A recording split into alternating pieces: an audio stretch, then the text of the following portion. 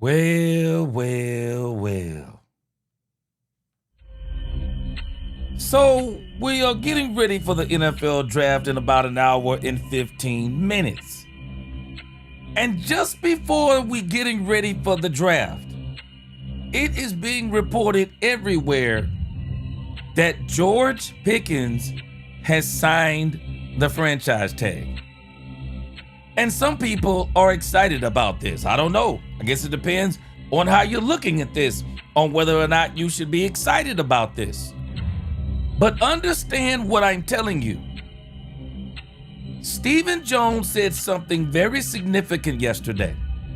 He said that George Pickens was not under contract. Now, him signing the franchise tag, that could mean one of two things. One, and probably is what we're hoping for, that George is here to stay. Or two, George is about to be traded tonight. Let's talk Cowboys. We're about to talk facts. What is going on, Cowboys fans? It is the night we've been waiting for. It is the first night of the draft. And this is going to be must-watch television because the Dallas Cowboys have made it must-watch television. Welcome, Cowboy fans and Cowboy haters alike. I'm the G, and I'm the host of Let's Talk Cowboys, where we talk facts. And if you like this video, as you come into this live stream, please hit that like button, share, subscribe, hit that notification bell so you know the next time we post another video or go live. And if you haven't become a channel member subscriber yet, what are you waiting on? We have a lot of great things coming up this season. Oh, let's talk facts. Now, I am simultaneously, I think you call this a simulcast. I am broadcasting here and on the G Sports Nation for the first time this year. I figured the best night would be on the night of the draft. So if you are from that channel, welcome to this. Don't worry, it's the Dallas Cowboys. I cover both, but we're covering the entire draft. And so tonight it is going to be exciting. Stay tuned. So this is what we're going to be talking about leading up to the draft. We're going to talk about this thing about Pickens signing the tag. This could mean one or two things, and we're going to go a lot more in depth on what this could mean. Also, we're going to look at the latest trade news.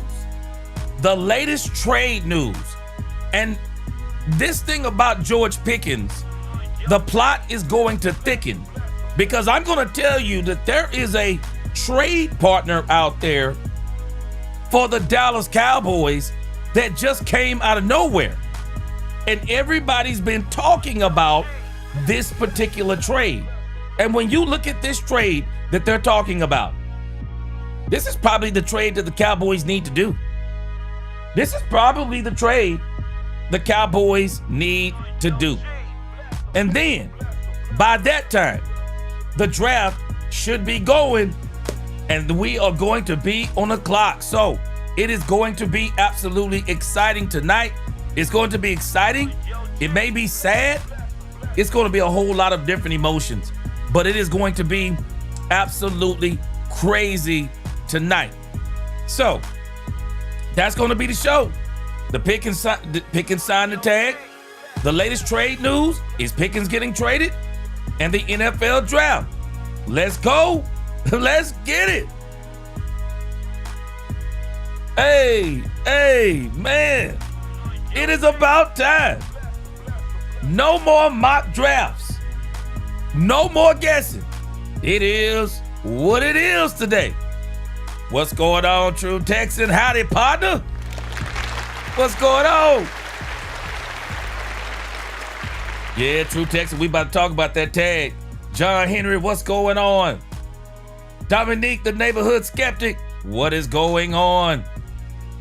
He said this is going to be Pickens' last year for Dallas because if he balls out again, like we all expect, that number's just going to get higher. I still say trading because GP won't get an extension.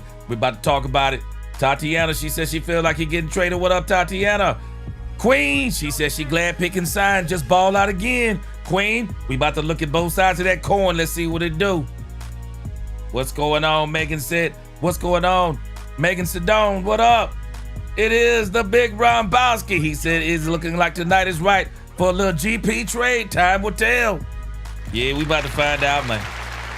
We about to find out. David Duval, will George get traded? Lynn from the 903. Yeah, he signed his contract. We about to see what it means. Sir Knows. What up, Sir Knows? Good to see you. What's going on? Robert Dudley, it's time. Lord Nova, what up with you? It's time to lock in. Dak owns Superman Net. What up, Superman? Bob from the 903. What up? 72 Chevelle, what's going on? Lock and D, it's time to lock in. It's time to lock in. Mark Davis, what's going on, Mark Davis? Dak on said, welcome to Let's Talk Cowboys, where we talk facts. Come in, hit that like button, let your opinion be heard. Also, please keep the chat clean. Let's go. G Sports Nation, y'all welcome too. What's going on? Bass, what's going on with you? Good to see you tonight. We'll be talking other draft stories too, I guess. Enoch Taylor, what's going on? Levi, Jack Edmonds, what's going on? What's going on, Teeman? What's going on? The real estate vet. Frank Lodge, what's going on, Frank Lodge? Kippy! It's time to go, Kippy. What's going on? It's time to go. What's going on, Jaden Justin? What is going on? What's going on, JS? JS said Pickens ain't going nowhere. Doomsday, what's going on? What's going on? I hope you're right. I hope you're right. I hope you're right. Enoch Taylor, that Herschel Walker deal might come tonight. Hey, I don't know if it's going to be the Herschel Walker trade, but what's going on, Carl Williams? Good to see you. Let's go, JS. Let's go. All right, it's time to lock in, guys. Cedric Hamilton, what's going on? What's going on? Mo 3 Ski, what else up? What's going on with you? Good to see you. What's going on, Delta Roots? Kevin Lee, what's going on, man? Good to see everybody tonight. What's going on, Roosevelt, Louise, Ortiz, Blake? Yeah, I'm hoping he signs so he can join the team. But I'll tell you right now, Blake, I'm struggling. I'm struggling. I'll tell you now, I'm struggling. What's going on, Brandy? I'm struggling. I think I told y'all yesterday, I believe there was a purpose in that Dallas Cowboys press conference. I believe the Dallas Cowboys, they had two things in mind that they were going to talk about. And they knew, because let me tell y'all something. Stephen Jones didn't have to reveal that George Pickens, that they were not doing a long-term deal with George Pickens. Stephen Jones didn't have to announce that yesterday. Stephen Jones could have left that alone yesterday, but he chose not to. He chose not to leave it alone. And they got smarter than they were last year. Last year, the Cowboys, they got stuck with a situation to where they couldn't trade Micah Parsons because David Mulugeta and Micah Parsons didn't pull a power move until after the draft was over. And so, and for everything that Stephen Jones said yesterday, yeah, we talked to David and it was a cordial conversation. Come on, bro. A cordial conversation? Nah, bro. David Mulugeta at this time got to be taking some of this stuff as pure disrespect. He's got to be taking some of this stuff as pure disrespect. Stephen Jones said when they asked him, what does that mean about George Pickens signing? And I knew it was war when Stephen Jones said, well, it's up to George and David Mulugeta what they do next. Do what? That sound like war to me. That sound like war to me.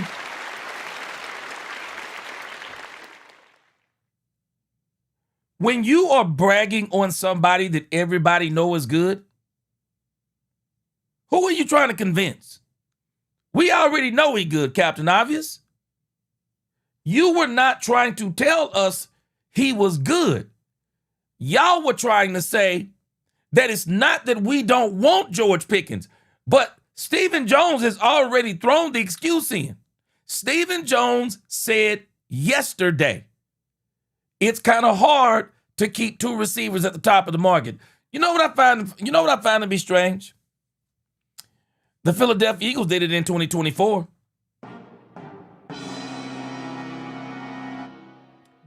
Not only did they have a top of the a top tier wide receiver duo getting paid, Devontae Smith and AJ Brown, Jalen Hurts was already under that big contract.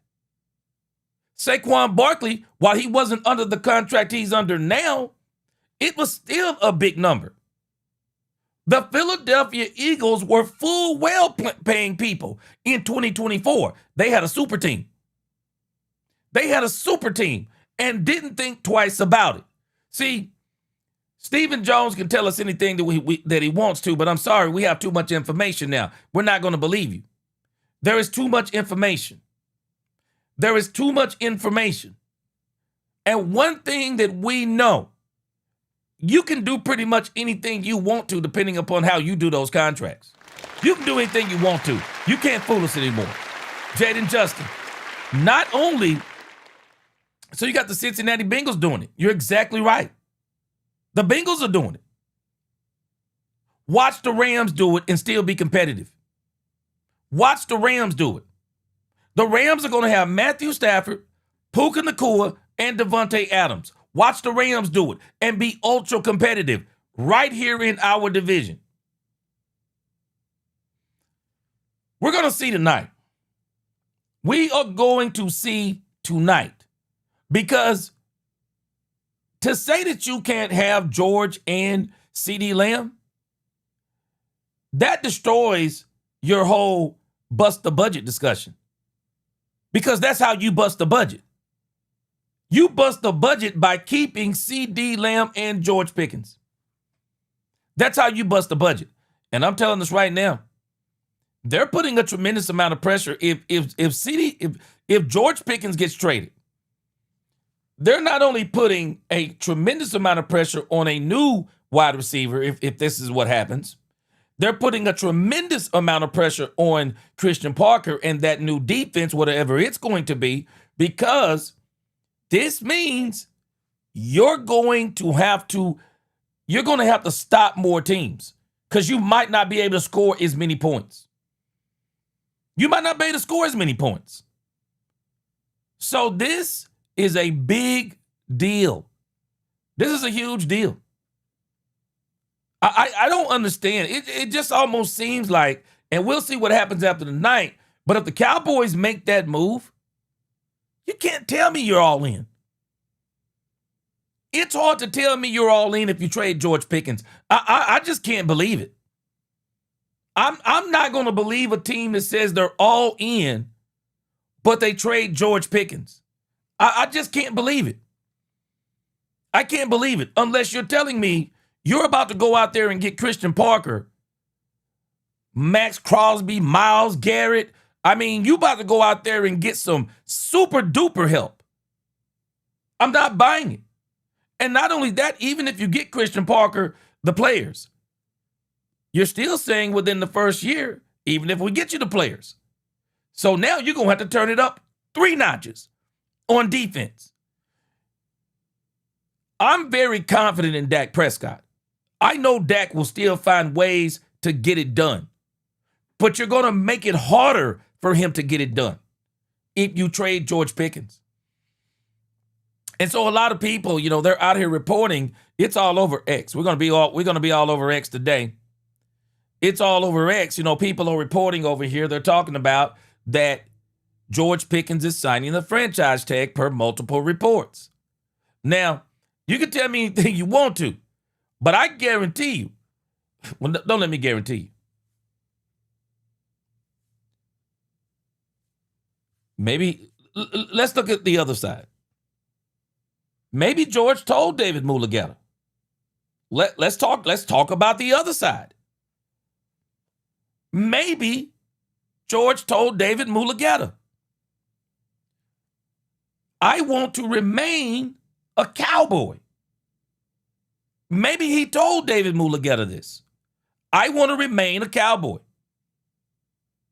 I'm willing to take this certain amount of money. Maybe that's what he told David Mulugeta. Because understand, David Mulugeta works for George Pickens. Maybe George Pickens told David Mulugeta, I want to stay with the Cowboys. I'm willing to take $30 million to stay with the Cowboys. I want to stay with the Cowboys. So I'm going to sign the franchise tag, and then I'm going to come to training camp, and maybe before the start of the season, we're going to work out a deal to where George Pickens is still here. But maybe that's the other side of the coin. I don't see why George would want to leave here. I don't see why George would want to leave. And I don't think he does want to leave. But a lot of smoke is starting to appear. Over on Polymarket, they're reporting there's a 56% chance that Pickens is traded by Dallas per Polymarket. 56% chance. Let me tell you something. When they start talking like this, somebody knows something. Somebody knows something. Somebody's talking. I told y'all, for all the people who were talking about, oh, nobody wants George Pickens. What did I tell y'all? Oh, no, there's a lot of people that want George Pickens. They just don't want to come off 2 first-round draft picks. But now to this draft night, while there'll be teams that won't be willing to give up 2 first-round picks, there'll probably be teams that'll be willing to give up a first-round pick and maybe a third-round pick or a fourth-round pick. Because it sounds like to me that the Cowboys may be trying their best to get another draft pick in that first round and maybe even another round. So, and I told y'all yesterday, man, the way I heard Schottenheimer talking, it was the same way I heard him talking when he was talking about Michael Parsons. But it was actually worse. It's actually worse. He hadn't even talked to George Pickens, he said. He said he was going to talk to George. So you didn't talk to George, and y'all already out here talking about what's going on with George. I see where they're saying the Baltimore Ravens may be a favorite. I've already heard the New England Patriots are also in this. I told y'all, who did I tell you you're going to hear on draft night? I told you there are 3 names you're going to hear on the first night of the draft. George Pickens, Max Crosby, Myles Garrett. Well, let the rumors begin.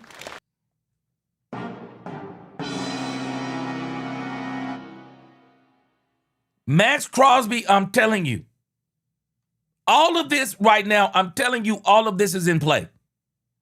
It's just a matter of what are they offering? What are they offering? It's just a matter of what are they offering? I'm telling you, Jerry was not lying. I said it yesterday. Jerry was not lying. There are people already calling the Joneses about George Pickens. Don't let nobody fool you. People were already, I'm telling you, people were calling. And I said it for all these, ain't nobody want, yeah, there's a lot of people want George Pickens. There's a lot of people that want George Pickens. It's just a matter of what they're going to be offering. Now, I also heard yesterday, Tatiana, hey, don't get nervous. It is what it is. They've already set us up. So we're going to see. But they set this up yesterday. Talking about the tag, talking about what they were willing to do, up, down, sideways, teams calling. They already started setting this up. And I'm telling you, while Stephen Jones said that it was a very cordial conversation, I just imagine what David Mulugeta said when they told David Mulugeta, yeah, George is playing on the franchise tag. Shoot, I bet you David Mulugeta nicely said, no the heck he not. Shoot. I wouldn't be surprised if he said, no the heck he not. No. No the heck he not, because Stephen Jones was letting us in on some stuff on that conversation. He said, we're not going to say what their response was. I wonder why you're not going to say what their response was. I'm pretty sure we're going to hear in the coming days. But I wouldn't be surprised because, again, man, David Mulugeta, as I keep telling my wife, I told my wife, I said, David Mulugeta only has one favorite team. And my wife, because she don't, because of all this electronic money, she didn't know what I was talking about. I said, there's only one team that David Mulugeta likes. The only team that David Mulugeta likes is Benjamin Franklin. That's the only team that David Mulugeta likes. He only likes that Benjamin Franklin team. Y'all do know who that Benjamin Franklin team is, don't you? What's going on, Angie the Rebel Chicks? Unofficial co-host, how you doing today? David Mulugeta has no favorite NFL team. His favorite team is headed up by Benjamin Franklin. Frank Lawrence said, I think you're right, G. Pickens wants to stay a Cowboy. I think he does. I think he does. And so we're looking at two different scenarios. Did George Pickens tell David Mulugeta, I'm signing the tag, I'm staying with the Cowboys, get me a deal done? Or he can't be traded unless he signs the tag. We don't know where we are right now. We don't know where we are. Dominique said, y'all better wake up. He said the front office don't want to compete.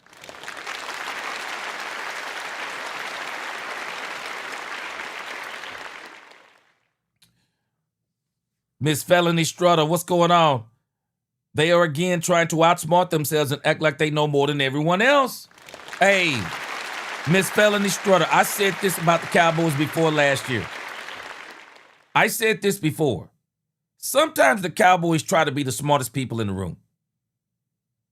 Just like when they picked Taco Charlton, they were trying to be the smartest people in the room. Man, you can't be the smartest people in the room. Sometimes you just got to do the easy thing. Do the thing that just makes the most sense. Do the thing that everybody says, that's pretty much the right thing to do. Rather than trying to go against the grain and say, I'm going to do it like Frank Sinatra and do it my way. Because it's hard sometimes. Man, it's hard. Man, as Blade said, man, some people are always trying to ice skate uphill. What's going? Yeah, Angie, I'm doing a simulcast. I think that's what they call it. Miss Felony, this is the bottom line. And maybe he doesn't have to fire his agent. Maybe he just needs to do what Brandon Aubrey did. If you read the Brandon Aubrey story, the Brandon Aubrey story to me is exactly how you should deal with your own agent. Don't let your agent take your business over and act like it's his business. You need to make sure your agent knows, nah, this is my business. I'm actually the business. You work for me. The priority is staying with the team. That's the priority. That's what the player actually needs to tell the agent.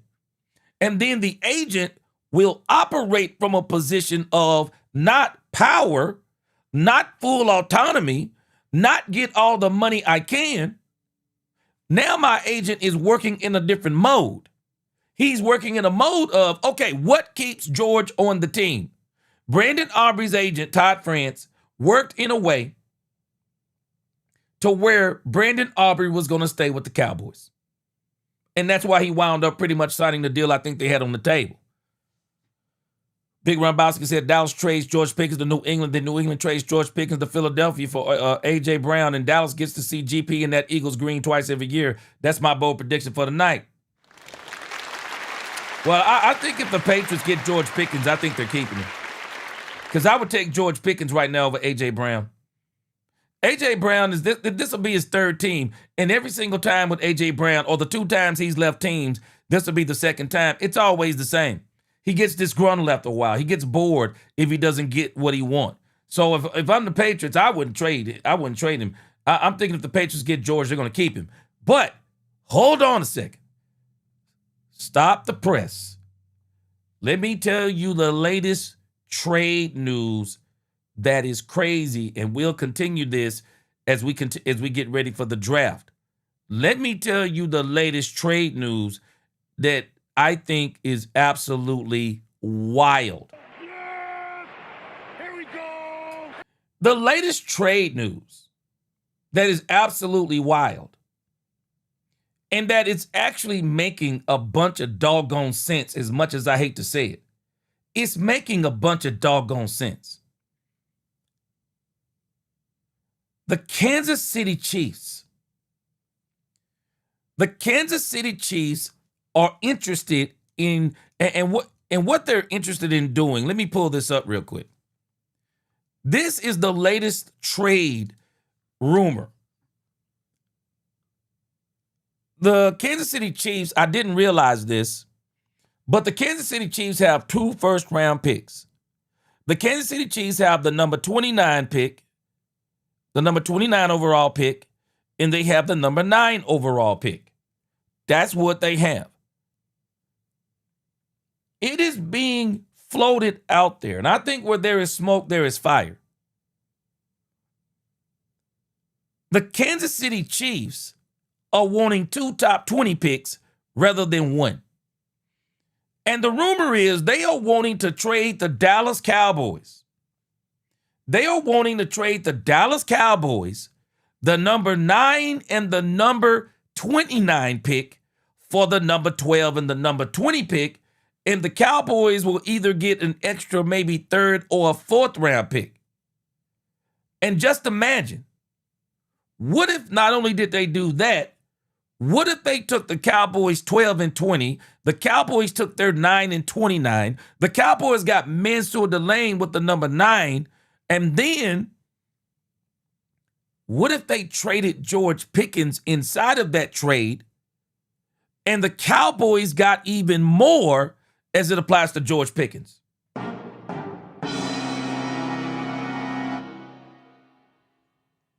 I'm going to tell you right now, if George Pickens is going to be traded, I would much rather see him go to the AFC.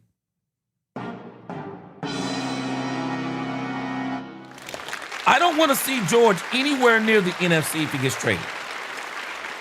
I don't want to see him anywhere near the NFC if he gets traded. But I'm telling you right now, that Kansas City Chiefs trade, that Kansas City Chiefs trade makes a lot of sense if you're the Dallas Cowboys. It probably makes a lot of sense because if you trade up with the Chiefs, even if Pickens isn't in the equation, you're actually gaining something from the Chiefs. You're going to probably get an extra pick in the 3rd or the 4th. And the Cowboys, they would probably want that because if the Cowboys can trade up the number 9, my prediction tonight, if the Cowboys trade up, it's Mansour Delane. That is my prediction. I don't think they're going to trade into 6 and get Sonny Styles. I don't think they're going to trade in there and try to get Styles, Bain. I think they're going to try to get to 9. Because if they can get to 9, I think they want Mansour Delane. I'm not even sure if they want Caleb Downs as bad as they want Mansour Delane. Because if you look at the number 1 position the Cowboys interviewed in their 30 visits, it was cornerback, cornerback, cornerback. The Cowboys want a cornerback, and I think the Cowboys want a cornerback for a reason because they don't really know if Deron Bland, as much as they want to say it, they don't know if Deron Bland is going to turn out. They don't know what he's going to be after the injury. They don't know what Savon Revel Jr. is going to be this year. Now they got Kobe Durant. They went and got I forgot the other guy. They went and got a couple of. They went and got another cornerback. But I think they want to try to lock that room down. And I think they want to lock that room down with a healthy cornerback, as in Mansour Delane. If they are going up, I think that's who they're going to get. I think they'll try to go up, get Mansour Delane, And then they'll come back here somewhere on the back and they'll get whatever probably edge rusher who is back there. Because I've been hearing about another kid that the Cowboys are looking for that they're saying is one of these sleeper edge rushers. The Cowboys, once again, being the smartest people in the room. So we're going to see. But I'm hearing that the Kansas City Chiefs and the Cowboys and Jay Glazer does this every single time. Jay Glazer already know what's going to happen tonight for the most part. Jay Glazer already knows what is about to happen tonight. He's always on the inside of things. Jay Glazer is already hinting out there that there's something big about to happen in the draft that he can't even hint around at. Yeah, something big is going on. And the Cowboys, in the grand scheme of things, there is no team that has been playing their hands in the court of public opinion like the Dallas Cowboys. The Dallas Cowboys are either got a bad poker face or they're actually out there or they're actually out there fishing around, making calls saying, okay, or people are calling the Cowboys saying they want to trade and people know who wants to trade with them. But again, this Kansas City Chiefs deal, and understand why this deal makes sense. If none of the players you want are there at number 12, don't reach and say best player on the board, number 12. See if you can get yourself some more draft capital. See if you can go backwards. And in this case, the Cowboys would go backwards. They would go backwards at 20, but they would go forward at number 9. And from what I'm understanding, they're going to get an extra pick from the Kansas City Chiefs. And if they were to throw George Pickens in there, who knows what they would get for George Pickens? Who knows? Who knows what they would get? Yeah, Glenn Harris said you're at the same scenario. This is just now kind of coming up kind of late, but I wouldn't be surprised if something like that happens because why reach at 12? Why reach at 12? Because if you trade with the Chiefs, you're not giving up anything. You trade in the number 2, you're giving up a lot. You trade in the number 3, you're probably giving up a lot because now we're hearing there's 4 teams now that we're hearing that definitely wants to trade out of this position. Man, I'm telling you what's even crazy to me. I'm hearing even the Tennessee Titans, they're interested in trading out of the 4th spot? Tennessee, you dumb. You dumb. You got Cam Ward. Tony Pollard is good. Tony Pollard ain't Jeremiah Love. Tony Pollard is not Jeremiah Love. There is no way, if I'm the Tennessee Titans, I'm passing on Jeremiah Love. Some people even saying the Cardinals might get Jeremiah Love. But Jeremiah Love, pound for pound, is probably the best player in this draft that is really not as talented as people would like. And this is one of the other reasons why people are trying to trade out. They're saying that the Commanders are interested in trading out. But I can tell you now, I don't think the Cowboys would trade with the NFC East. And now we know that the Kansas City Chiefs, they have interest in getting 2 top 20 picks. And we'll see even what happens with the New Orleans Saints. They need players too.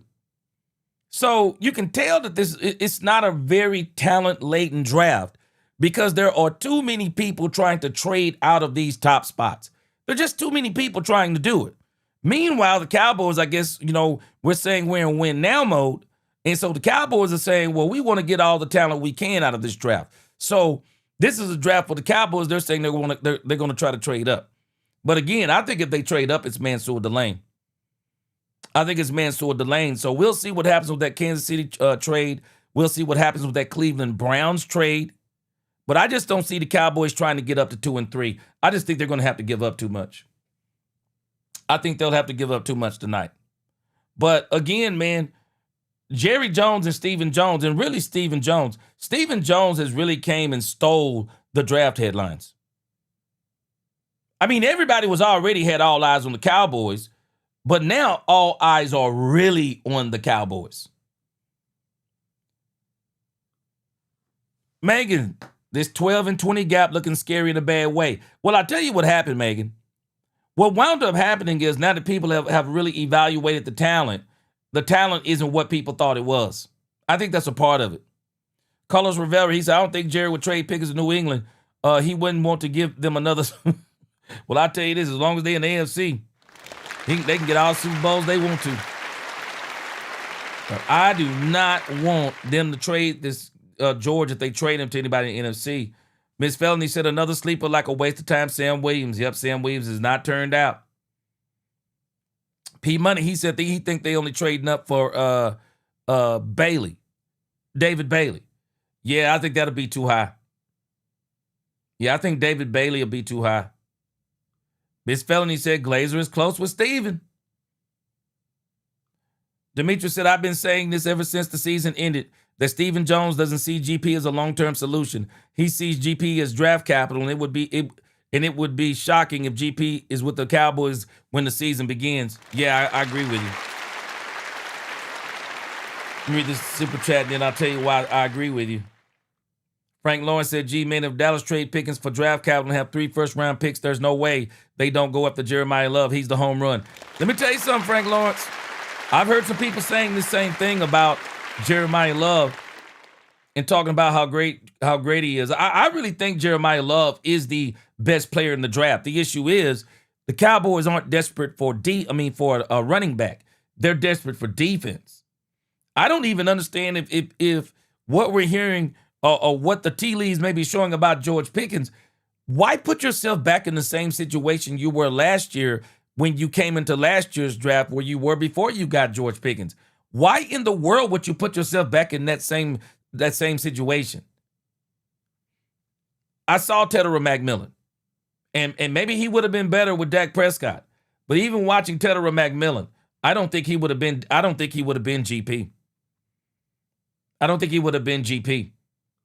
Mike T said, what's going on, G? He said GP is going to be traded. That's why they said it in the press conference. Steven said it on the fan. Yeah, it seems like that's what it's pointing towards.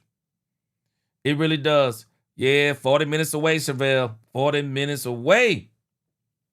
Patrick says, news is George Pickens is signing his non-exclusive. He's signing it. But understand why he's signing it, Patrick.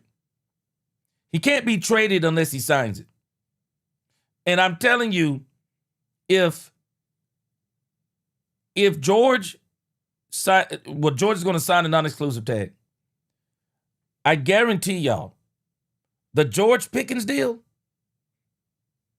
if he gets traded, it's already worked out. I guarantee you, it's going to be a sign and trade. I think it'll be a sign and trade.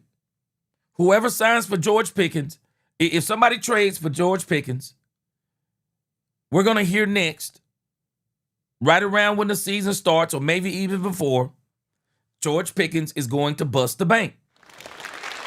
You watch what I tell you. If George Pickens gets traded, he's going to sign a monster contract, contrary to what a lot of people thought. I told y'all before, the non-exclusive tag is not designed to see what the market is for you.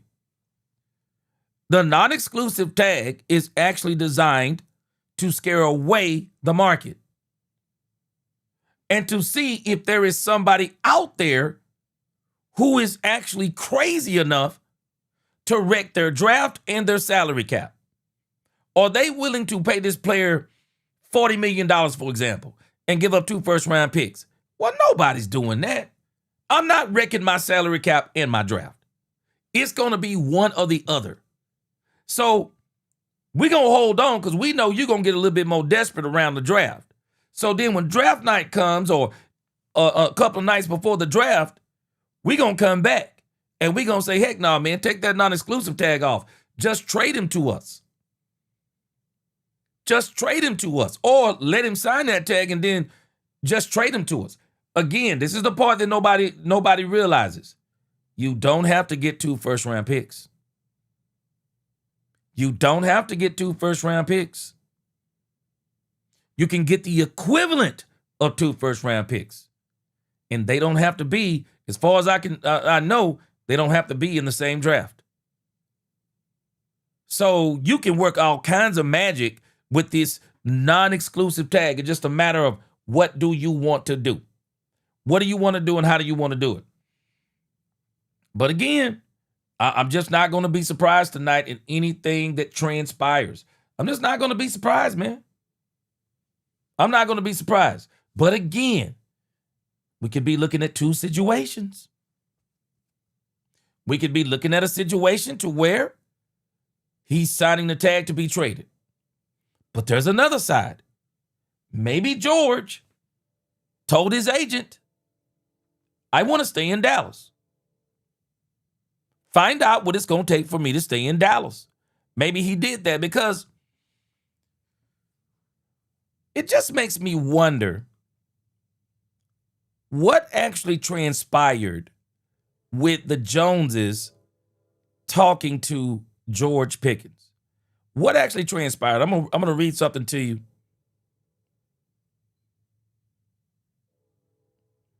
Okay, let me let you hear something. I'm gonna keep us up to date on X at the same time. Also, while we're checking out the draft. So Ian Rappaport is over here reporting something about George Pickens. Let's check this out. This is breaking news.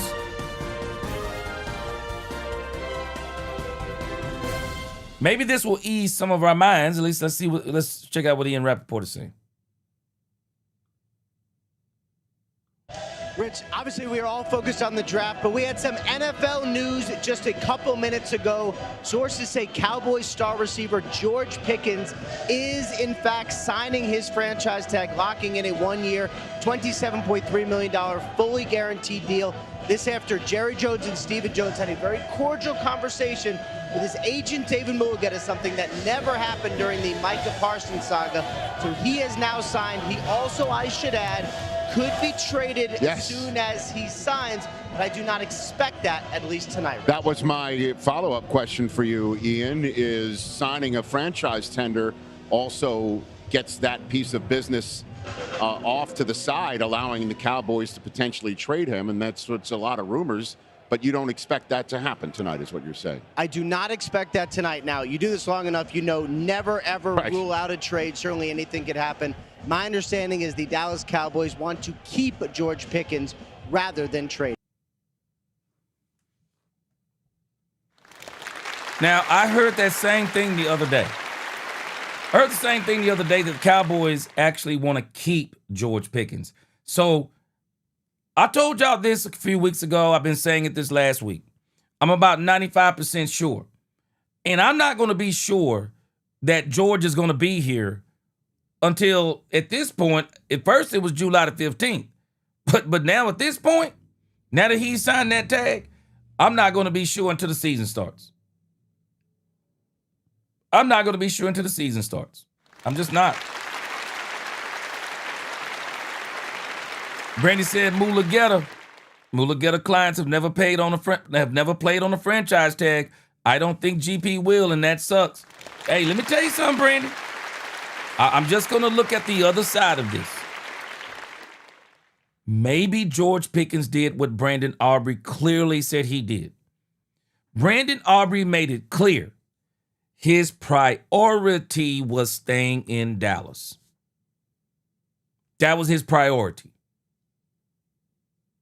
So maybe George has talked to David Mulligetta and made it his priority to stay in Dallas. And maybe that's why he's signing the tag. Because, you know, it's funny that after Stephen Jones made that announcement, I find it to be funny that Angie the Rebel Chicks, she sent me something yesterday on YouTube. And I don't know if y'all have seen this or not. But Angie sent me something from CeeDee Lamb's YouTube page. And guess who was on the YouTube page with CeeDee Lamb? And I don't find this, it doesn't seem like this was accidental. This came on, this video, it seems like it literally was released right after Stephen Jones made his comment that George Pickens was playing on the tag. And then all of a sudden, this came on. Thank you, Angie, for sending me this. And then this came on. Interlock. So I interlock because it locks up your wrist so you don't break. Because if you break, that's when you get in trouble. You know who he is? He like a for sure a batter. Like, you know, the batter. Now I don't know if y'all saw this, Practice swing. It's a practice swing. That's another thing. I'm out of but look who it is. What? You can't put the tee down? No, I don't have the tees. Nah, you can't. You got to put these bitches off the ground. I need a tee every time. You got the go? I'll take a trip with me, dog. It's George Pickens out here living life, Look, hanging out with I see CD. you on the other course, right? I always start on one course and go to another one. But I always end where I need to end at. Tiger Hoods, man. You should have played this course first. George out here living his best life, man.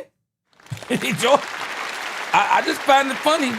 The timing of the releasing of this video, Stephen Jones out here talking about he played on the franchise and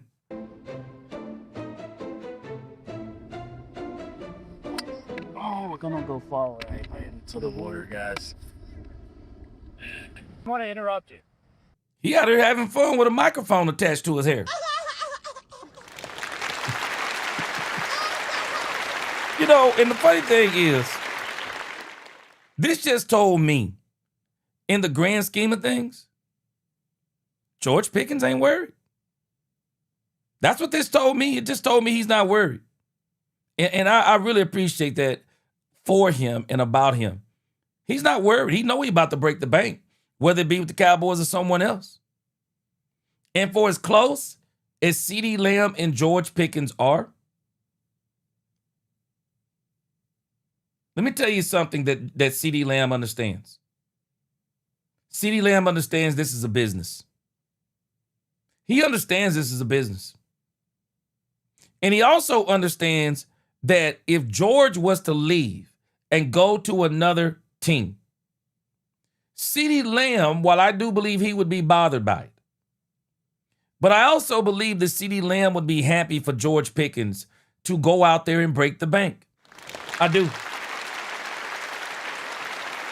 I truly believe that this would be bittersweet for CeeDee Lamb. For as angry as he might be, I really believe he would be happy for George. And Baz, let me tell you something. Ian Rappaport, I'm not listening to Ian Rappaport. Let me tell y'all something. If we trade George Pickens for anything but a first, we lost. We lost if we trade George for anything less than a first. The Cowboys would be absolutely stupid dumb to trade George Pickens for a second rounder? Ain't no way. Ain't no way. I'm not trading George for a second rounder. But the thing that ticked me off about Stephen Jones, for as much as he tries to act like he's one of the smartest people in the room, Stephen Jones said something that don't make sense if you're trying to really get maximum value for George Pickens. You don't tell nobody what you can't do. If I want people to be attracted to George Pickens, I want them to understand. Now, I'm keeping George. I'm willing to pay George this amount of X amount of dollars. I'm not telling nobody, yeah, you know how hard it is to keep two wide receivers at top of the market when you got other great players on the team. What? Why would you say something that stupid?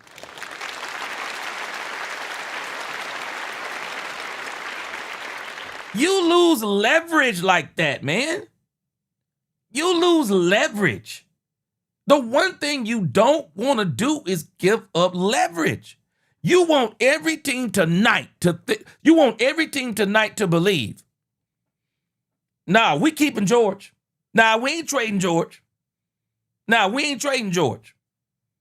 You want some offers to come in that are actually worth George Pickens. A second rounder, Dan Orlowski was saying that today. Dan Orlowski was saying, yeah, Cowboys can give up a second round. If the Cowboys give a second round pick, it's a win. No, it's not a win. It's not a win. There's not a receiver in this draft. There's not a receiver in this draft. Why they can replace George. They're not going to replace that production. Let me tell you something. If there's a wide receiver that comes in this draft and replaces that production, they're going to be the offensive rookie of the year. I promise you. They're going to be offensive rookie of the year. Of the year. Because they're going to come in this thing balling. I mean, balling out of control. But again, just watching George. Let me tell you what I'm thinking already. I just don't believe Ian Rappaport because it doesn't make sense. He said he doesn't suspect it tonight. So if it's tomorrow, and I guess it could be tomorrow, because maybe it's not a first rounder. Well, maybe if it's tomorrow, then maybe it's a second and a third. Because you can't just get one pick for George. You can't get one. If you don't get a first, you got to get a 2 and a 3 or a 2 and a 4. But you can't just let George go. I'm not even letting George go for a third. I'm not letting George go for a third. I wouldn't let him go for less than a 1 and some other stuff.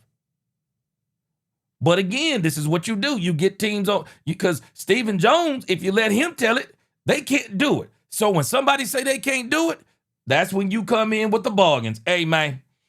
Hey, you said you can't do it? Hey, man. Hey, man. You said you can't do it? Let me tell you what I gave you for him. No, you don't do that. Queen said she got that mustard seed face.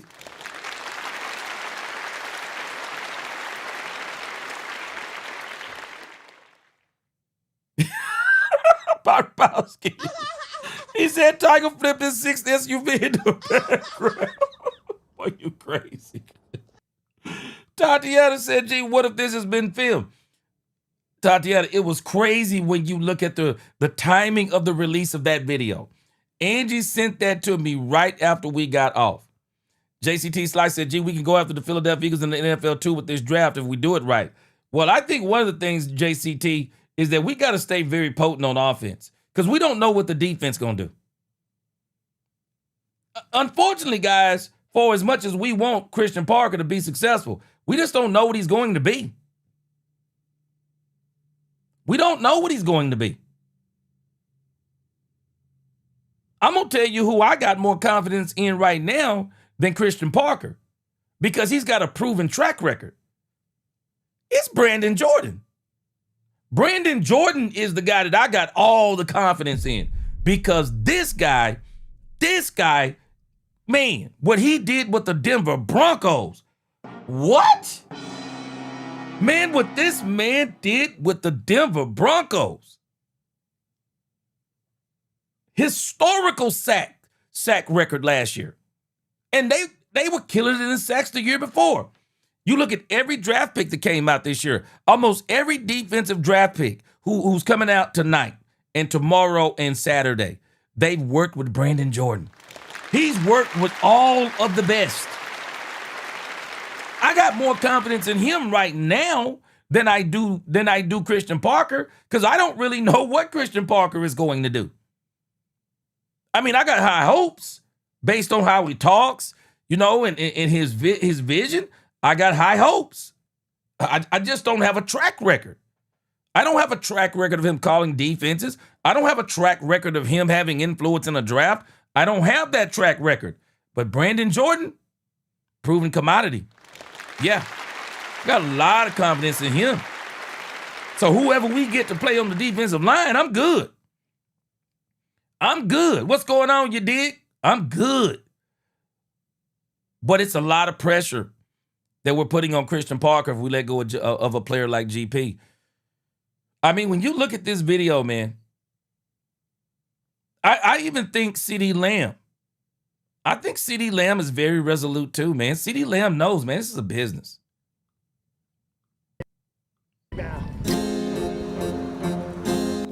Watch this.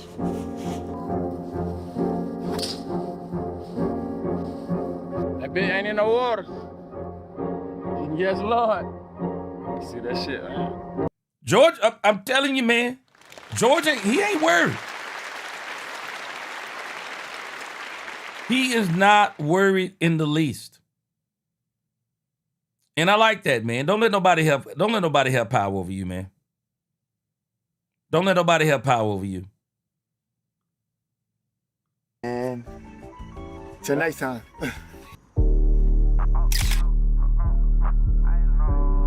I would really hate for the Cowboys to break this up, though.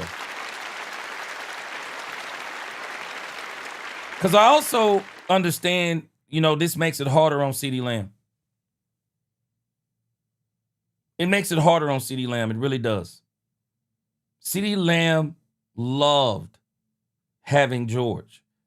And I hope he continues to love to have George. Larry Golden said, G, just got here. He said, I got to tell you what I told you. Stephen Jones is not the sharpest knife in the drawer. I said that yesterday. I can't believe how this is going. You're right, G. You were right. I'm telling you, man, there are no coincidences, Larry Golden. The timing was impeccable, as they say, the day before the draft. We're not doing a long-term deal. It's crazy. Gabe says CD will be sick. Gab Mo says CD will be sick if we trade GP. GP3, America's team business, or not F the drama, but yeah, I know what you're saying. But again, I think there's another side. I think there is another side of CeeDee Lamb in this too. I think CeeDee Lamb will be very happy for George. And I would imagine that David Mulugeta is probably out. I guarantee you, if there is a trade tonight, the deal is already worked. George Pickens is only 24 years old, I believe. Couldn't be more than 25. So there's teams out there that would be glad to get George. They would be glad to get George because you get him for 4 or 5 years. They would be glad to get George Pickens. Chanel said, what up? He said, what's up, best chat on social? What's going on? Yeah, it's time to get it, man. 18 minutes and counting. Todd Evans said you shouldn't trade George. Too much continuity between Dak and he. I want Mike Washington Jr. from Arkansas running back at pick 92. I'm not going to be surprised if the Cowboys get another running back either. Ron Bosky said after the production, GP showed in 25 out on the field. He said you're not going to get a first-round pick out of the trade. Stupidity, pure and simple. Yeah, I agree. That's why I'm not buying what Ian Rappaport is saying. The Cowboys would be dumb to not get a first-round pick for George. They'd be dumb. I mean, it would just be dumb not to get at least a first round. What up, Reggie? It'd be dumb not to get a first round. But I tell you, if it's not tonight, I guess we'll see. But I just think if it's going to happen, it's going to happen tonight. That's kind of where I am. I think it'll happen tonight. I just can't see it happening tomorrow. Maybe I'm crazy, but I just can't. If it's happening tonight. I can't see it happening tomorrow. Bear said he going to be sick.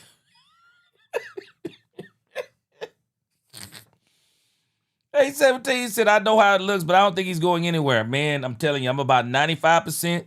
I said, I'm 95% sure he's staying, but the other 5% of me is saying they're setting this up for him to go. I think they're setting it up for him to go. The real estate vet said it makes it hard on CD as well as Dak. Do we not see how happy Dak is with CD and George? It also makes it harder on your run game. And I'll be honest with you, man.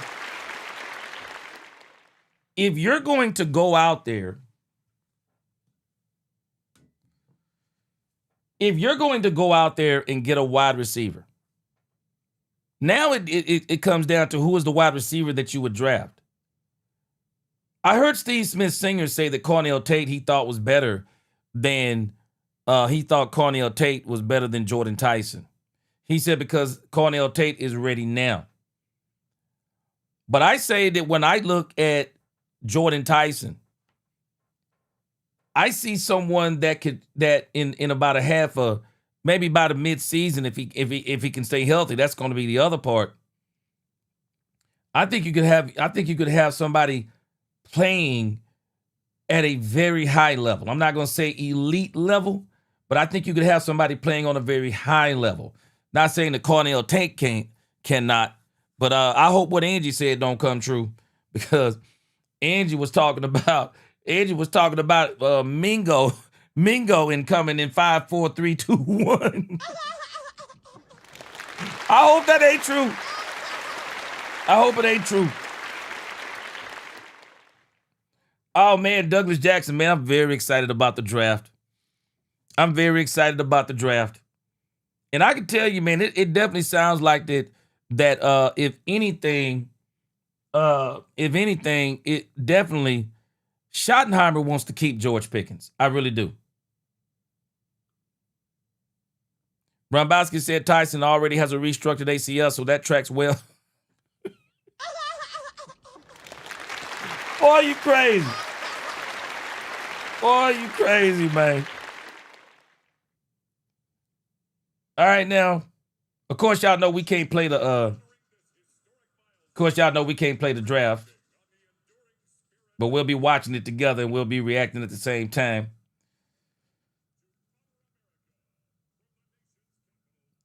Man, I'm telling you, I'm not just excited. I'm not just excited about the Dallas Cowboys draft, though. I'm excited about all these teams' draft, man. I'm very interested in the New York Giants because, man, we got to really get it together, because I'm telling you, the New York Giants, What's happening, chat? if we don't watch the New York Giants, they're going to get competitive fast. They're going to get competitive fast. So it is in our best interest. Man, we got to get it while the getting is good, man. We got to get it while the getting is good. We need to be going for that Super Bowl now. Right now. We need to be going for that Super Bowl. And we need to be all in. And I know we got a brand new defensive coordinator. This is one of the very reasons why I say, get this man all the help that he needs.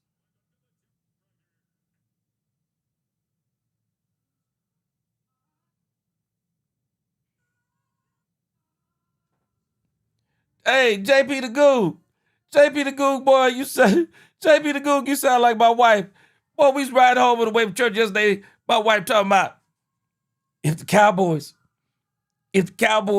don't sign GP, if they don't extend GP, I might not be rooting for the Cowboys no more. I told her, stop playing. Well, I said, where else you gonna go, girl? I said, you know doggone well you ain't going to another team. Demetrius Noel says, gee, they should put Steven under a sedative for the next hour so he can wake up to reality Sunday morning. Yeah, man.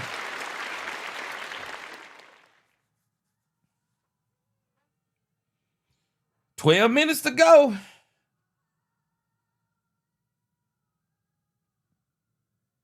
"12 minutes to go. Some lady's up here tearing up the national anthem. She's singing really good.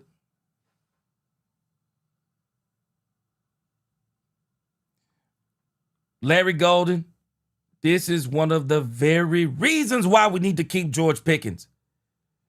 Has anybody thought what happens if CD gets hurt? Man, that was hey, man. That was great to have last year. Gabmo 1, he said, love your show from DC. Tell him DC stands for Dallas Cowboys. Let's go. Now, from what my understanding is, tonight, this thing is supposed to go really fast. I don't know if y'all heard that or not. But they're saying tonight is supposed to go really fast. They're going to speed up the picks. They're going to speed up the time in between the picks.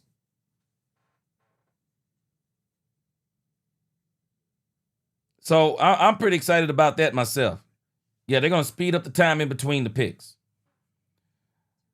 So, man, I think the only thing in this draft we know for sure is that Fernando Mendoza,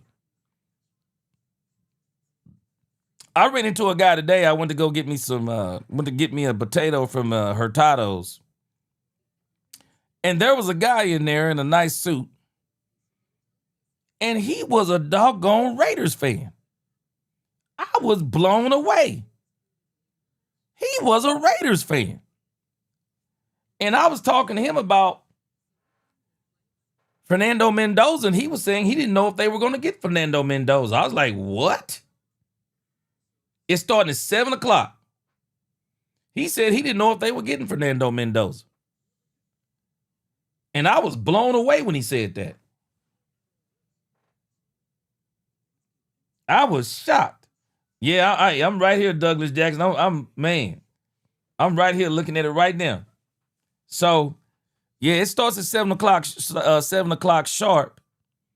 And the first person, I hope they don't get no time. I mean, they've already had all the time they need, and the Raiders don't need no time. Raiders don't need no time. They really don't. The Raiders don't need no time. Chanel said, Jordan Tyson reminds me of Cole Beasley, a big-time possession receiver. Yeah, man. Yeah, if he can stay healthy, he's going to be great for somebody. But I would still rather keep Pickens. What's up, Marcus Moncherio? He said, whatever happens, you got to trust the process for better or worse. I ain't switching teams, me neither, man. That's why I was laughing at my wife. That's a girl, that's a girl, stop it. Your blood is blue. You ain't going nowhere. She don't doggone well. She ain't going nowhere. What's going on, Marvel Jesus? Or Marvel Jesus? Both. What's going on? Pickens for Garrett, 12 and 20. Let me tell you something, Marvel. Hey, Marvel. That would be the pick of the draft, bro. People would lose their mind. Lil D said, gee, is there any way we can get Steven get Stephen Jones drafted to the service? Hey, ain't happening. Got too much money. Hey, when Bill Clinton is crashing your daddy's press conference, nah, you ain't going no service. Eric Folks said 1 + 1 = 11, only in Dallas. Yeah, Chanel, that's the thing about Pickens, and I think it's hard to replace. He's a big yards after the catch guy, man. He's always been there. He's hard. That's hard to replace. What up, Rodney Evans? Is I told you GP should get that extension. Nobody didn't want to give him $25 million. The Cowboys are doing dumb stuff. That's why they can't get to the Super Bowl. We're about to see. We're definitely about to see. But I would be dumbfounded if the Cowboys would actually allow George Pickens. I would be dumbfounded if they allowed George Pickens to go for anything less than the first. I mean, I really would. I would just be dumbfounded on that. So, like I said, though, we're about to see. 6 minutes and 24 seconds. And so in the grand scheme of things, tonight I'm going to be following Tankathon here real close. Wait a minute, Demetrius, you said Terrence Hill. Oh, you talking about Clarence Hill? You said Terrence Hill on the air with his foolish takes already. Man, let me tell you something. I'm not giving no takes. At this point, I'm not giving no takes. All I'm going to do is just watch. That's all I can do at this point. That's why I'm telling you, I'm glad I didn't do all them mock drafts. Such a waste of time. Half of them don't even, not even, 99% of them don't even be right. 99% of them don't even be right. Bad said he would be angry at the mere fact that he's traded. Yeah, I think that's where everybody is. Gab Mo, he said, man, he said, I pray GP thing is D for drama than D for dumb. Oh, I like that. Yeah, I'm with you on that, man. Frank Lawrence said the plan was always keep zero the same, keep offense the same, sign Pickens, Javonte Aubrey, Fire Eberflus, improve the defense and free agency, and trade. Oh, and trade. And trade. Draft best player available, Jeremiah Love. You know, somewhere along the lines, Frank Lawrence, somewhere along the lines, though, the Cowboys said the heck with the plan. Because the plan seems so simple. The Cowboys actually said the heck with the plan. Because we all thought the plan was really simple. You got a top flight offense. Don't touch it. Don't touch it. Just make sure you keep everybody the same on offense. We don't even have to worry about this. And now we're going to go in here and create a situation to where, we could possibly create a situation to where now we're going to have to find a wide receiver and take a chance. But I'm just hoping this is all a sign, because I'm looking at both sides of this. I'm hoping this is all a sign that the Cowboys are about to do the right thing. B. Berg said trade GP for Myles Garrett. Well, I already said I expect to hear Myles Garrett name tonight. Even if it don't happen, I still expect to hear his name. Yeah, I definitely expect to hear his name. Okay, they said, let's see what they're saying about the Cowboys.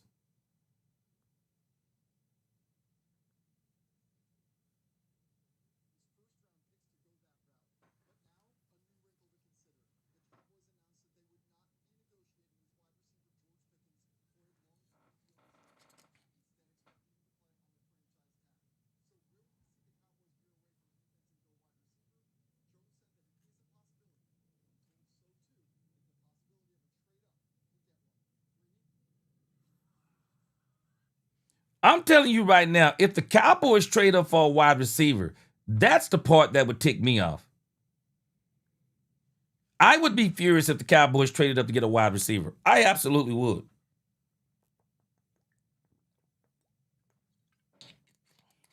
But they're talking about the Cowboys could trade up to get a wide receiver. I don't know. I'm struggling with that. Anybody else struggling with that? Why would you trade up to get a wide receiver? I'm struggling with that one. I'm just not buying the Cowboys trading up to get a wide receiver. I'm just telling you, that would shock me if the Cowboys did that. I would absolutely be shocked if the Cowboys traded up to get a wide receiver. Is anybody else in that same boat? For as crazy as the Cowboys could be tonight, I do not believe, because if they go up and get a wide receiver, they're all but telegraphing to us that the next thing we should be listening for is George Pickens being traded. I'm struggling with that one. I just don't think that's going to happen tonight. Timmy Terry, you saying U25 just had a birthday in March? If so, happy birthday. Dominique said, get ready to get ticked off. I just can't believe that part. I can't believe they would trade up to get a wide receiver. I'm just not believing it. I'm not believing it. Mixed Majors, what's going on? Mixed Majors, are you buying they're going to trade up to 25? Are you buying they're going to trade up and get a wide receiver? I'm not buying it. I'm not buying it. That part to me is too crazy. Even if you are trading George Pickens, that part is crazy to me. I'm not buying they're trading up to get a wide receiver. I'm not buying that. Yeah, Ron Bowski said on his worst day, GP has more impact and talent than all the wide receivers in this draft. I agree. Chanel said they can wait and get a good receiver in free agency. 72 Chevelle, I'm with you. I'm not getting a wide receiver. I'm just not buying. I'm not buying that they're going to trade up and get a wide receiver. I'm just not buying that. That don't make sense to me. That don't make sense to me. Yeah, I'm with you, Carlos Rivera. That don't make sense to me. I mean, that would be one of the dumbest things the Cowboys could do. Trade up? Why would you trade up? Don't make sense to trade up. You could probably wait and get Omar Cooper. Night Train, he said the draft is very deep at the receiver position. Yeah, I just don't believe the Cowboys are going to do that. Carlos Rivera, I'm going to tell you something. I agree with you on this. The media is like, They want the Cowboys to do the wrong thing. Because for them, it's clicks, likes, and attention. Meanwhile, our team suffers for every time the Cowboys do something that helps out the media. Yeah, our team suffers, and that's not what we're wanting.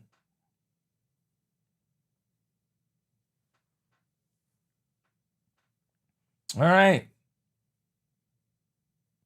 Now, this is going to be pretty boring because we already know it's Fernando Mendoza, so we ain't tripping on that. We already know this pick is Fernando Mendoza. Now the Raiders could absolutely shock us, boy. If the Raiders didn't go Fernando Mendoza, oh, this whole draft is messed up. Do y'all know if the Raiders didn't get Fernando Mendoza, this whole draft would be messed up? Because I guarantee you, immediately the Jets would probably get Fernando Mendoza. And if they didn't get him, I'm sure the Arizona Cardinals would get him. I'm sure they would get him.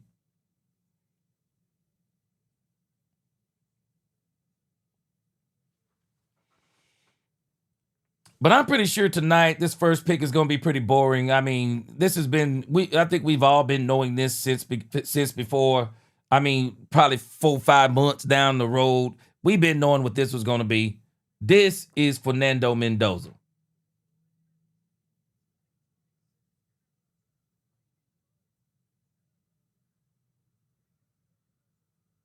Roger Goodell going to get his customary booze.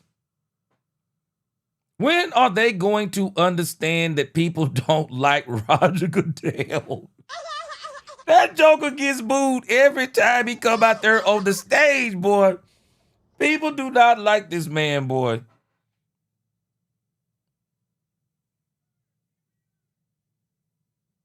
What's going on, Lost in Translation?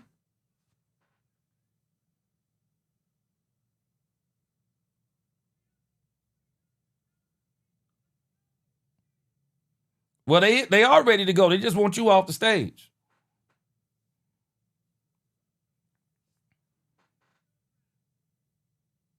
Yeah, I think that's everybody's sentiment, C-Matt. They do not like this man, bro.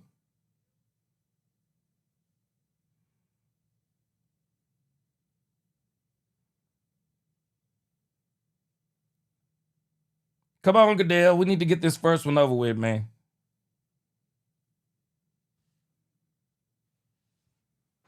Let's go ahead and get this first one over with. We already know it's Mendoza. Let's get the first one over with. The draft don't start till after this one right here, because I'm pretty sure this is Mendoza.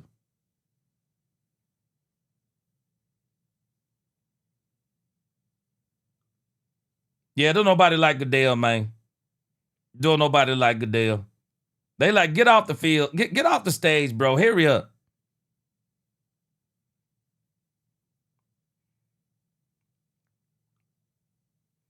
What up, Gary Crosby?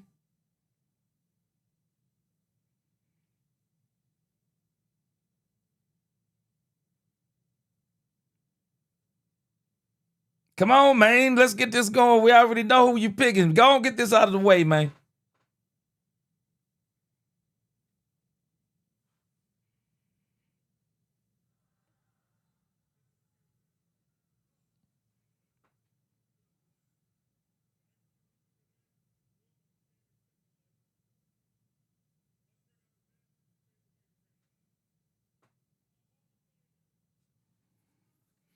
What's going on? Yeah, Gary, man, I'm doing good, man. I'm going to be doing even better if we keep George Pickens.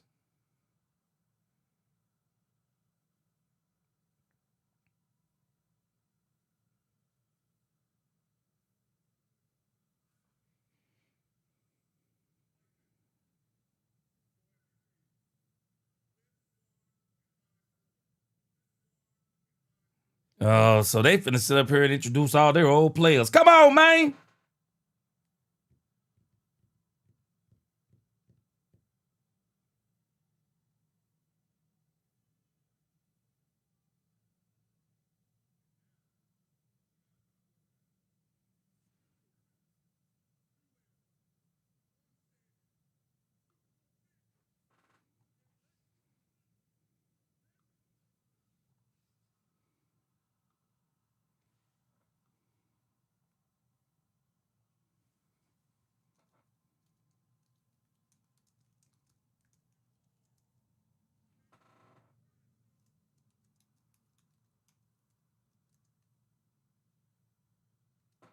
Am I missing something? I thought the Raiders were picking first. What? Why all the Pittsburgh stuff?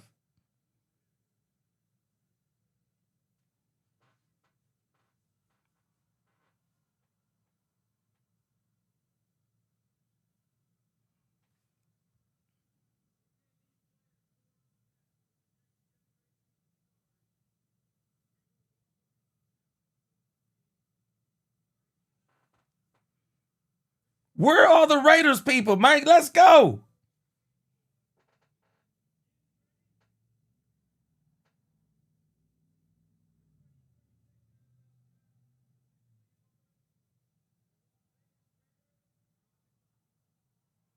On the clock? They shouldn't get the come on. Man, why would the Raiders be on the clock, man? Stop it. Why would the Raiders be on the clock, bro? The Raiders been on the clock for how many months now? You got the first pick in the draft. You should open up ready. Okay. All right. I'm sorry, Run Basket. I didn't even pay attention to that part. That's why they bringing out all the Steelers. They in Pittsburgh. I was about to say, because something's wrong here. They could have saved that, though.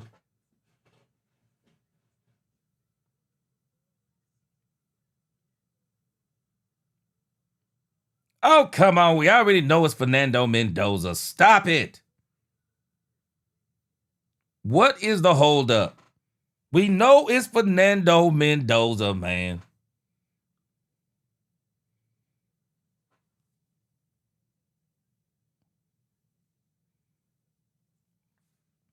I like the fact that I actually like the fact that Fernando Mendoza stayed home with his family. I don't know about anybody else, but I loved it. I just think this is a great time to be with your family.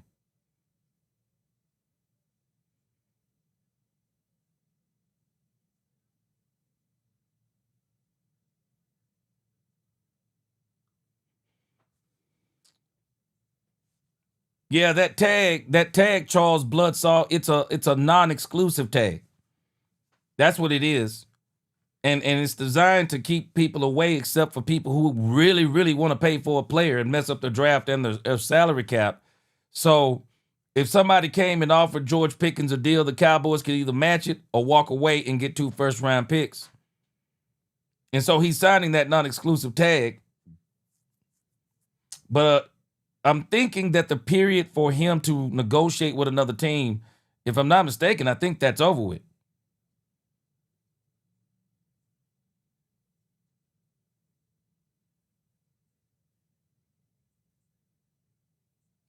I think the Cowboys and George have until July the 15th to get an extension done, even though the Cowboys are saying they're not going to do that.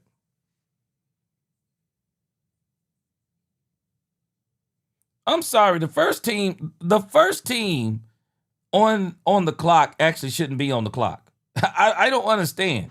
What could the Raiders be thinking about? Mo3 said, take a second round and swap number 12 for a top 5 position tonight. Hey, we about to see something with the Cowboys. I'm going to be shocked if as much as I say I want the Cowboys to stay at 12 and 20, y'all tell me, who in here would not be shocked if the Cowboys stay at 12 and 20? I would be shocked. I would be shocked. I really would. Yeah, Rambowski, that's what I was hearing, man. I'm glad he stayed home. Yeah, I like that. I like the fact that he did that for his mom.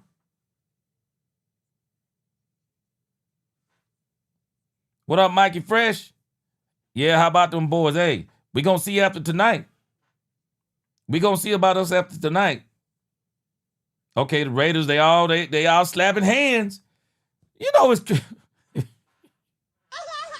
Man, stop it. Y'all slapping hands and everybody in America know who the Raiders are picking right now.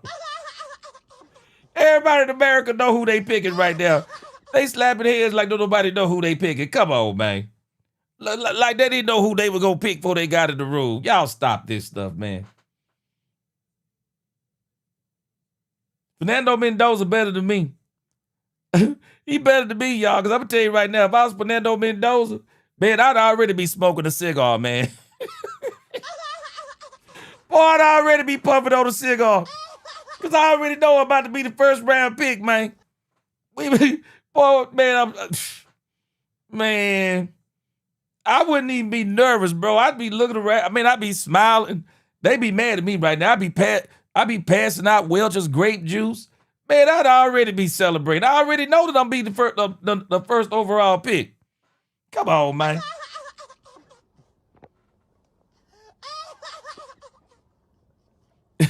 Derrick Rose.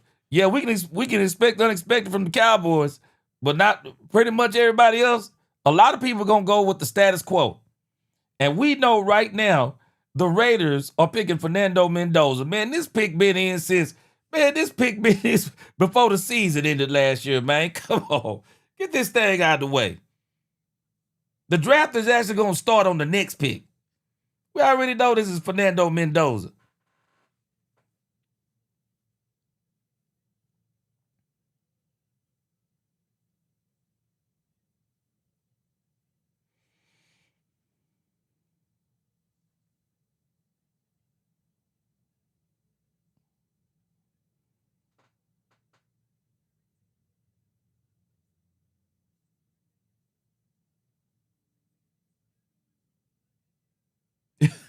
You Bass, you laughing at Welch's grape juice.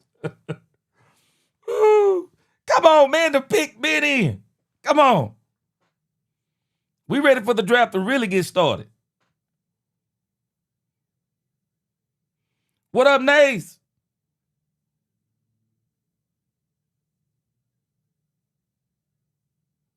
What up, Bruce Wayne?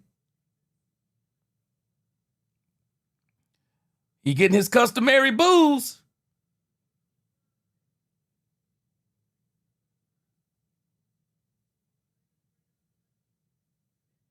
No way. No way. It's Fernando Mendoza. Come on, man. All right, congratulations, Fernando Mendoza. You already had your hat right there on the table, bro. You already knew who it was. You already knew who it was. Come on, man. You left somebody hanging over there on the left. Who was that you left hanging over there? Is that your little brother? You left your little brother over there hanging, man. I saw his hand up. You circle back around to your left, man.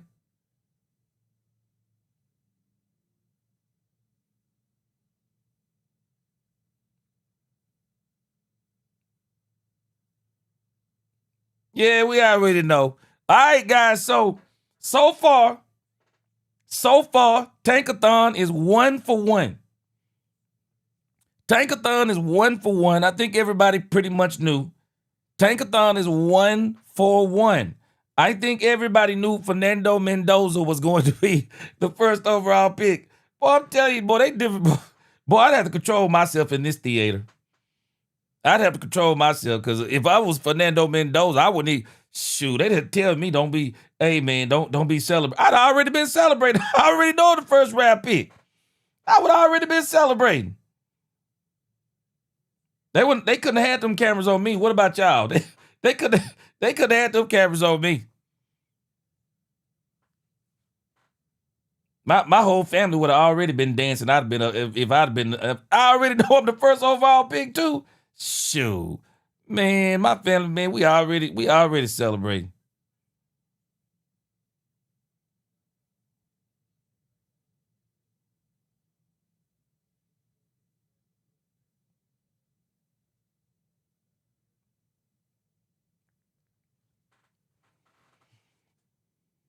Yeah, I'm pretty sure the family is pretty ecstatic though. I mean, I could just imagine, being the number 1 overall draft pick. Bad thing is, man, though, you go to a bad team. A lot of that celebrating is short-lived. Very short-lived. Because now the question becomes is how long is it going to take for the Raiders to win? Because if I'm not mistaken, they're saying that they are not putting Fernando Mendoza. They are not putting Fernando Mendoza on the field in his rookie season. They are saying that it is going to be Kirk Cousins all the way. Yeah, they say it's going to be Kirk Cousins all the way. All right. So who is going to be the second pick in the draft. Now, this is where the draft is about to get interesting. Will it be David Bailey or will it be Orville Reese? What do y'all think? David Bailey or Orville Reese? I think it's going to be David Bailey. I'm predicting David Bailey to be number 2. The pick is in. And I think these first probably 4 picks are going to be easy. I think David Bailey is the overall favorite. David Bailey will be number 2. What do y'all think? Yeah, I'm thinking it's David Bailey.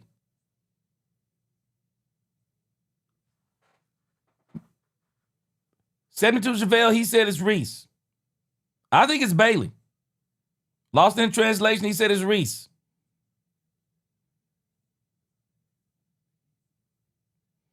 Real estate vet, maybe this is why they're saying he ain't gonna play the first year. They gonna let Kirk Cousins get killed back there. They gonna let Kirk Cousins get murdered back there, boy. Shoot, they may be taking Kirk Cousins off the field on a stretcher this year with that line, boy. They said they ain't letting Fernando Mendoza get behind that, man.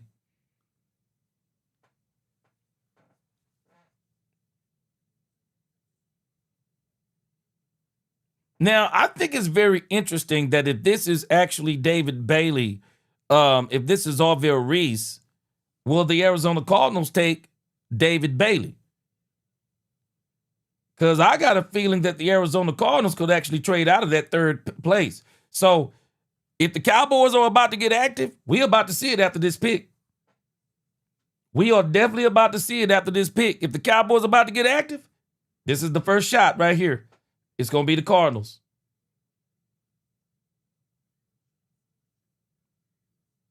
Man, I didn't know Roger. Y'all going to keep letting Roger Goodell do these picks, man, and people keep booing. Orville Reese.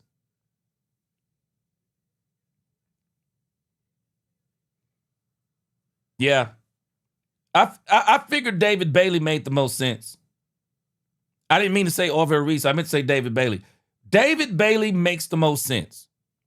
If you want a pass rusher, that's David Bailey. David Bailey is a bona fide pass rusher. He can rush the passer. So David Bailey, you don't have to work him. You're not going to have to do a lot of work with him as far as getting him productive immediately. Just let him go. Just let him go. Just let David Bailey go. Now, this becomes the interesting part. Will Orville Reese be number 3? Because this is where it's going to get interesting. Is Orville Reese number 3?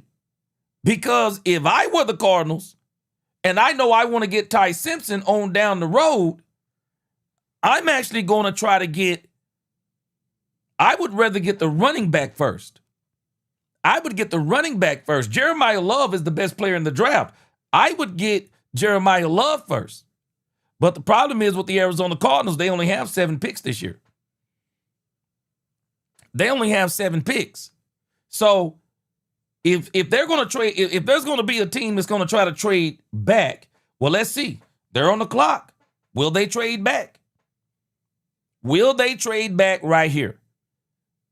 They have 7 picks in this draft. They want more picks. And it is obvious that they want Ty Simpson. I don't think they're going to. I wouldn't give a number 3 for Ty Simpson. I'm not paying him that kind of money. When everybody already knows that Ty Simpson ain't that kind of quarterback. Ty Simpson probably needs to be drafted somewhere around 15. He needs to be drafted around 15. But I'm not drafting Ty Simpson. As bad as I think they want Ty Simpson, I'm not drafting Ty Simpson at 3.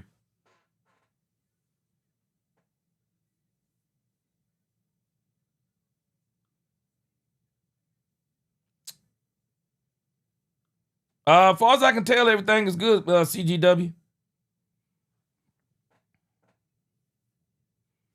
Bass, I'm actually surprised they still letting this man walk out of the draft, man. Why are they letting this man walk up? All right, the Arizona Cardinals, they still got 3 minutes. Let's see. Are they trading back? Are they on the phone? Are they trading back?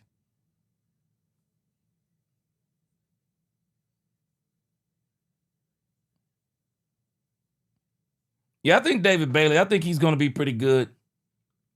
Rombowski said Ty Simpson needs to be drafted tomorrow, not tonight. He need to be drafted tomorrow, Rombowski. He need to be drafted tomorrow. Hey, but the problem is I don't think he's going to be drafted tomorrow because now if Arizona drafts right now, they're going to probably want him. I think the Jets will get him in the second round. So they will get him tomorrow. So if the Arizona Cardinals don't trade back right here, they're not getting him. I think the Jets will get him if they don't trade. If the Pittsburgh Steelers don't surprise us and get him. Pittsburgh need to stop fooling around with Aaron Rodgers, man. They need to stop letting Aaron Rodgers hold them hostage.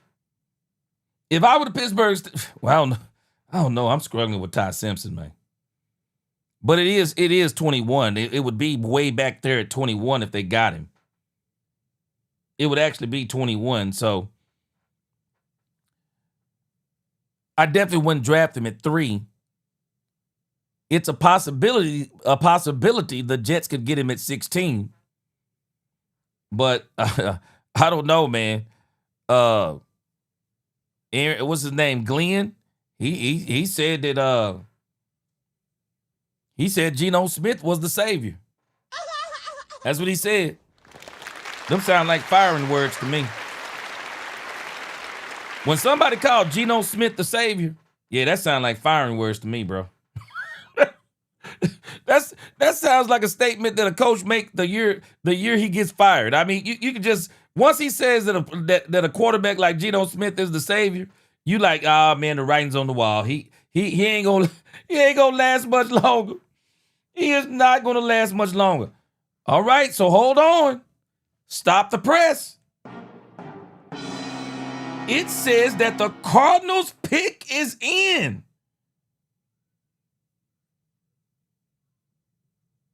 So that means the Cardinals, if they're not trading back, that means they're probably going to get Arvell Reese or either Jeremiah Love. Arvell Reese or Jeremiah Love. Who you got? I'm leaning towards Arvell Reese. But if I were the Arizona Cardinals, I would get Jeremiah Love. He's the best player in the draft. He's the best player in the draft. Arvell Reese is more, and I'm not saying that he can't play, but Arvell Reese is a project. He is not going to come on your team and make that immediate impact. Jeremiah Love, he'll make immediate impact. Get him a veteran quarterback over there. I don't know who you're going to get to be the veteran quarterback for you this year. Bass said he think it's Reese. Bass said it was all a smoke screen.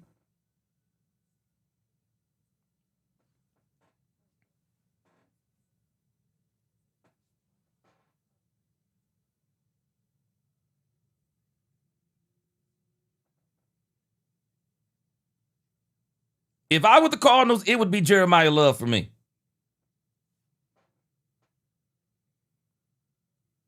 Boy, Roger Goodell is a glutton for punishment, ain't he? He love them booze, don't he? Okay, so my stream is behind.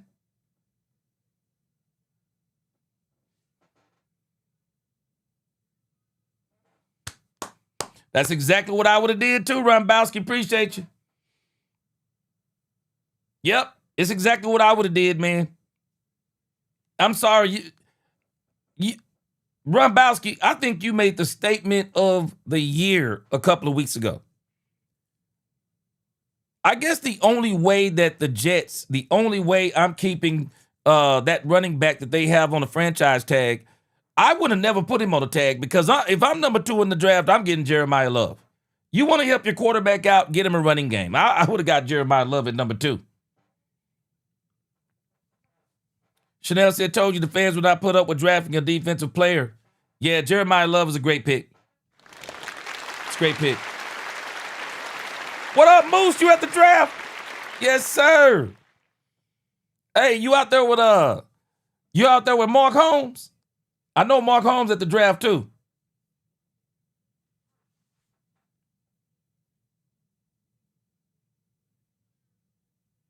Yeah, he is him. Wait a minute though. Wait a minute.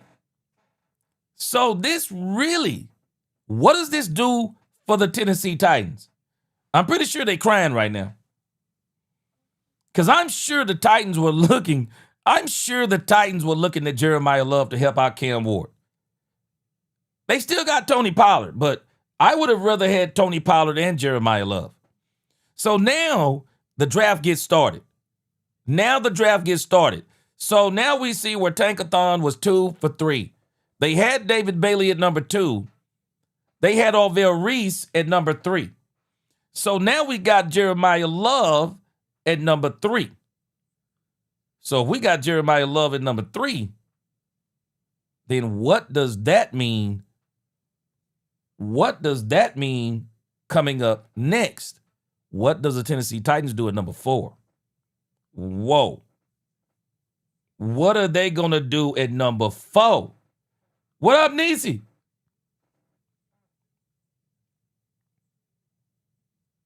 Yeah, I'm about 20 seconds behind, CG. It's all good. Y'all keeping me up to date. Frank Lawrence, yeah, Jadarian Price, he going to be good too. So again, man, next, what do the Titans do?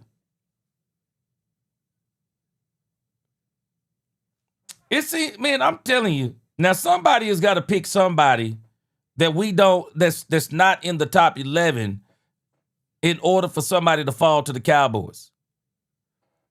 What are y'all thoughts right now? I'm going to see where this thing is by number 6. I'm not going to be surprised. We'll see, but I wouldn't be surprised the Cowboys, if they're going to trade up the Cowboys, it's going to be 6 or 9. So we're about to see.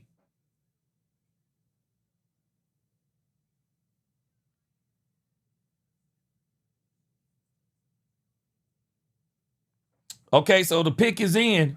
So it looks like Larry Golden said the pick is in and Bailey is the pick. So Bailey is the pick at number 4. Is that what it is?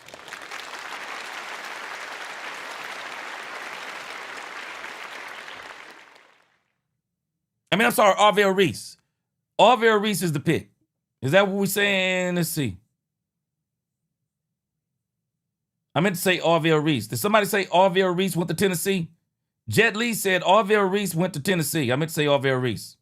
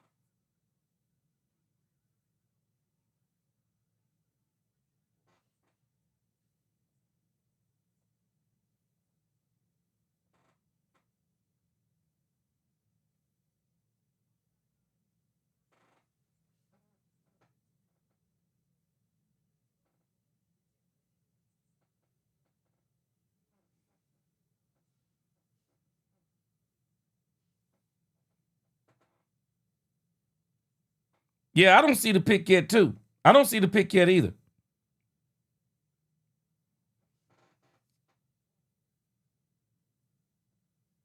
I just switched over my internet, so I done switched over to 3 different ones.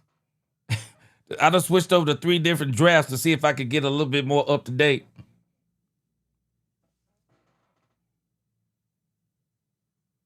So I still haven't seen the pick for Tennessee. Let's see.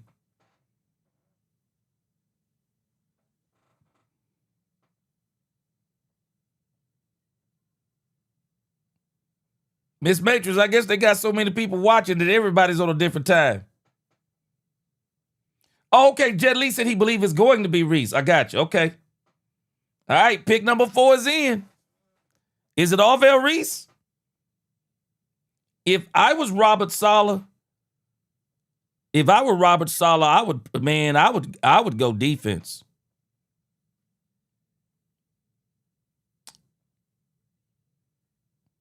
I'd go somebody like Sonny Styles and shock everybody.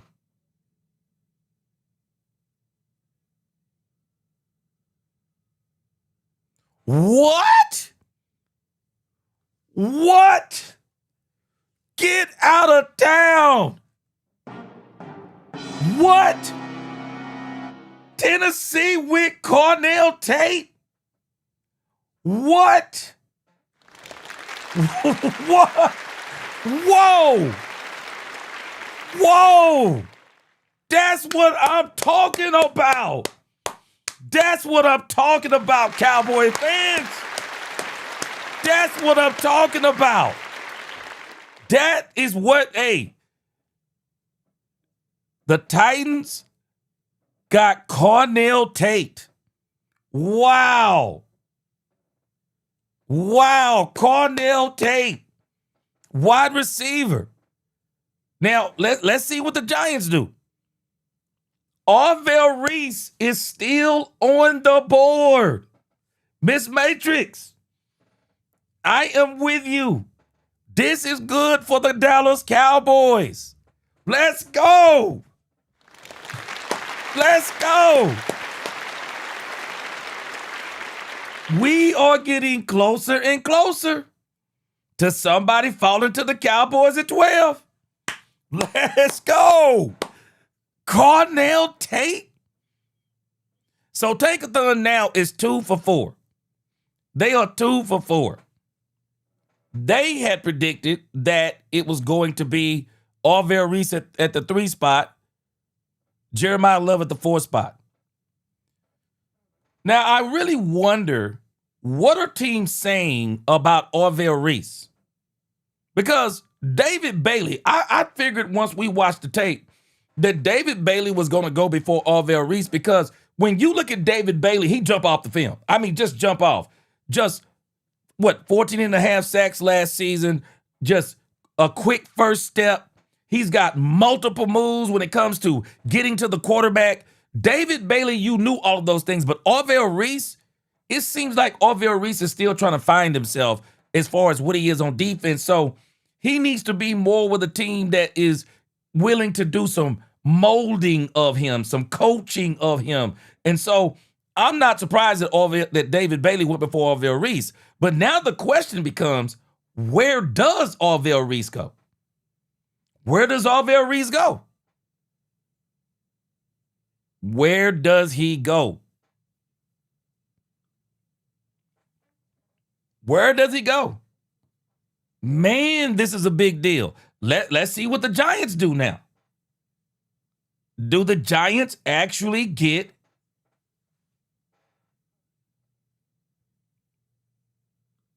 Rombowski said New York Giants take Reese at number 5. So you're telling us that's for sure because you're ahead or what? Let me see.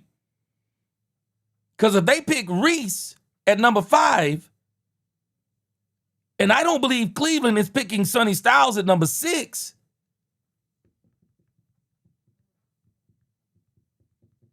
that would leave Sonny Styles to be at number 7 with the Washington Commanders. Let me see.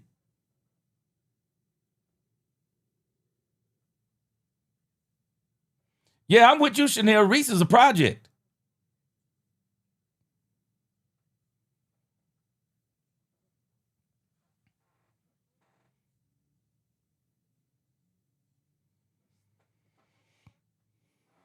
All right, so here's the Giants. Texas boy, he said he hoped the Giants F it up. He said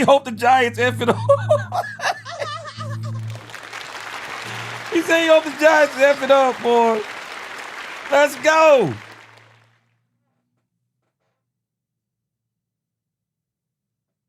Who we really need to throw up in there is Mekhi Lemon. Man, you know what? Tankathon is updated, and Tankathon is saying that they believe that the Cowboys are going to get Mekhi Lemon. I hope not. I just,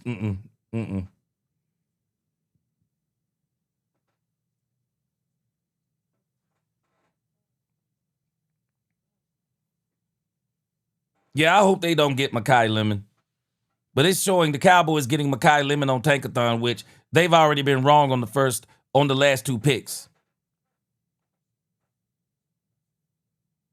Jeremiah Love, number 3 to the Cardinals. Cornell Tate, number 4. That's just wow right there, man. That was a wow moment for me because I did not expect that. All right, it's a commercial over here on my end. Is the Giants in already?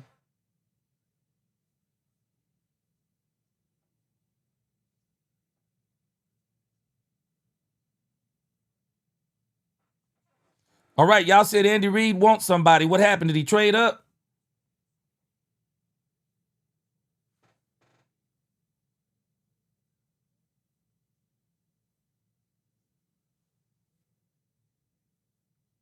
Man, I was thinking the same thing.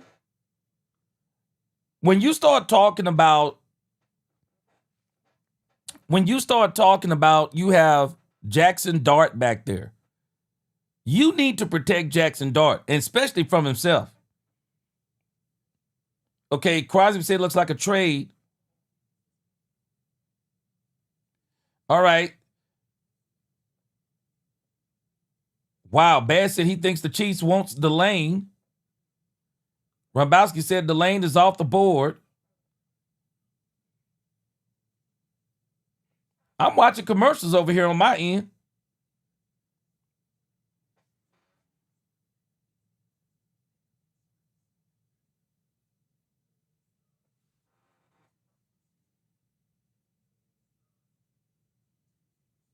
Yeah, I'm watching commercials over here, man. I don't know what's going on, man. Commercials over here on my end.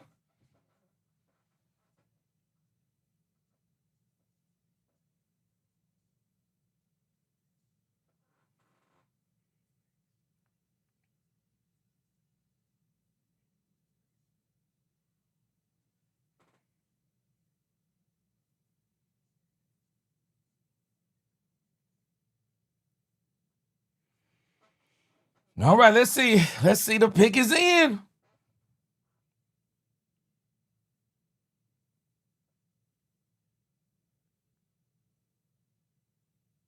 I'm thinking Roger Goodell does what? The top 10?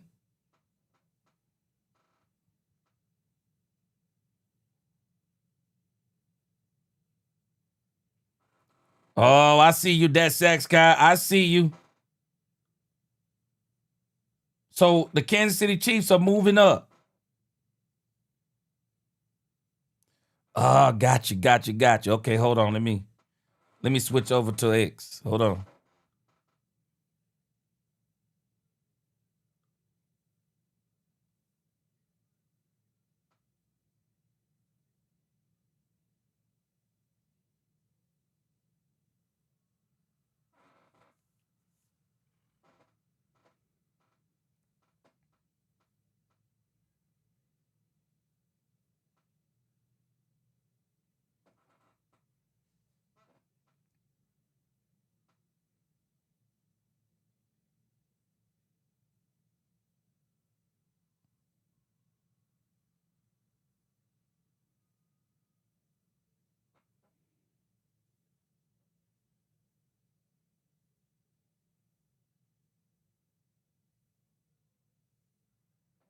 Giants selected Arvell Reese.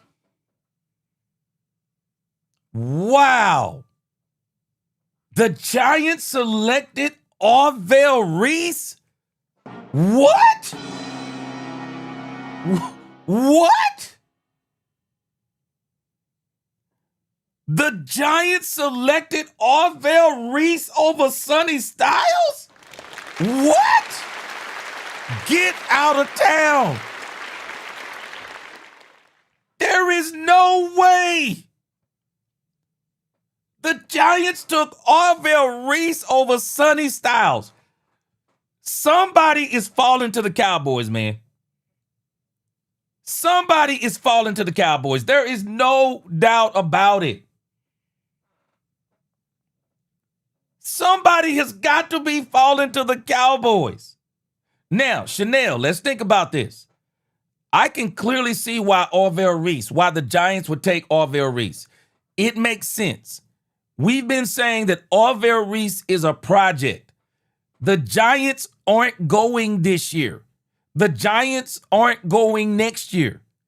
They are building a team to be ready within year 3. That's what the Giants already know they're not going to come out this year like gangbusters and win 13, 14 games. They're not doing it. So it makes sense. It makes sense if you're trying to build something. So somebody is falling to the Cowboys, man. Orville Reese? What? I'm blown away. I'm blown away they chose Orville Reese. Wow. I'm blown away right now, man. Orville Reese? Real estate vet, you know they can't stand Roger Goodell, man. They can't stand Roger Goodell, man. Man, I'm blown away. The Giants got Orville Reese. Now the Cleveland Browns right here, they're either going to take an offensive tackle or they're going to take a wide receiver. Cornell Tate is off the board. I wouldn't be surprised if the Cleveland Browns took Francis Mauigoa, Cornell Tate is off. Francis Mauigoa or Jordan Tyson or Mekhi Lemon if they don't trade back. Wow, this is crazy.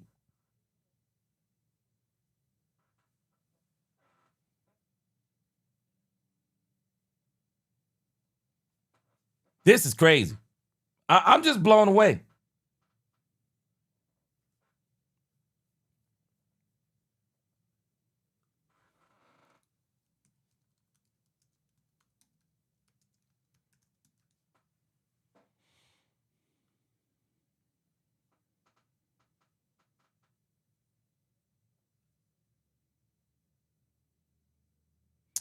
All right, I got 2 things pulled up over here. Okay, so I want to make sure I keep up. David Bailey is number 2, Jeremiah Love number 3, Cornell Tate went 4, Orville Reese went 5. Kansas City Chiefs traded with the Cleveland Browns. The Chiefs traded with the Cleveland Browns into the number 6 spot. I'm guessing that if they traded into the number 6 spot, they are either about to get Jordan Tyson or they're about to get Mansour Delane, I believe. It'll be Tyson or Delane. All right, Kansas City pick is in.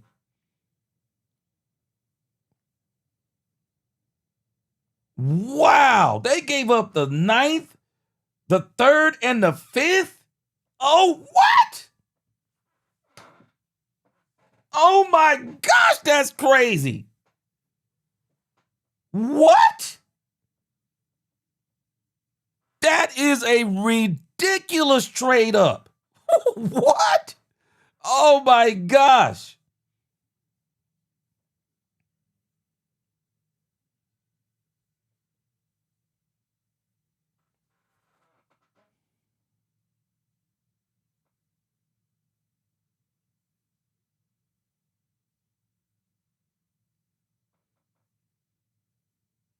Rombowski, man, what you watching? Boy, you way ahead.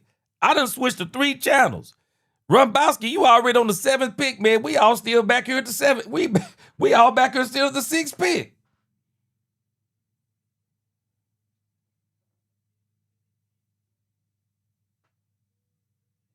Well, there's the cornerback. Mansour Delane gone. There's the corner.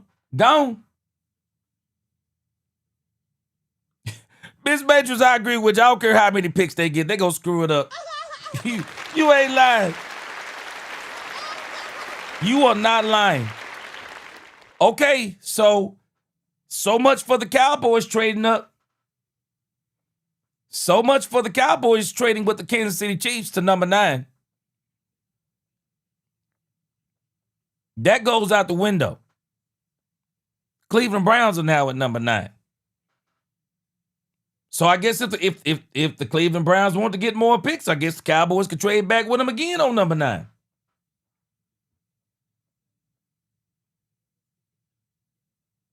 I guess you could always trade back again.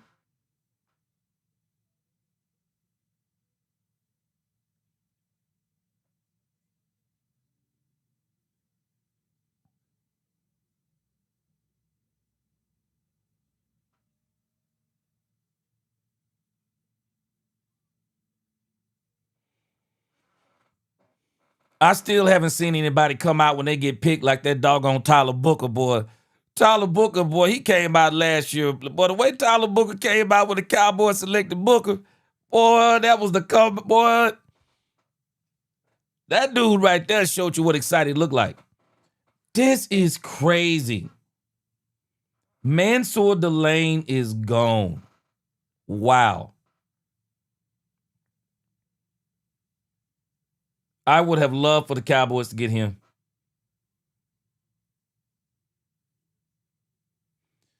I'm wondering now, the closer we get to the Cowboys, I'm starting to wonder if Bain Jr. is going to be there for the Cowboys. I wouldn't be surprised if Baines was there. I would not be surprised if Bain Jr. is there at number 12 for the Cowboys. Would not be surprised at all. Washington Commanders, so you're saying the pick is in? Hadn't updated on ESPN. Real estate vet. You know what, man? I think I may have to agree with you. I don't know if I would have gave up that number 6 spot. They need offensive linemen bad. Maybe they think they can get Francis. Maybe they think they can get Maui Goa at 9. Maybe that's what they're thinking. Maybe that's their thinking. Real estate vet Maui Goa at 9. Maybe that's what they're thinking. The Washington Commanders probably get Styles.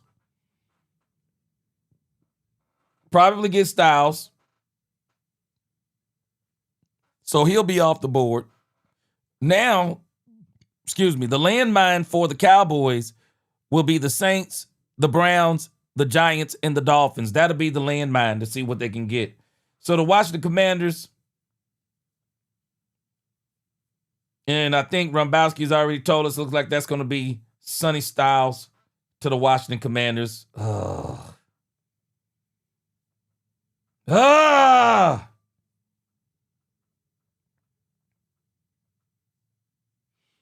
I think Bain. If I had to guess, I think Bain gonna fall to the Cowboys at 12 if I was just guessing. I just think it's Bain.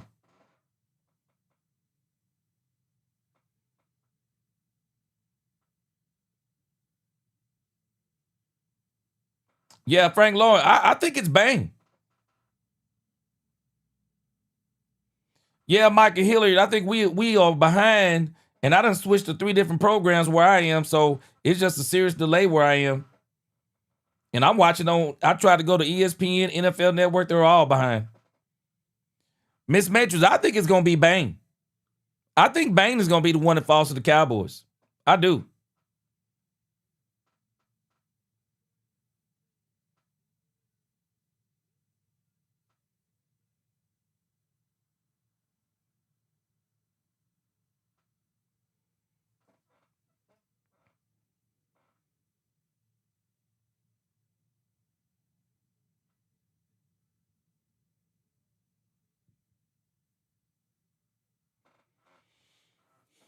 All right, so no surprise at 7. I'm watching it over here. They're taking way too long to announce it. No surprise at 7. Sonny Styles, he fits. He's the kind of player that Dan Quinn likes. It's no surprise that Sonny Styles is going to the Washington Commanders.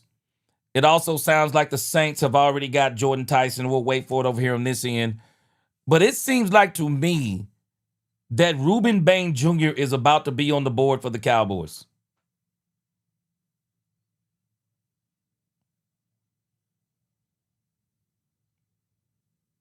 I think Reuben Bain Jr. is about to fall to the Cowboys. They selected Sonny Styles. It's no surprise. Sonny Styles is a Dan Quinn type of player. Absolutely a Dan Quinn type of player. Absolutely a Dan Quinn type of player. This is no shock to anybody. No shock to anybody. Gary Crosby, he said he believes it's going to be Downs. You know what's crazy, Gary Crosby? The Cowboys could actually have a choice of both of those players. They could have a choice of Bain Jr. or Downs.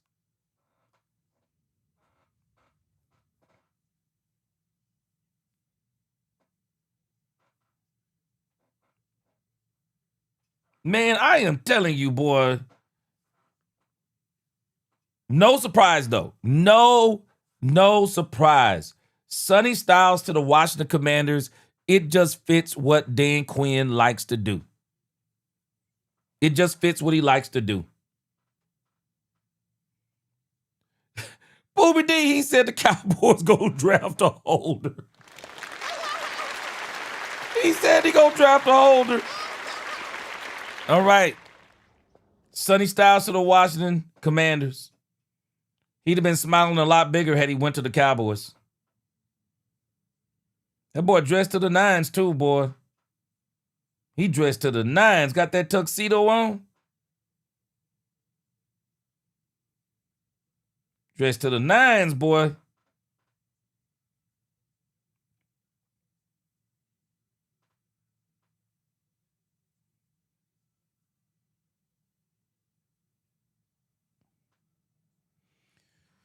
Well, look like we're going to be seeing Sonny Styles in the NFC East, guys.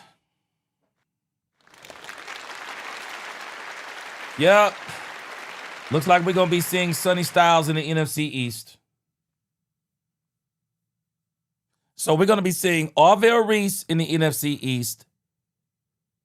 And we're going to be seeing Sonny Styles in the NFC East. We'll be going against Jeremiah Love this year also because he's in the NFC. I do think we play the Arizona Cardinals again. So we're going to see quite a few of these guys. We'll be seeing Love, Reese, and Styles for sure. Man. Marvel Jesus, he says Downs going to fall to 12. I think it's going to be Bain or Styles. And I think the Cowboys will take one or the other.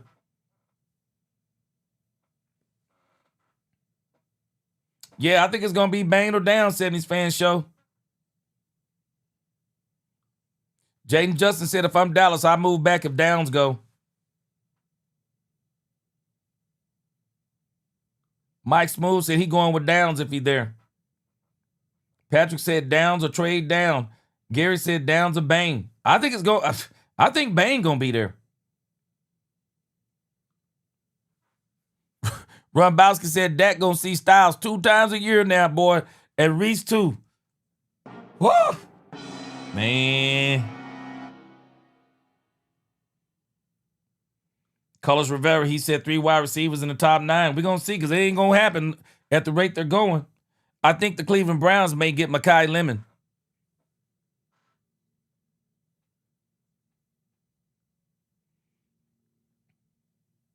Yeah, I think this going to come down to Baines or down to the Cowboys. Uh-oh. Attention, he said trade is incoming. Myles Garrett. Man, that would be crazy. All right. Saints, the pick is in. Kellen Moore, no surprise that he would go and get a wide receiver like Jordan Tyson. No surprise. Okay, I'm back to commercials, but ESPN must be behind too. I'm kind of looking at their website, so they're still on number 8 over here also.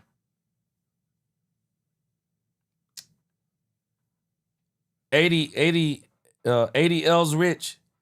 He said, hope we get Bain. I think Bain's going to be there. I really do. I think Bain is going to be there. If the Giants have to pick between Styles and Bain, I think they'll pick Styles. I'm predicting the Giants would pick Styles over Bain. John Harbaugh is one of those guys. He's kind of weird, and I don't mean that in a negative way per se, but I just wonder if he would want with everything that's transpired with Bain. If there was a person to me that would turn down Bain, it would be John Harbaugh. John Harbaugh strikes me as the kind of person that would turn down a Bain and go for Caleb Downs. Go for Caleb Downs just based on what he would view as character alone. So if those two are there, because I think that the Cleveland Browns traded back because they want Francis Mauigoa at 9. I think they want to get Francis Mauigoa at 9. They have to go offensive line. Cleveland has to go offensive line. I mean, these guys were out there quitting on Shedeur Sanders last year. They were out there quitting on Shedeur Sanders. So you gotta get an offensive lineman for Shedeur Sanders. You really do. So we're about to see on that. And so again, if we got Jordan Tyson to the Saints, if we get an offensive lineman, Francis Mauigoa, and I'm telling y'all right now, y'all don't want Francis Mauigoa to be on the board when the Cowboys get there. I'm telling y'all right now. If y'all don't want no offensive lineman, you don't want Francis Mauigoa to be at 12. You don't want it. Because if Francis Mauigoa is 12, better watch out. Better watch out. Rombowski, you know what, though? I wouldn't be surprised if the Giants, if the Browns don't get Francis Mauigoa, I wouldn't be surprised if the Giants got Francis Mauigoa. I mean, there's no way Francis Mauigoa is going to slip all the way to 12. Surely not. He's the best offensive lineman in the draft. How do you not get Francis Mauigoa? So if the Saints have passed him up, that means that the Browns or the Giants, one of them have to get him. They have to get him. The Browns, it would be a travesty. It would be a travesty if the Browns allow Francis Mauigoa, with as many picks as they have now, to let Francis Mauigoa get past them. And again, the Giants, Jackson Dart, man, that offensive line is, man,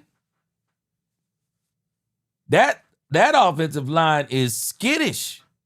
Man, that offensive line is skittish with the New York Giants.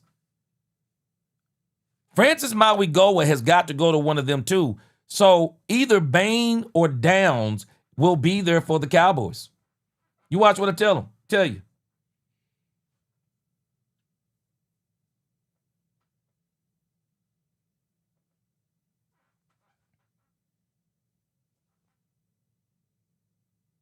Okay, so we already know this is Jordan Thompson. Matt, I'm going to tell you right now, if the Cowboys take Lemon, I would be so disappointed. I would be disappointed on so many levels if they took Lemon. Oh my gosh, that would be a travesty. Jordan Tyson. Stock blew up. Stock blew up, boy.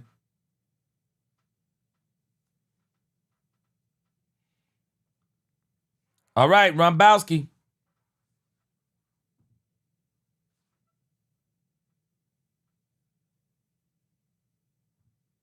Okay, so in actuality, Rombowski, we got Downs and Baines still on the board, if I'm not mistaken.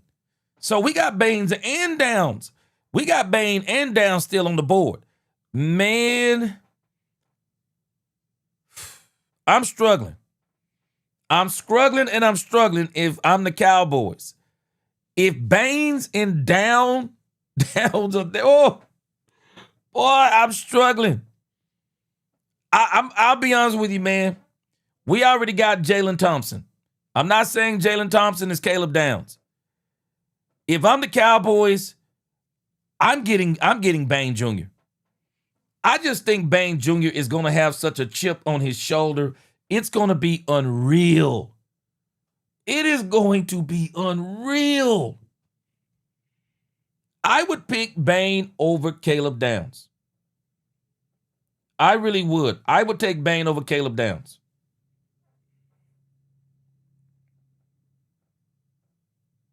The Cowboys may have a choice between the two of them. I'm taking Bain, man.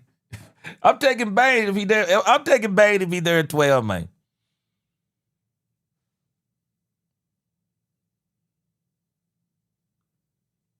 Douglas Harrison, that was smart by the Giants. Because I was about to say, There's no way they let Francis Maui go past them. There's no way.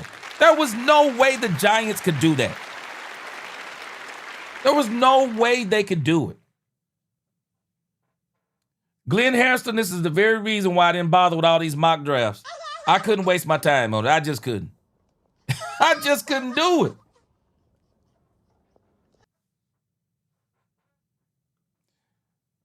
He said, you don't want to win, G. We haven't had great safety play in 10 years. I think Jalen Thompson's going to be there. I think he's going to be good. I think P.J. Locke has a chance to be good too. But I also think if they could get a pass rush, Dominique, it would help them on the back end. It would absolutely help them on the back end. So for me, I would be looking for more of a little bit more pressure up front because I would like to have Bain and Rashawn Gary. I really would.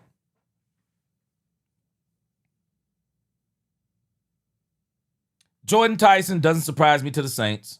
Bernard Fields, what's going on? Boy, Tristan York, boy, you ain't lying. Boy, I heard Michael Irvin today talking about the Cowboys. He said the Cowboys should get, I think he said Bain and Akeem Messidor. I think he said Bain and Akeem Messidor. That's what he wants the Cowboys to do. Hey, Niecy. Niecy said that boy snot crying. I'm happy for him. Yeah. And Niecy, you know what? I can tell you why he's snot crying, because this dude moved up out of nowhere. I heard nobody talking about Jordan Tyson until about 2 weeks ago.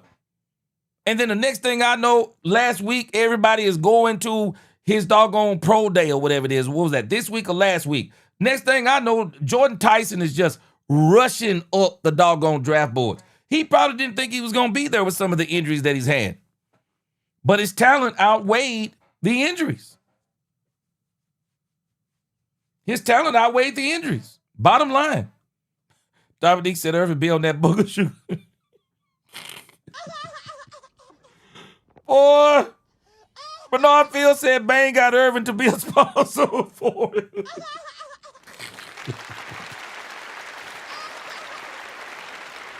Hey, attention, let me tell you something. This is why the Dallas Cowboys better get a doggone defense. The Cowboys better get a defense, man, because these teams are not playing. These teams are building defenses and offenses, man. All right, so the Cleveland Browns are about to take them. Who are they taking? Let me see. I thought y'all said maybe Caleb Downs. Let's see. The pick is in.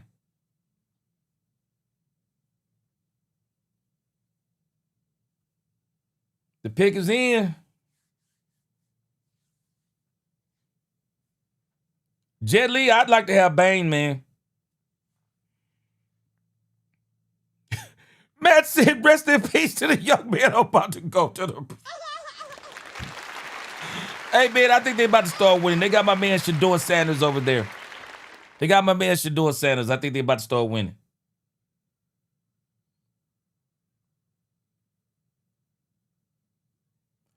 Wait a minute. What? The Browns got Spencer Fano? What? Over Francis Maui go?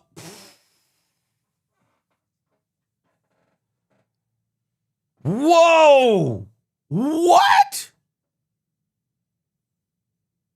What? Man. Hey, where's Angie at? Hold on. Hey, man. Hold on a second. You telling... Okay, hold on. So wait. So Spencer Fano went to the Cleveland Browns. If I'm not mistaken, I remember that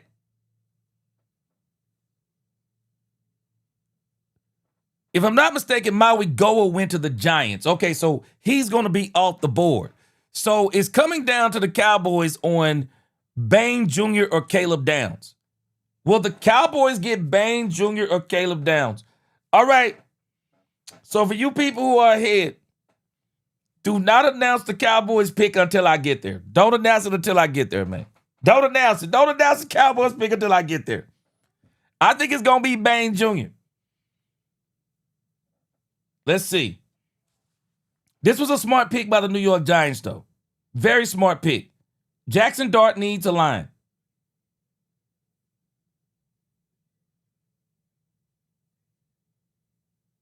Yeah, it's a great pick.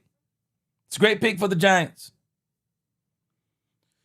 It's a great pick for the Giants. Maui Goa. All right, looks like the Cowboys are about to get Caleb Downs or Bain Jr. Oh, Douglas Harrison, don't spoil it.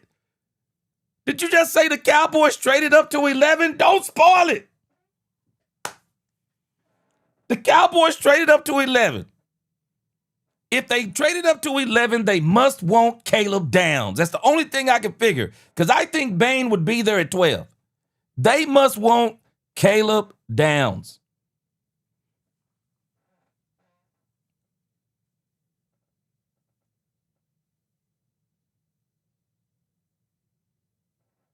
If the Cowboys traded up, oh man, come on, come on. Bain Jr., come on. Miami traded with Dallas. Hold on, don't tell me, hold on. This is crazy. The Cowboys traded up one trade? What? Why would they trade up with one pick unless there's somebody very specific that they wanted that they must have been afraid that Miami was going to get? Okay.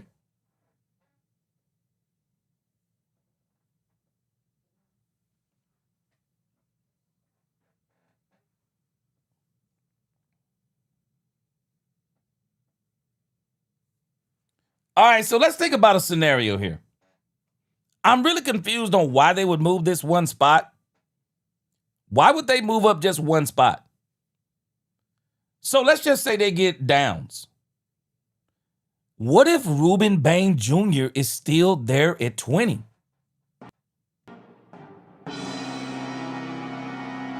What if Bain Jr. is still there at 20? I'm starting to think that this car accident thing must have really affected the draft stock of Bain Jr. It's all I can figure. Oh, I see you, Mike said this. So if the Cowboys didn't trade up, somebody was going to get him. I see you. I see what you're saying.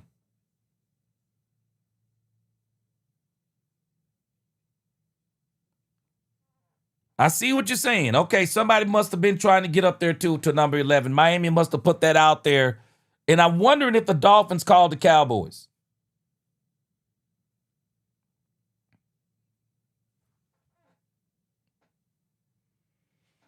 Man. The Cowboys traded up. So I now want to know, what pick did they give up to go to number 11? What did they give up?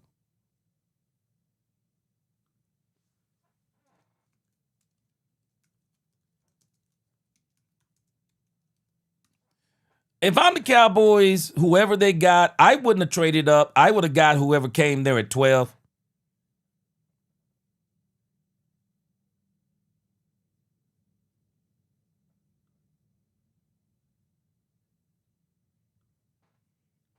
All right, so the Cowboys, wait, hold on. Here it is right here.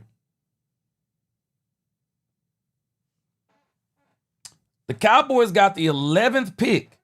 Oh, wow. The Cowboys gave up 2 fifth-round picks? Oh, my gosh. They gave up the 12th overall pick, the 5th round, and it basically looks like what they did. These may be the compensatory picks, maybe. They gave up the 177th pick, and they gave up the 180th pick. Wow. Wow. Okay. And looks like, based on everything everybody is saying, the Cowboys got Caleb Downs. Wow. All right. They got their man. They got their man. Chanel said, gee, you have to trade, give up Miami the 20th pick. The Cowboys gave up the 12th overall pick and 2/5. That's what they gave up. So the Cowboys got Caleb Downs.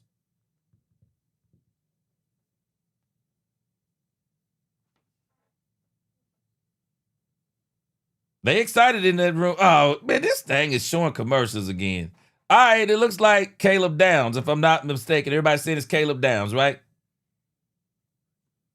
Caleb Downs. The Cowboys got their man.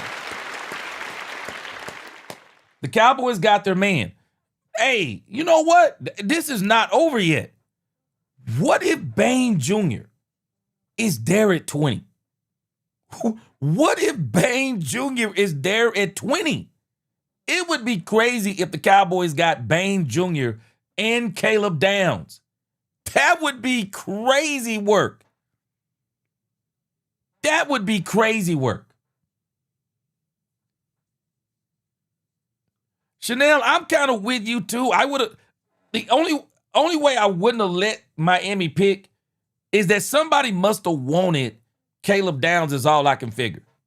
Somebody must have wanted Caleb Downs, because why would the Cowboys trade up to get Caleb Downs and they were only one pick away? But again, it is crazy. This thing with Bain Jr., it must have really affected his draft stock, because Bailey, for all intents and purposes, was a top 10 pick. And now we're going to be at number 12, and we're going to see what Miami does. We're going to be at number 12, and let's see who gets Bain Jr. Who is going to get Bain Jr.? Robowski said Miami Dolphins are cussing up a storm on X. Man, hey. Robowski. I mean, I know Troy Aikman said he wasn't going to have nothing to do with the draft, but isn't he in the room? How much draft work do you have to do to pick to not trading? You get Caleb Downs. Wow. Cowboys got Caleb Downs. That was great. I ain't mad at it. So now you got Jalen Thompson. You got Jalen Thompson. You got PJ Locke. You got Caleb Downs. If I was the Cowboys, I'd probably be trying to trade Malik Hooker on day 2 or 3. If I'm the Cowboys, I don't know. I might be looking to trade. I might be looking to trade Hooker right now. I'd be looking to trade.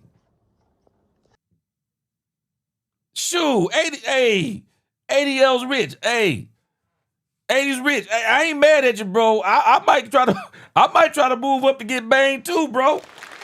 Man, if the Cowboys can get Bain, man, oh. Let's go. Bain, please fall to 20. Bain, fall to 20. Caleb Downs. Yes, sir. Oh, yeah.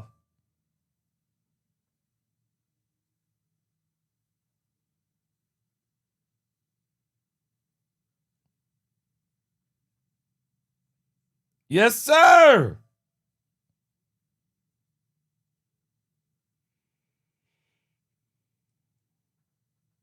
Who was the dude with the bald head he leaving hanging over there? The dude with the bald head, man. You left him hanging, Caleb Downs, but that's all right.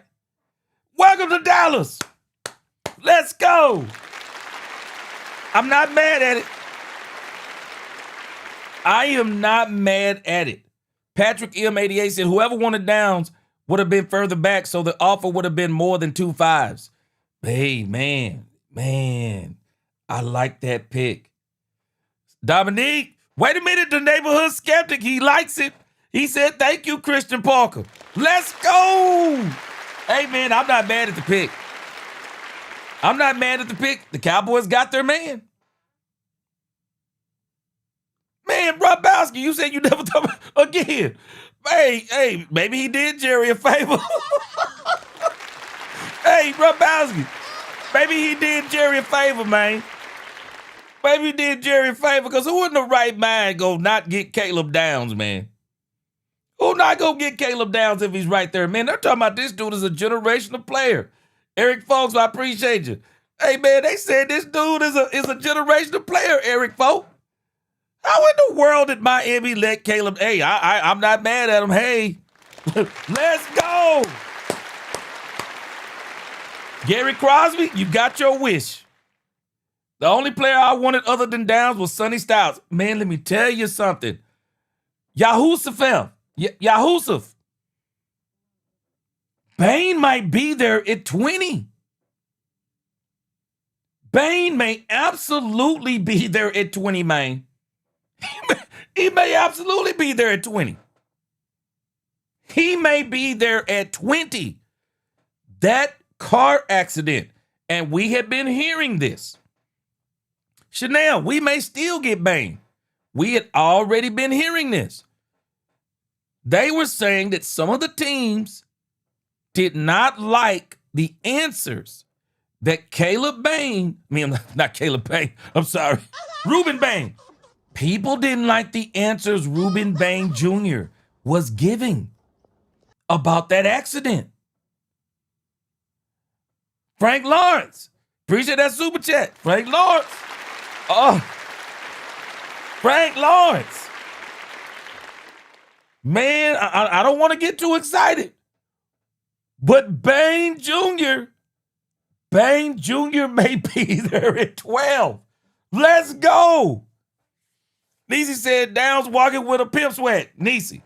Now, Niecy, you remember last year the way Tyler Booker came down that hallway? Hey, ain't nobody top Tyler Booker yet. Tyler Booker came down that hallway with that man was, Tyler Booker was doing it. Whoa. Hey, man. I'm liking this. RT Holman, what's going on, my bro? Hey, man, I'm liking this. I'm liking this, man. They got their man. It seemed like the Cowboys wanted Downs all along. I think they wanted Styles, but I also think they wanted Downs. Dominique Pittman, hey, man. We finally got safety play, bro. We got P.J. Locke, Jalen Thompson, and we got Caleb Downs. Let's go. Boy. Man, if the Cowboys get Ruben Bane at number 20. Oh, hey, come on, let's go. Boy, I bet you Jared and I already called this man. If you're there at 20, we coming to get you. I bet Jared and I already told him. Boy, we coming to get you at 20 if you there. Let's go. Patrick Gibb, he said, glory be to God. Let's go.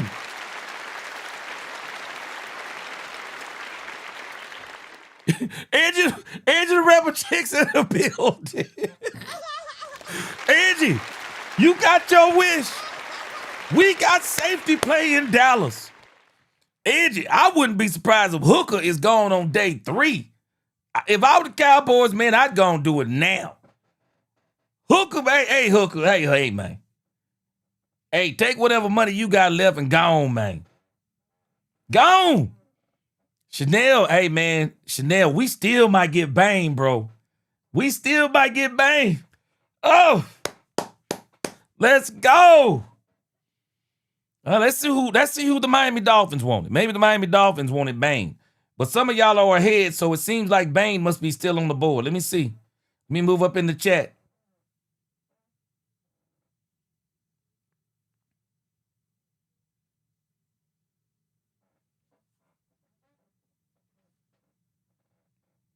Big Brombowski, he approves. He said the Cowboys finally made a smart defensive pick. Giants got Reese, Washington got Styles. We got Caleb Downs. I love it. I love it. All right. Miami Dolphins got Caden Proctor. I'm pretty sure some of y'all already knew that. The Miami Dolphins got Caden Proctor. The Cowboys, we are 6 picks away from Ruben Bane Jr. Man, I don't care what nobody say about them dinosaur arms and that hairline. Bring in that hairline and them arms, man. Bring them in. Let's go. Woo! Ruben Bane Jr., let's go. Doomsday said, gee, don't think our secondary is better now. Doomsday. Doomsday. We still got day 2.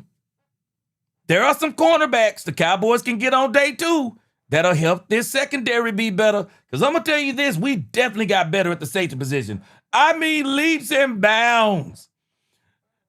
AJ said Apostle Payne arms got him sliding.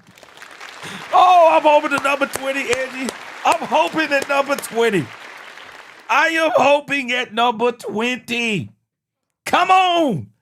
Come on. We are about 6 picks away. Reuben Bain Jr. could be there at 20. This would be crazy for the Cowboys to be able to get both of these players. Bass, what you think, Bass? Bass, what you think? We got Caleb Downs. Let's go. Let's go. Hey, Mike said this. We getting closer and closer. Michael Smooth said if we get Baines, it's a wrap. Let's go. Yes, sir. Whoa, let's go, let's go, let's go, let's go. Man. What up, Jamal? Listen, appreciate that super chat.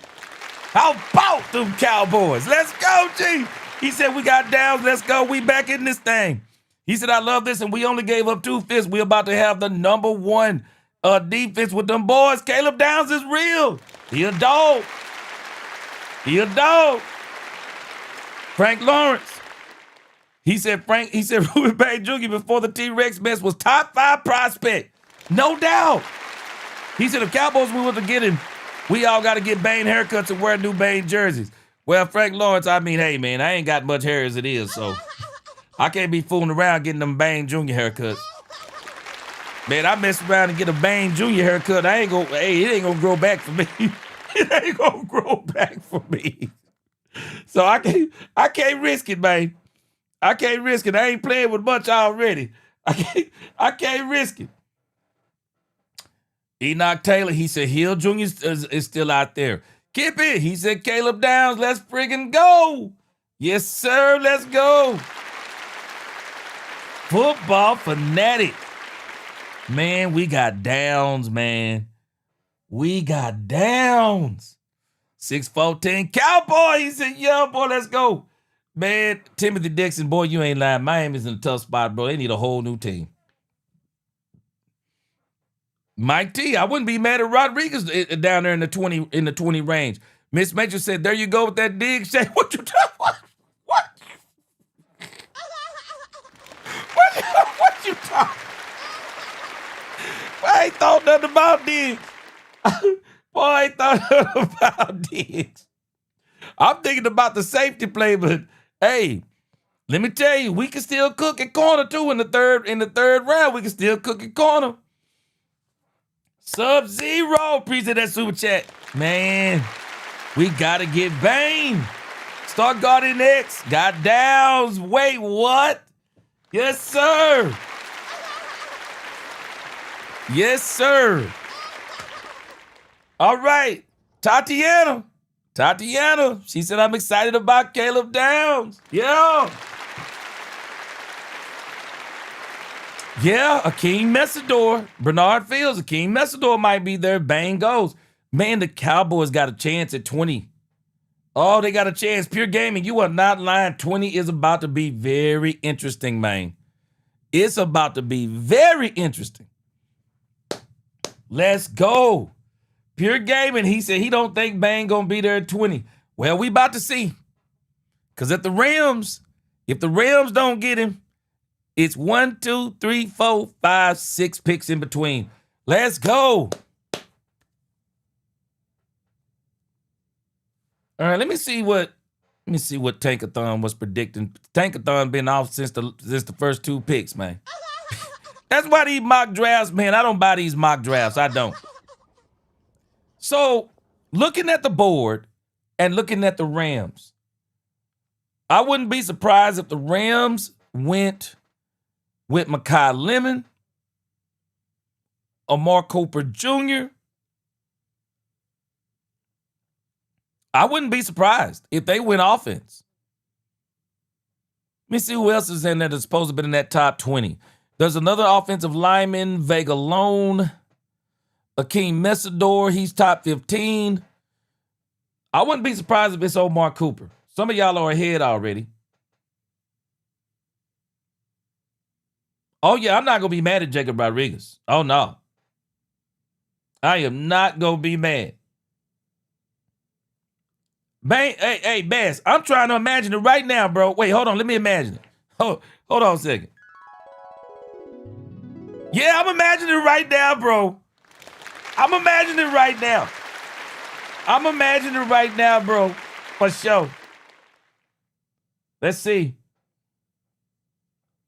All right, let's go. Rudbowski said the Rams did not take Bain. I wouldn't be surprised if the Rams took a wide receiver. I just wouldn't. Mekhi Lemon. I wouldn't be surprised if they took Mekhi Lemon. You got Mekhi Lemon, Spence, who Vega Lone is still out there. Akeem Messador, Omar Cooper Jr. is out there. So we're going to see.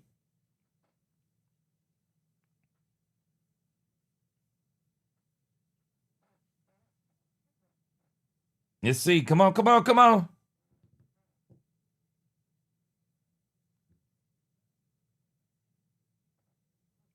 Okay, I didn't realize that Roger Goodell gave all the picks this many picks.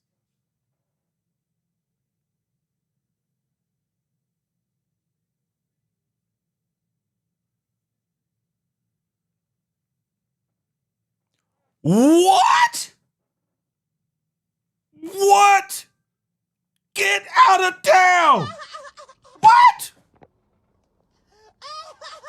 Get out of here!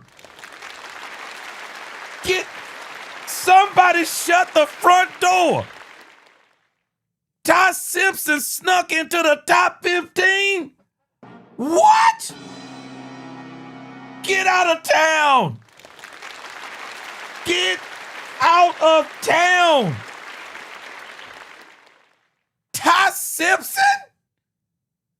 Boy,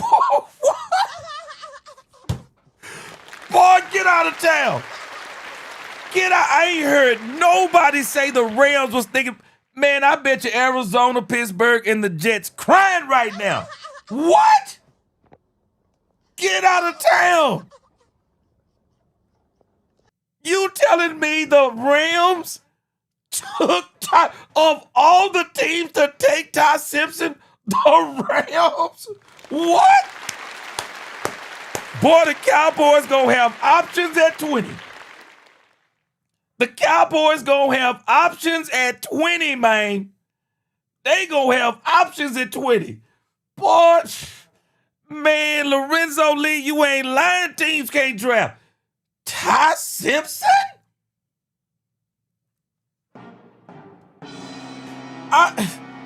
I'm blown away.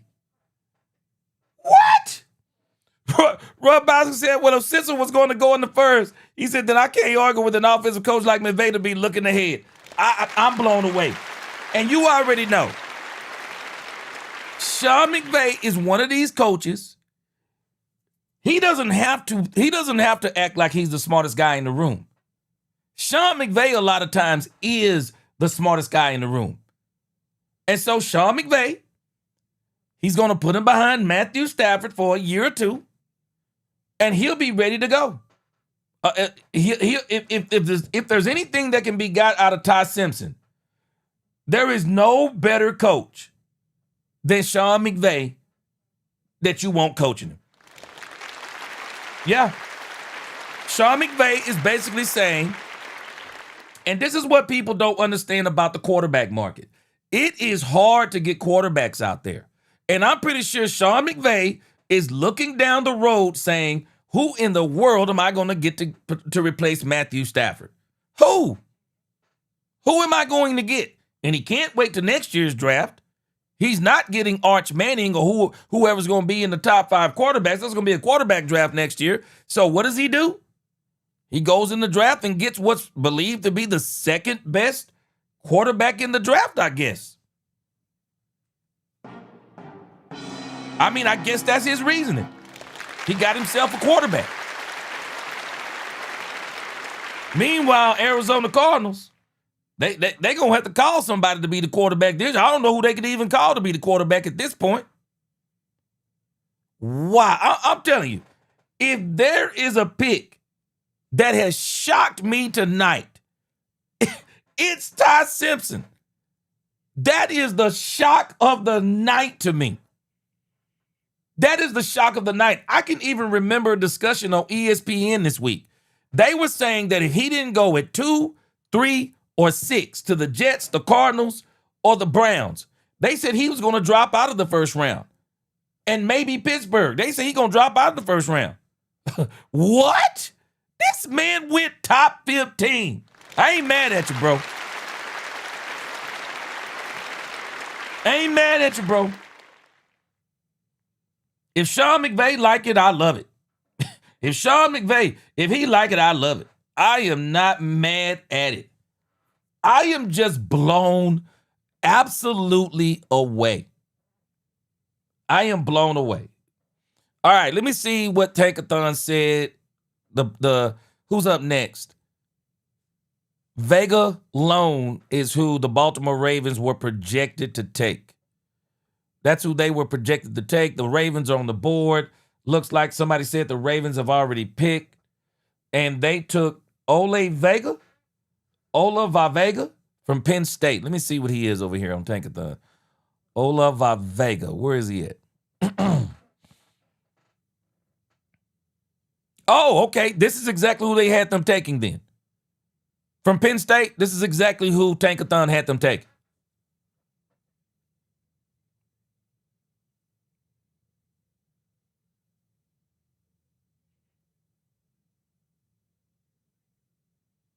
Okay, Olava Vega, that's exactly who Tankathon had them taking. Wow. 1, 2, 3, 4.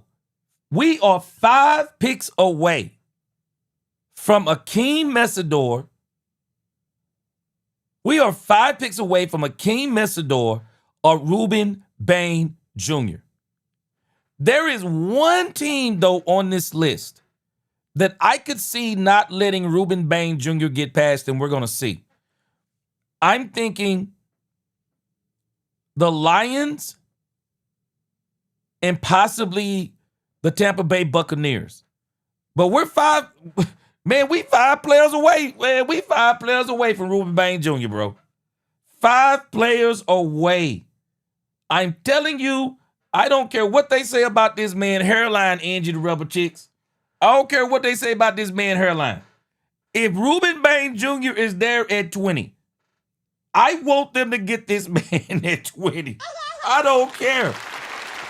Ruben Bain Jr. is going to have the biggest chip on his shoulder in the NFL. He is going to have the biggest chip. There will be no bigger chip than no bigger chip than Ruben Bain Jr. I'm telling you now, whoever get this dude, he gonna tear stuff up. Byron Joe DeVee, appreciate that super chat. He said put downs in the nickel. Yes, sir. Yes, sir. Hey, let me tell you something. Christian Parker got his man. Christian Parker got his man. I'm telling you right now. Christian Parker is elated right now. Niecy said that family looked so sad that he was drafted. They said, no, not the Ravens. Niecy, let me tell you something. I had a friend of mine one time. He wanted me to be, he told me about a church over, that was a church opening for a preacher over there in Baltimore. Man, you couldn't, hey, no offense to anybody that live in Baltimore, because I'm pretty sure there are some good parts. But man, you couldn't pay me to live in Baltimore. Oh, no. Shoot, I be crying too. Man, Niecy, me and my wife started doing that research on Baltimore. Heck no. Heck no. No, thank you.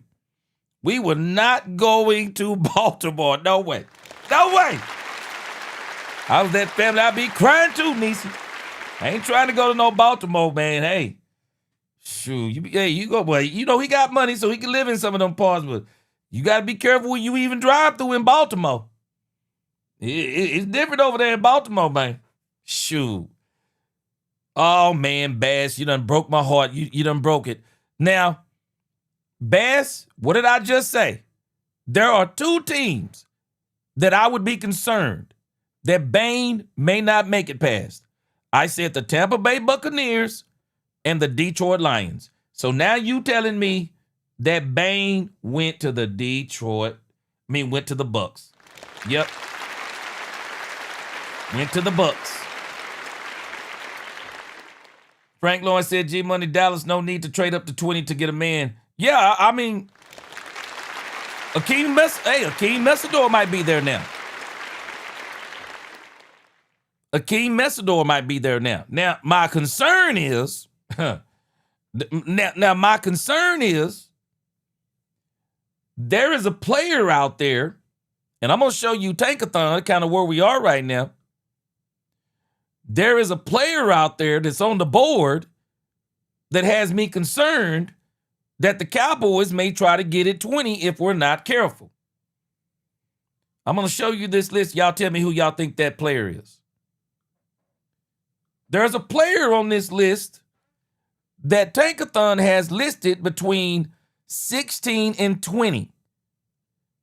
There's a player on this board that has me a little bit concerned that the Cowboys may not go past. Who do y'all think that player is? Looking at what Tankathon has from 16 to 19, there's a player on there that the Cowboys may shock us and get tonight. And I hope they don't do it. There's a player on that board. Y'all tell me who y'all think it is. Chanel, I'll be honest with you. If I'm the Cowboys, I'm getting Akeem Messador. I would probably get Akeem Messador at that number 20 spot now that Ruben Bain Jr. is off there. I'm not surprised that I'm not surprised that Tampa Bay got him because I figured it would be Tampa Bay or Detroit, and if he got past them, he was going to Dallas. Nisa said, gee, my grandmother-in-law lived in Baltimore. She told me don't stand by the window. Shoot. Man. Nisa, me and my wife, boy, we got to looking up the crime rate and stuff. Boy, my wife, she was like, boy, my wife told me, Nisa, she said, you go to Baltimore, you going by yourself. She said, you going by yourself, boy. Shoot. Boy, Baltimore different, man. Baltimore different.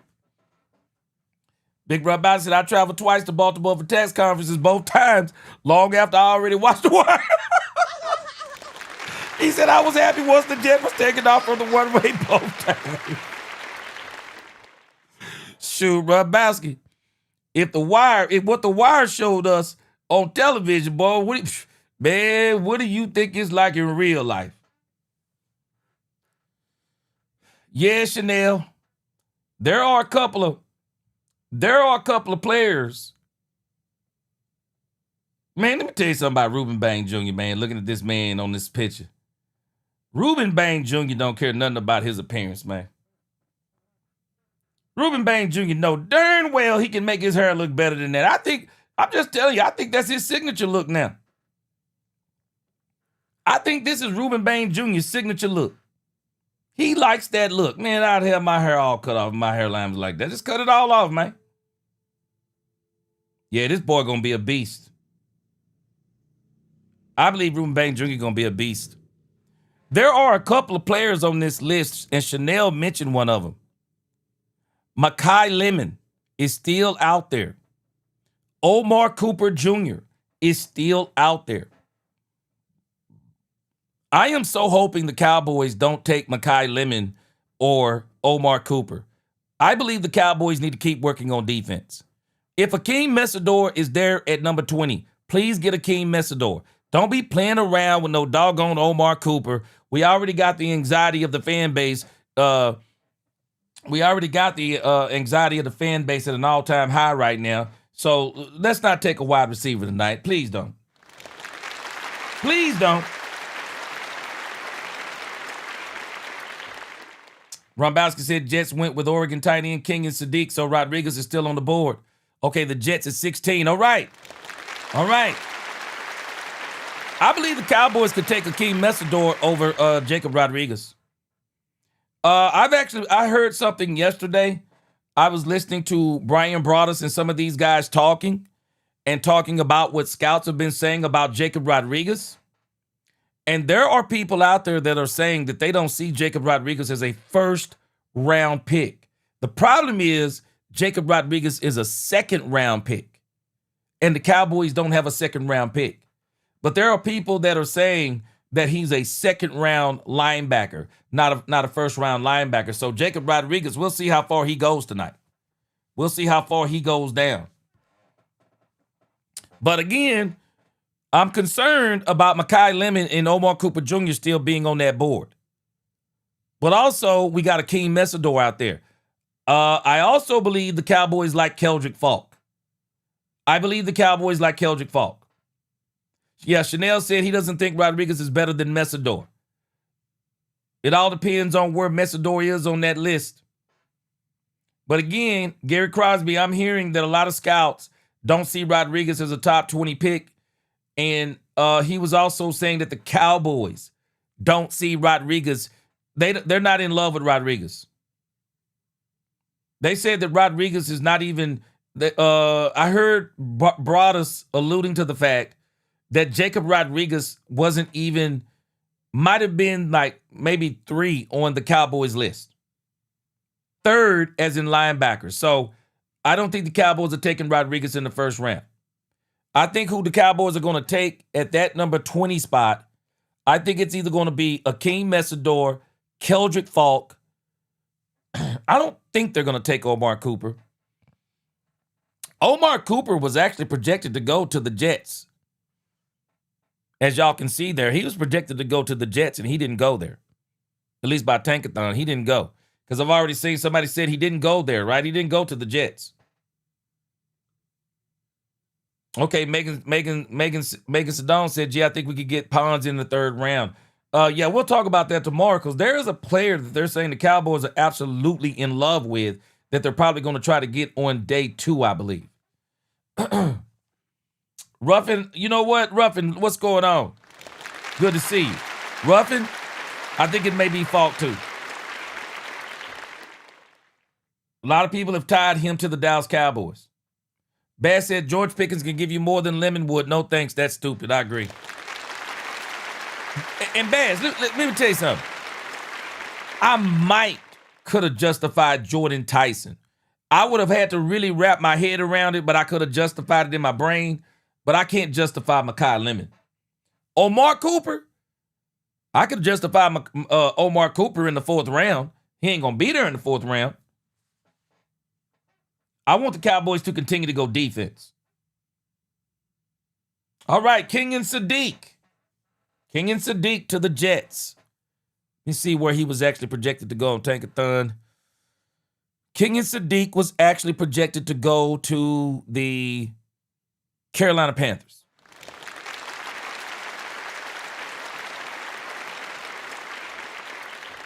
Doomsday said would go Rodriguez or Malachi Lawrence. I think it's go. I think the Cowboys value Keldrick Falk over Jacob Rodriguez. Again, listen to Broaddus. He said the Cowboys, because Woolchuck is in love with Jacob Rodriguez. In love with Jacob Rodriguez. And Brian Broaddus cold crushed on him the other day. He said, well, the Cowboys are not in love with him. He said the Cowboys are not in love with Jacob Rodriguez. So the Cowboys are not going to take Jacob Rodriguez at number 20 more than likely.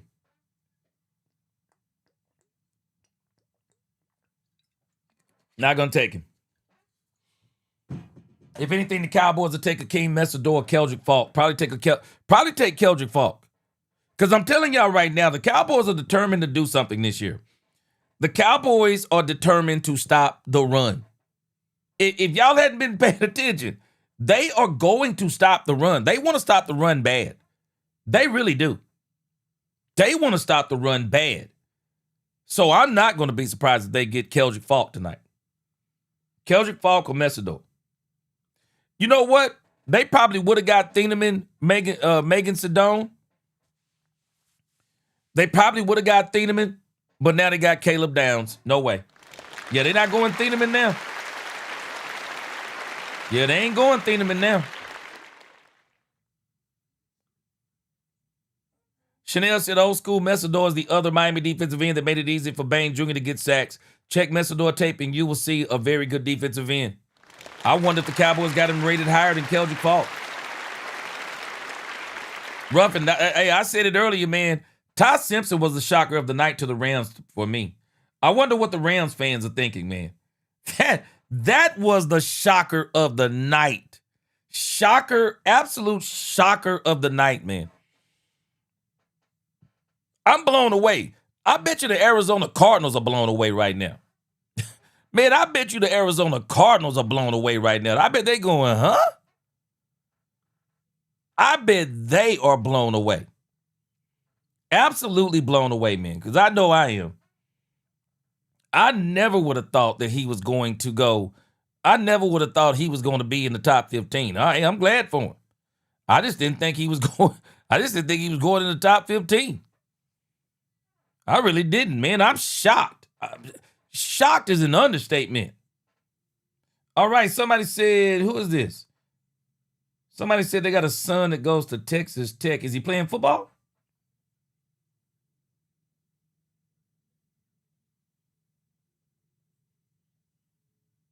Okay, is that Patrick M? He said he had a 30 visit with the boys. Okay.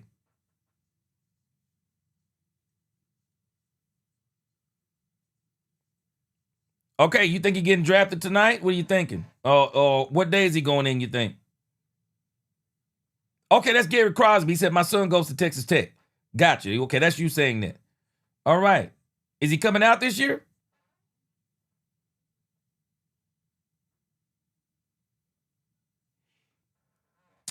I would take Max Crosby with those knees because I don't think it's true. We're not trying to have Max Crosby for the next 5 or 6 years. If I'm the Cowboys, I'm getting Max Crosby. You're talking about a 2 or 3 year. You're talking about 2 to 3 years tops. Max Crosby, I think, will be fine for the next 2 to 3 years. Ooh. LLDB, he said, I think the Cowboys are going to take Colton Hood. Okay.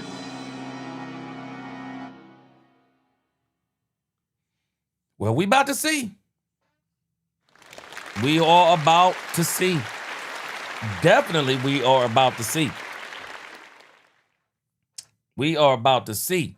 But I'll tell you this, Caleb Downs, oh, wow, pick of the night so far. I mean, Cowboy fans are elated right now, I'm sure. A lot of us are celebrating Caleb Downs. A lot of us are celebrating Caleb Downs. Great pick by the Cowboys. Oh, Bass said if these jokers take he said if they take Keldrick Falk. Hey, man, they might take Akeem Messidor. Seriously. Cowboys may take Akeem Messidor. I will not be surprised if they take Akeem Messidor right here. I'm just not going to be surprised. I'm not going to be surprised if they take Akeem Messidor. But I'm really liking what the Cowboys have done so far. I'm not. Bass said Messidor, C.J. Allen. Now, Keldrick Falk. If the Cowboys get him, that's going to be some work. If they go get Akeem Messidor, I think Akeem Messidor comes in and does better early. That's what I think about Messidor.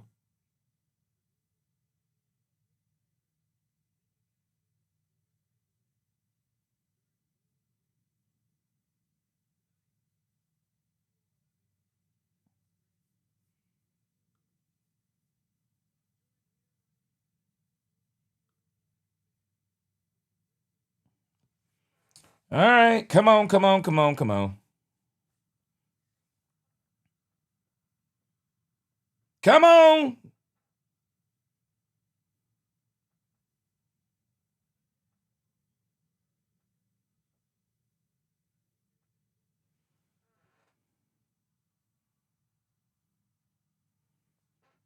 It's amazing. They cheering them because they were booing whatever.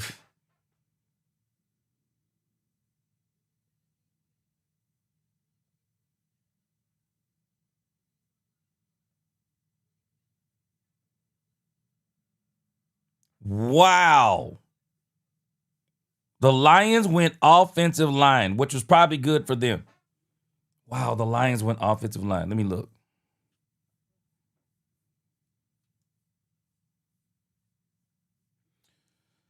All right, the Lions went offensive line. Where was Blake Miller at on here? Blake Miller, at least with according to Tankathon, he was projected to actually go to the Philadelphia Eagles according to them. He was projected to go to the Philadelphia Eagles.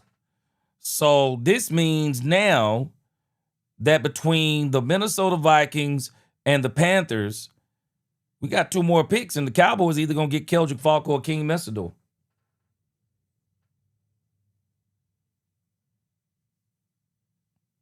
Uh-oh. So Rombowski is reporting Carolina went with Georgia offensive tackle Monroe Freeling. He was projected to go at number 17 to Detroit, but Detroit just chose somebody else. So offensive tackle Monroe Freeling is off the board. I got a feeling some of these wide receivers are going to start slipping to the second round. I got a feeling some of these wide receivers are about to slip to the second round.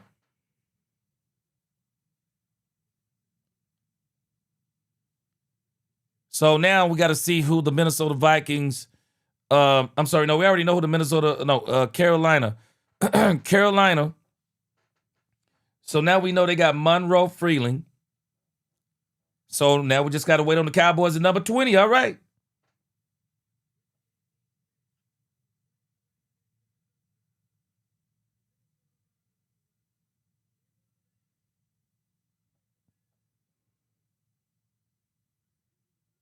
Wow. Wow. All right. Here we go. Cowboys, are they going defense again? Are they going defense again at number 20? I've been hearing so much about Keldrick Falk. I wouldn't be surprised if it was Falk. I wouldn't be surprised if it was Keldrick Falk. And then I'm going to throw a monkey wrench in. And I'm going to throw out a player that actually could surprise everybody that the Cowboys could take right here. The monkey wrench I'm going to throw in is the Cowboys could take Jamad McCoy at 20. I'm hoping not. But you're saying Minnesota.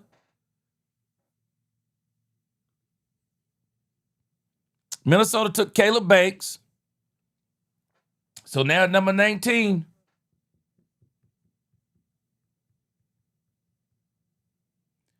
What?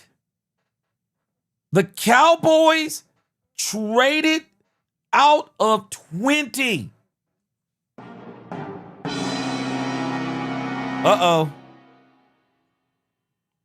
Who? So if the Cowboys traded down, so now I need to see what did they get when they traded down. So they'll show me in a minute on the screen. I want to see what they got for trading down. Did they get did they get a third or a fourth? Because I don't care nothing about them fifth. They done already gave away two fifth rounders. So now I need to see if the Cowboys traded back. Did they gain a third or a fourth? Let's see what they got in a minute here. Wow, so the Cowboys traded back. Traded back. What did they trade back to? 23?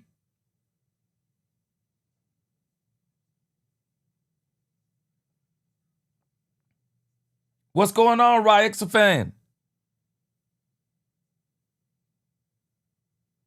Messidor is listed as an edge.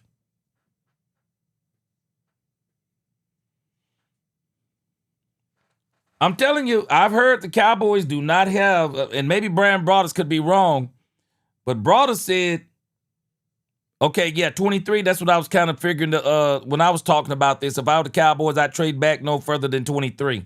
So if the Cowboys are trading back to 23, This is telling me that the Cowboys think that Keldrick Falk or Akeem Messidor is going to be back there. So what I need to know next is, what did the Cowboys gain in going back to number 23? What did they gain? Did they get a third round or a fourth round? Because they had to get one of the two. It'd be incredible if they got a second round. Okay, so they got a fourth and a fifth.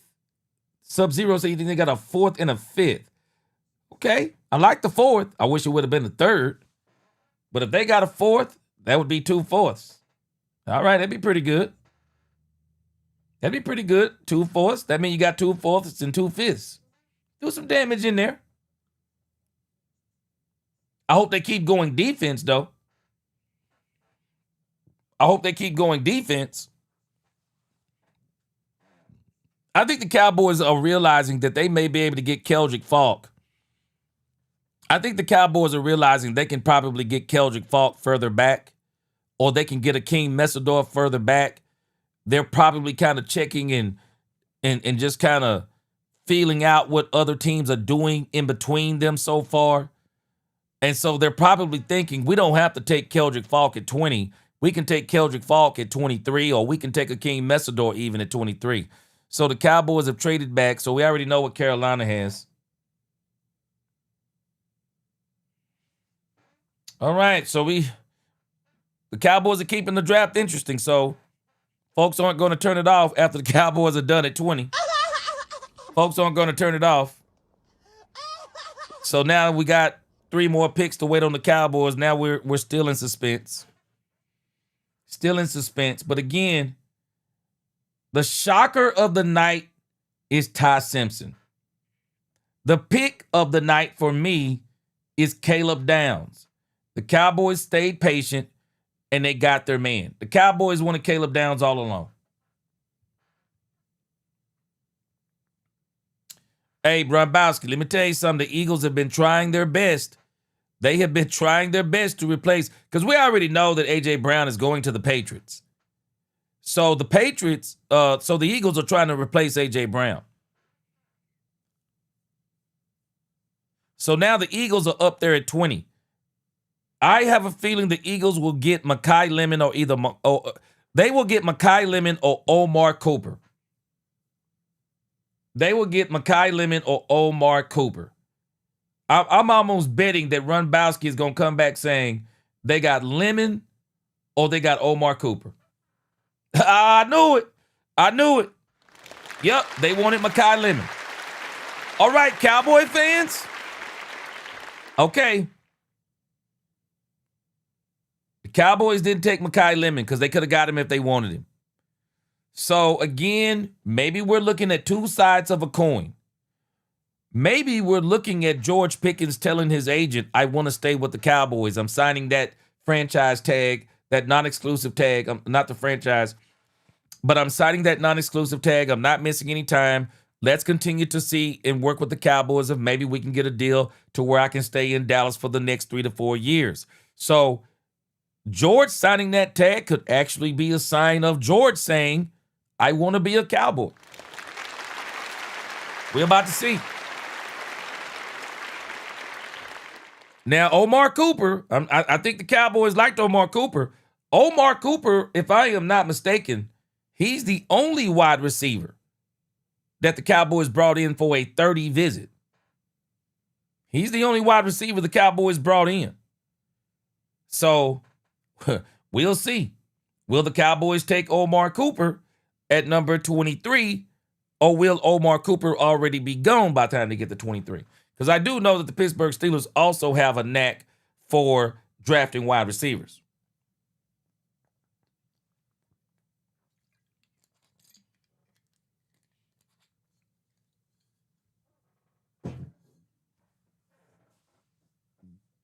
Mekhi Lemon.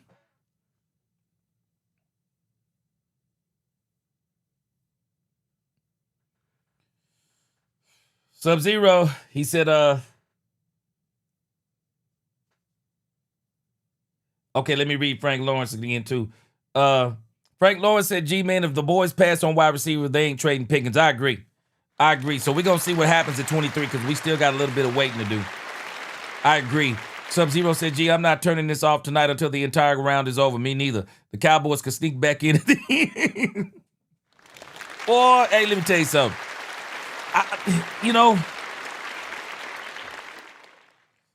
I ain't going to even say it. But yeah, I'm going to watch it all the way through anyway. I want to see it all the way through, plus talk afterwards. Talk about, who got who. But again, Cowboys traded out of 20. That's telling me that whoever they're targeting, by the way this thing is going, they're realizing they can probably go back about 3 spots. Got them a couple of extra picks. And now they can get them, they got a couple of more picks, and they feel like they're probably going to still be able to land who they want. And I'm thinking who they may want is Keldrick Falk. I think it's Keldrick Falk or King Messidor. Long shot, Omar Cooper. But I think it's Keldrick Falk or Akeem Messidor. Yeah, I really do. I don't see anybody else when you start looking at that top, what's left over here. I mean, Caden McDonald would be a shocker to me. Caden McDonald would be a shocker. Man, I tell you what, the Cleveland Browns are a very poorly ran franchise. You can do what you want to do, but they needed a wide receiver so bad. You didn't stay at the number 6 spot and take Jordan Tyson. Cleveland, you cannot go with Jerry Jeudy. You cannot go with Jerry Jeudy. It is a travesty that they are going, that they are willing to let Jerry Jeudy still be the number 1 receiver. Todd Monken, come on, bro. You got to talk to somebody. You have got to talk to somebody. The Cleveland Browns really need to be hoping that Omar Cooper don't get picked up between where we are now and number 24, because they need a wide receiver. And if I was them, I would actually be looking at Omar Cooper. I'd be looking at Omar Cooper Jr. They need a wide receiver. Shame on that management for not getting that, I know they got some more picks, but it don't do you no good to get more picks if you don't know how to dang on draft. It don't do you no good, man. You could have 50 draft picks. If you don't know how to draft, you're just going to have 50 bad draft picks that don't fit whatever scheme you're trying to run. They have got to go get this man some wide receivers. No way I'd be rolling with Jerry Jeudy. No way I'd be going with Jerry Jeudy. That's criminal.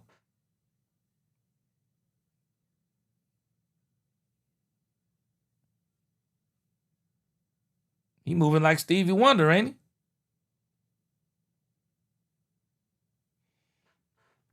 Yeah, I'm thinking the Cowboys either want Falk, Messidor, and a long shot Omar Cooper Jr., but I don't want them to get Omar Cooper Jr. Brandy, you didn't realize, Brandy, let me tell you something. If you are saying the draft is long tonight, Brandy, do you realize they cut the time? I can't remember what the time was before, but just imagine had they not cut the time down. Oh, gosh. It'd be even longer. It would be even longer for the draft. So it looks like they're trying to fit it within that 10 o'clock range. Yeah, they're trying to fit it within that 10 o'clock range.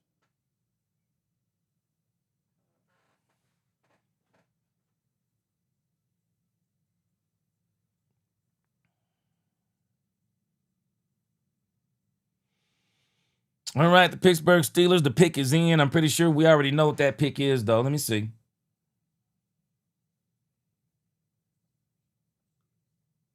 Real estate vet, they got a 4th and a 5th. I like it. Because I believe whoever they're targeting, they feel like they can still get them there. And I think it's going to be Keldrick Falk. If I'm a betting man, I think it's Keldrick Falk. But hey, let me tell you something. Gary Crosby. I am not going to be mad if it's Jacob Rodriguez. Because if it's Jacob Rodriguez, you just got your Mike linebacker. If it's Jacob Rodriguez, you got your Mike linebacker.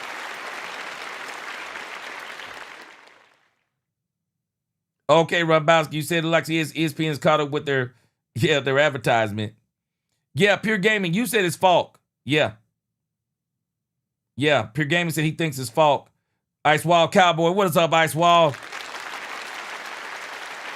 Ice Wall, yeah, if they didn't get Lemon, I think the GP is safe.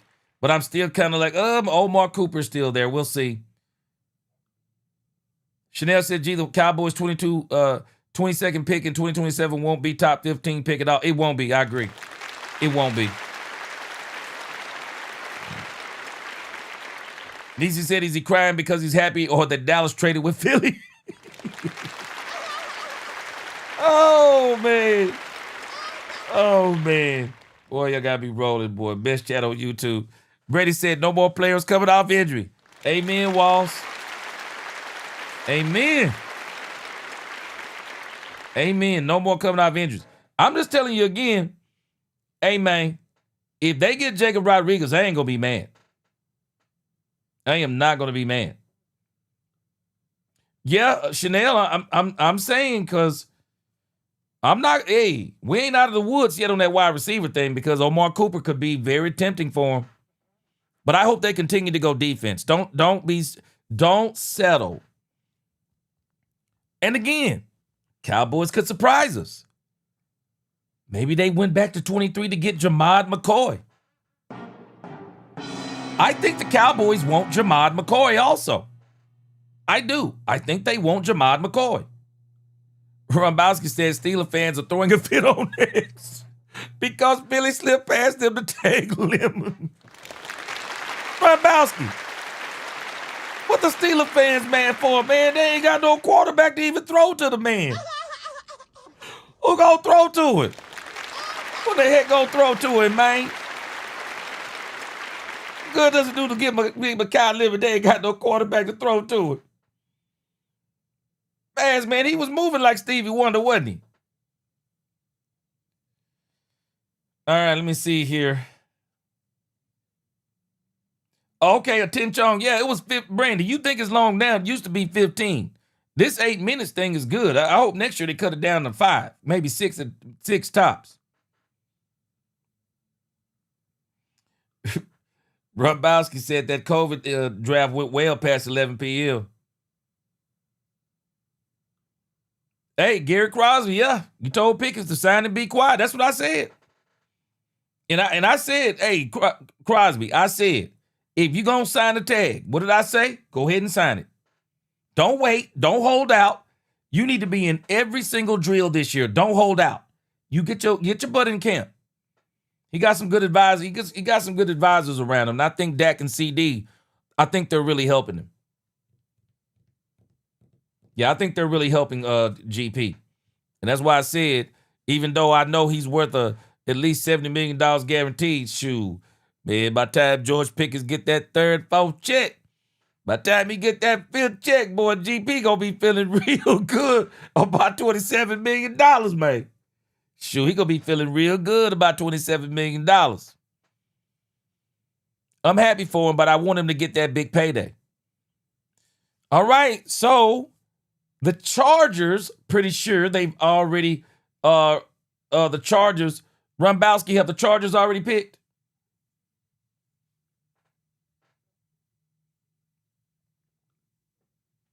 Yeah, Gary Crosby, man, I tell you, I need to be a chaplain over there for the Cowboys. Tony Evans not over there no more. I'd love to be a chaplain for him. Let me get in there and be that chaplain, man.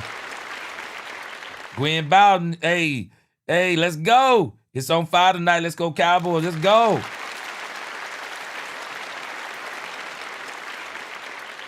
And this is why I don't mess around a lot with the mock drafts.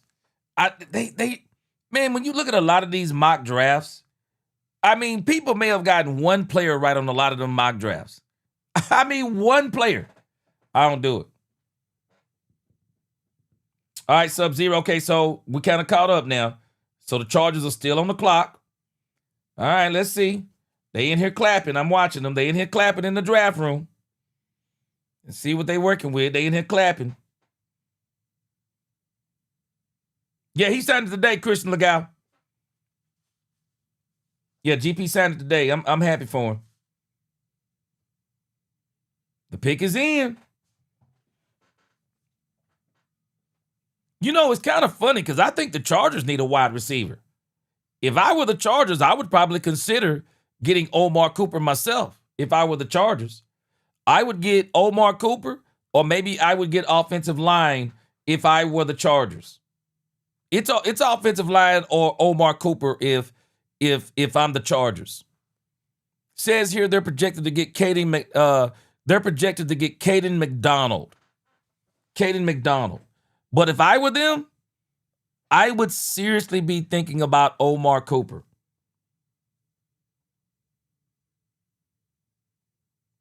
Yeah, I would seriously be thinking about Omar Cooper.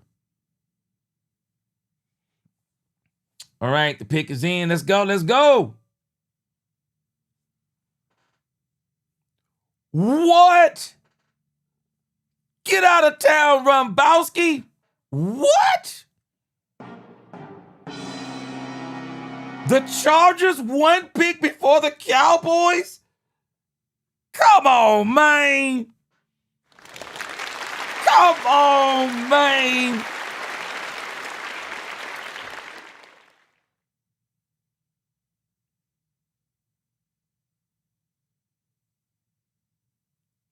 Come on.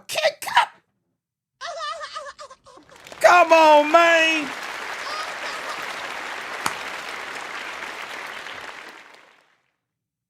They got a key message. Cowboys are getting either Keldrick Falk, Jacob Rodriguez, Jamad McCoy, or Omar Cooper Jr. Those are my 4 picks for the Cowboys. Keldrick Falk, Jacob Rodriguez, Jamad McCoy, Omar Cooper Jr. Those are the picks I believe the Cowboys are going to look at. Again, hey, Gary Crosby, let me tell you something. Cowboys could have been playing possum with a lot of people and acting like they were not interested in Jacob Rodriguez and may actually be interested in Jacob Rodriguez.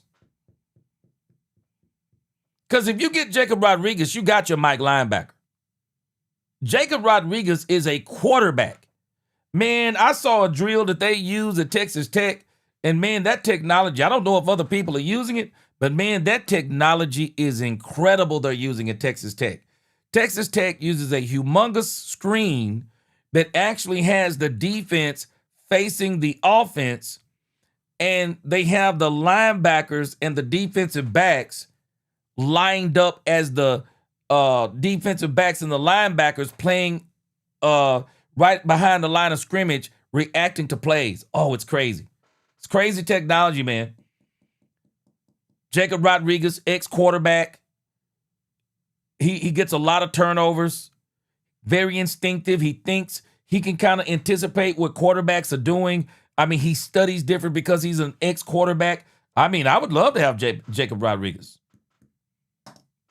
I would love to have Jacob Rodriguez as the Mike linebacker. Hold on, let's see. Demetrius, what's up, Demetrius? He said, gee, this is a dumb pick by the Chargers saying that Herbert is running for his life. Boy, you ain't lying, boy. He does run for his life, boy. He be back there running for, man, Demetrius, he takes a beating. That man takes a beating. Rumbowski said maybe Jerry and Catboy played possum on GP. Mulugeta and all of us fans, they got GP to sign on the dotted line with no intention of ever trading him tonight to begin with. Hey, man, I'm glad they didn't. And now that they got them another 4th-round pick and a 5th-round pick, you know what? Maybe now, this is why I said tonight, Rumbowski. Didn't want to overreact. Maybe we are watching 2 sides of a coin. On one hand, we're thinking he's signing, they could trade him. On the other hand, they signed him. They signed him because they have an intention on keeping him. Maybe this is George Pickens saying to his agent, I want to be in Dallas. And I'm playing on the tag, and I want a deal done in Dallas. So I want to see what it's going to take for me to stay in Dallas. So maybe that's what it was. So we're going to see. Now, we're still not out of the woods yet because we've been hearing these people talking about this dumb stuff. Oh, the Cowboys could get a 2nd-round pick for George Pickens. Boy, if the Cowboys try to get a 2nd-round pick for George Pickens, I'm driving over to the Star, man. Better not try to get no 2nd-round pick for George Pickens. If you didn't get a first-round pick for George Pickens, don't you dare try to get a second round unless you telling us you finna get a 2 and a 3. I want a 2, 3. I'm like Freddie Morales. I want a 2, 3, and a 3 or a 2 next season in 2027. Shoot. Trading George away for no doggone second-round pick. Yeah, Lisa Worley said Pickens loves Dallas. He loves it here. I agree. I think he does. I think he does. I think he really likes it here. Genuinely loves it here. Patrick says who? Rodriguez not a first round pick. The same people who do mocks all over. Yo, Patrick. Brian Broaddus was saying that he heard from some insiders that the Cowboys were not big on Rodriguez. Indeed, I wouldn't be surprised if the Cowboys turn right around on this pick and get Rodriguez.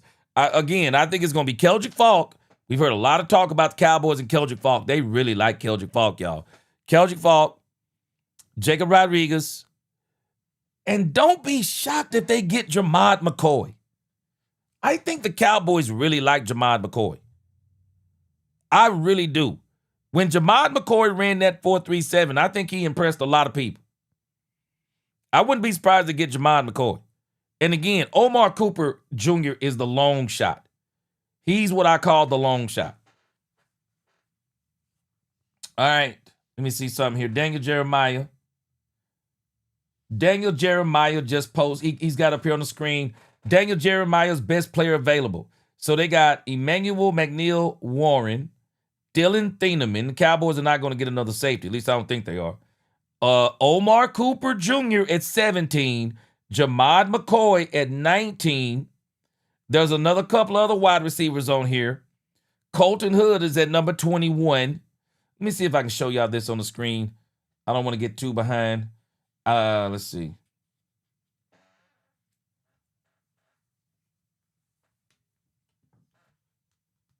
See if I can show y'all this on the screen real quick. All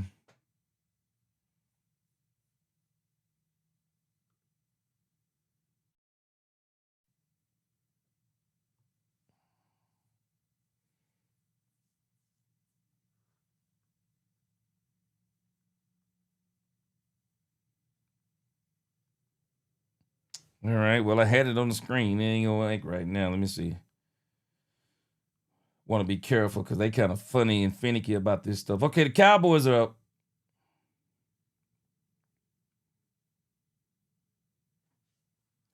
Malachi Lawrence. This is the guy that everybody was saying the Cowboys were in love with.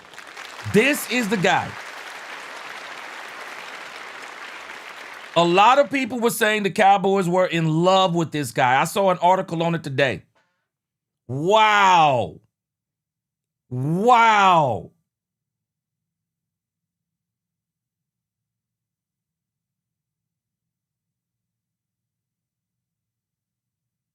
Wow. Okay. I'm not mad on that pick.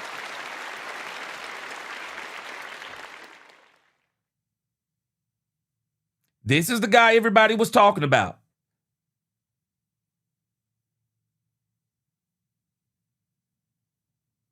All right. All right, Cowboys, let's go. All right, I'm not mad.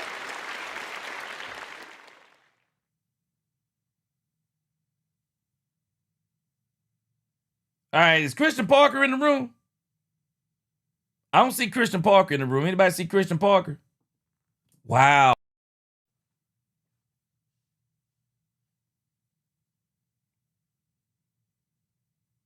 All right, what do y'all think about this guy? Hey, man, a lot of people like this guy. And the Cowboys, I saw an article earlier today. The Cowboys were in love with this guy, so I didn't even think about him. Wow. Let me see where this guy was supposed to be. This guy's got Malachi Lawrence. Let me see. There was an article today. I just saw it today, and I meant to talk about it, and I forgot. Let me see if I can find that article. They were talking earlier today that the Cowboys... Yeah, let me show you this article from the Landry Hat. I saw this today. I didn't see it yesterday, but I saw it today. This is what they were saying over here on the Landry Hat. Check it out. This was April the 22nd. Cowboys' interest in Malachi Lawrence is starting to feel inevitable. This was yesterday. Says one of the hottest names ahead of the NFL draft is Malachi Lawrence, the dynamic pass rusher from Central Florida. First team All-Big selection, was one of the biggest risers since the NFL Combine, and it's not hard to see why Lawrence ran a 4.52 40 at 253 pounds and had the second best vertical jump among all defensive linemen at the NFL Combine. And over the last 2 weeks, he has been frequently mocked to the Cowboys at number 20 or in a trade down. I hadn't seen any of that. What do y'all think about this pick as I'm reading this? Y'all tell me in the chat what y'all think about it. It says here that was the case on Wednesday as Peter Schrager of ESPN mocked Lawrence to the Cowboys at the end of round 1. But is that smoke, or is he a legitimate first-round option for Dallas? And how would he fit Christian Parker's defense? Let's dive into Lawrence and his fit with the Cowboys. I saw this article the other day. I forgot to share it with you. It says if the Dallas Cowboys are set on adding an edge rusher at number 20, there are only a few options that make sense. The typical names that are usually available in that range are Cassius Howell, Akeem Mesidor, and Malachi Lawrence. But with Howell's historically short arms and Mesidor's advanced age, how old is he? 30? Man, come on, man. Wait a minute, man. These people got my spidey senses tingling right now. Wait a minute. They said what Mesidor's, man, like this dude is 30. What is he, like 25? Man, come on, man. This dude 25 years old, man. Come on, man. We call an advanced age. We call an advanced age 25 now. It says with his advanced age, it says both might not be consideration in round 1. That doesn't mean they are off the board, but they could be valued a little lower. However, Lawrence checks every box you would want from a round 1 pass rusher. He recorded 19.5 sacks over the last 3 seasons at Central Florida, had 28 tackles for loss. Lawrence is highly athletic, and his 81 and 5/8 inch wingspan is among the longest of all edge rushers in the class. Well, it says Lawrence isn't the bendiest edge rusher, but his size, athleticism, and power are hard to ignore.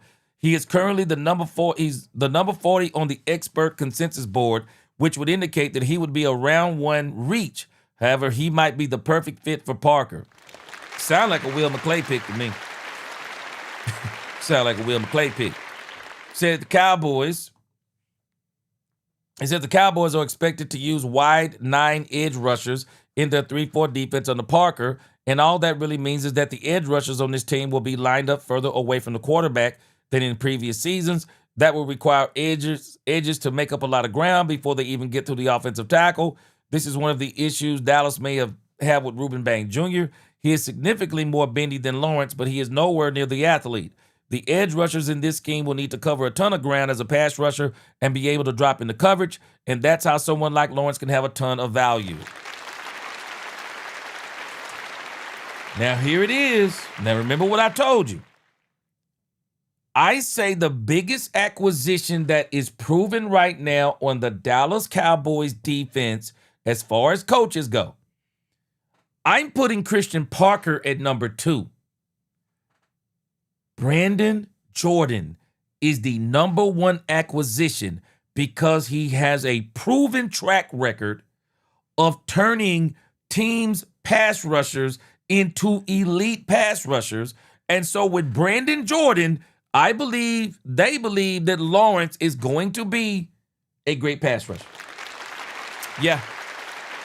Lawrence is the most unrefined edge rusher in the class, but he might have the highest ceiling after the top few names, Bailey Reese-Bain. If the Cowboys believe he fits the defense better than some of the other names at the end of the round 1, don't be surprised if this is where they end up going. There has been a ton of smoke over the last 48 hours regarding Lawrence, so it's possible there's fire there, and it was fire there. The Cowboys got him. The Cowboys got their man again. Got to trust the process. Bass, you said you didn't want Keldrick Falk.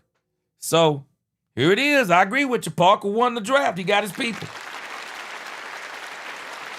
And I'm glad the Cleveland Browns got KC Concepcion.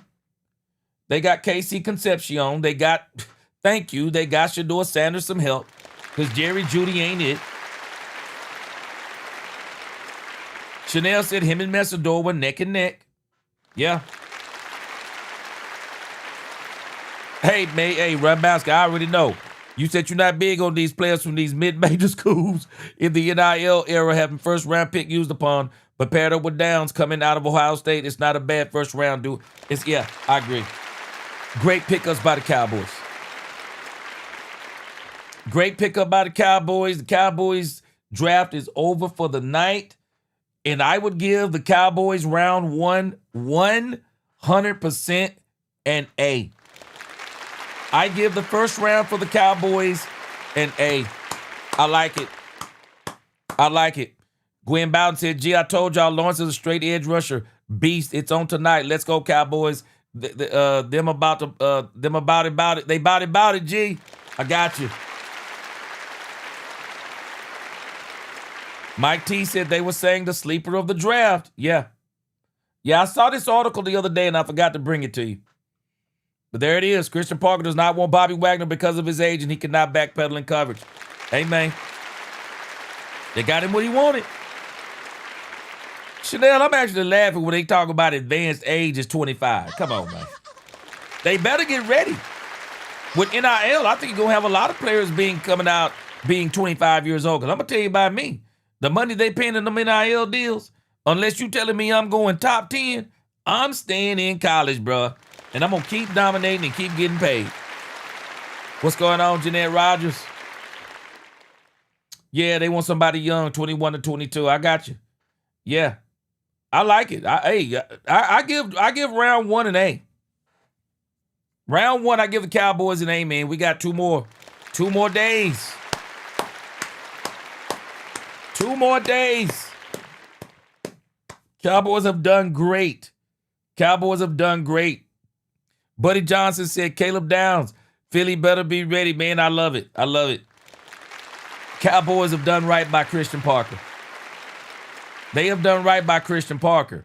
Now, I'll be honest with you. The next thing I would like to see the Cowboys do, now that you got 2 fourth-round picks, I really like for you now to start talking to Miami. Yeah, I really would like for you to now start talking to Miami about Jordan Brooks. I really would. I'd love for the Cowboys to start talking to Miami about Jordan Brooks. Nikki Lawson, you said that was a terrible pick. What don't you like about it?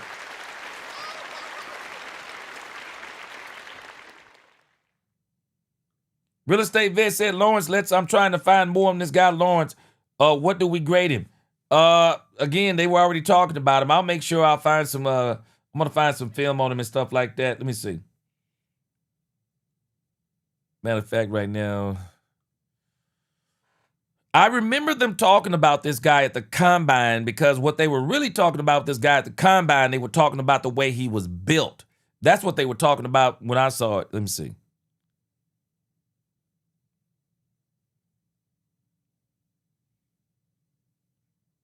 All right, let me let you hear. Who is this over here? Check this out. Before I look up something on like the very look at this. This is Malik Neighbors talking about Caleb Downs. Check this out. We'll blank this out later if we have to. Check this out. This is Malik Neighbors talking about Caleb Downs. This is his reaction when the Cowboys got Caleb Downs. I can't. Oh, bro. Carefully. He looked like me on draft day last year. He does. Hey, I'm glad I'm out that division, bro. I'd rather get him than play against him. Oh, my God. And the fact that it's like the very next pick. Like you guys were up on the clock. And I even told him, I said, I'm coming to get you. Hey, bro, you know how what? Caleb Downs pick, how does this make you feel that he's going to be on the Cowboys? I got to play against this thing again. You call him a thing. He's so good. He's a thing. Bro, he's good, but he's very good. He's very good. Bro, he's very good. We So all now- got him number one. He's very good. So, man, I think Y'all saw that reaction. It's on and popping, and it's the Caleb. Hey, it's the Christian Parker system too. All right, let me find something real quick. Wow, the Bears got Dylan Thieneman. Yeah. All right. Again, the Browns got KC Concepcion. Thank you, because Jerry Jeudy needs to be worked out of Cleveland. Dylan Thieneman went to the Bears. Okay, I see you. All right, while we waiting, let's see. Yeah, I really think what got what sold Malachi Lawrence to a lot of people, guys, it was the combine. It was his combine and the pro day, I believe. I believe that's what got a lot of people. All right, so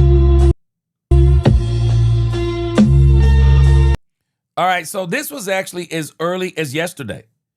And David Jeremiah had the Cowboys picking Malachi Lawrence. All right, let me give y'all some tape on him. Y'all wanted it? Y'all got it. We'll do that while we're just kind of going through everybody else on here. Y'all wanted it? Y'all got it. We're going to turn the sound off so we don't get copyright, even though we may get copyright anyway. We're going to put it on. Let's see. All right, y'all wanted it? This is Malachi Lawrence. Check him out.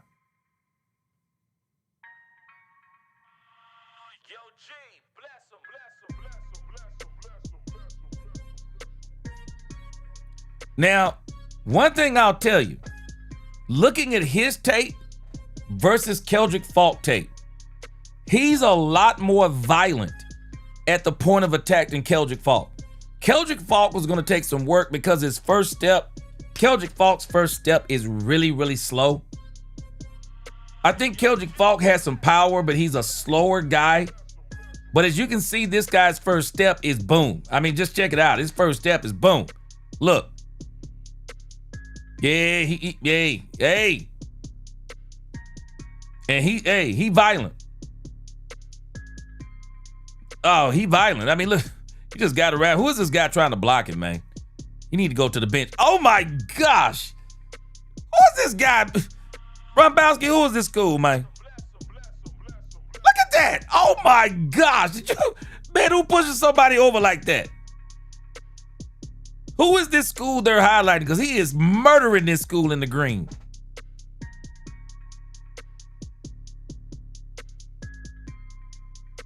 Oh my, come on, man. That guy ain't playing professional football for nobody. He is mauling this guy, man. All right, we got another school now. Oh, wow. Yeah, he a lot more violent than Keldrick. That was the issue with Keldrick. Even though Keldrick got a lot of chips and slides and double teams. But, oh yeah. This guy, he can play. What you think, Nikki? What you think?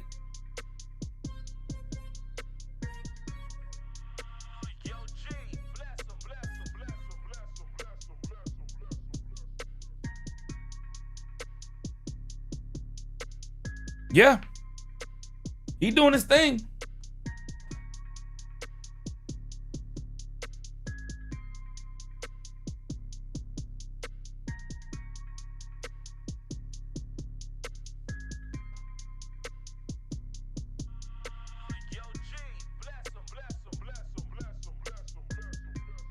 See, Bernard Jordan is going to be able to, Brandon Jordan. Brandon Jordan is going to be able to work with this. You watch what I tell you. Brandon Jordan's going to be able to work with this.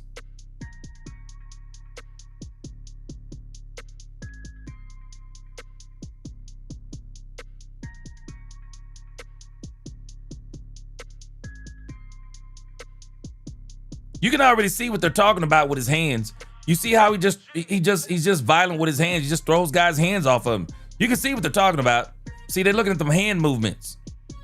Watch this. Just boom. Knock your hands down. Get out of the way. I mean, you see it. Look, here's it. Get out of the way. Boom. Here he is again. Watch him. Hands. Get out of the way. Boom. This is what they like about him.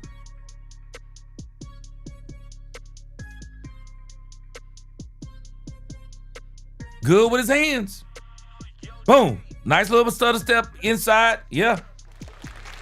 Yep. David Jeremiah. Talked about it yesterday. I didn't see this. But David Jeremiah had already kind of projected him going to the Cowboys. I mean, he looked nice to me. What you think, Nikki, after seeing him again? What you think? Yeah, that's it, Chanel. You hitting it on the head. Lawrence has great hands, arm length reach. He has violent hands when it comes to the edge. That's exactly what we just saw. I'm gonna see if I can find another clip on him. See if I can find another clip. But when you watch him, that's what you're seeing. You're watching how violent he is with the hands. All right, let's see. All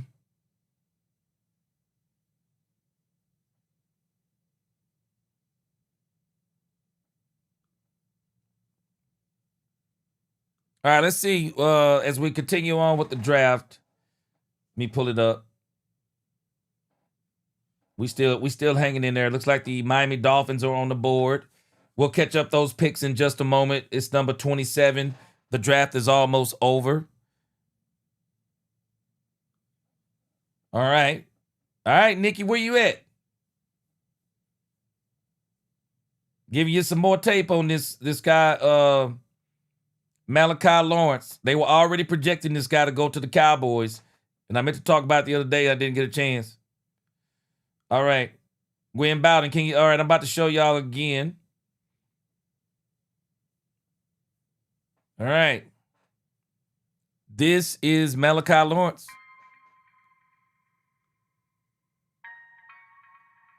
All right. Now pay attention. It's the hands that they're talking about.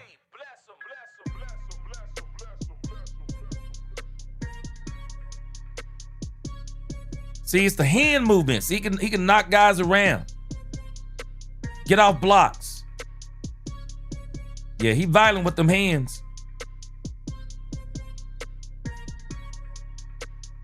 Three-point. Let's see him.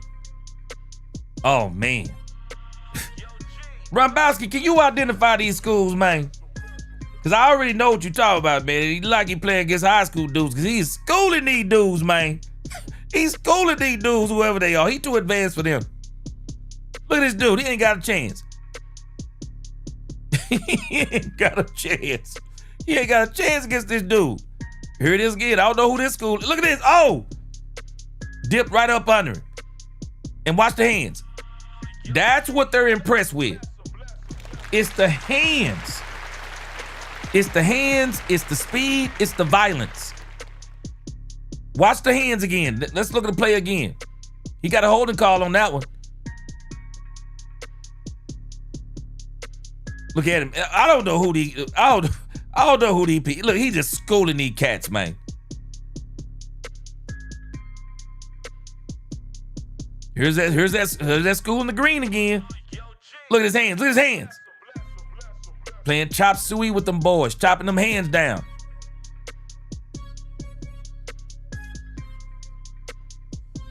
Now, Keldrick Falk probably played against better competition, but he looks, on tape, he looks a lot more violent than Keldrick Falk.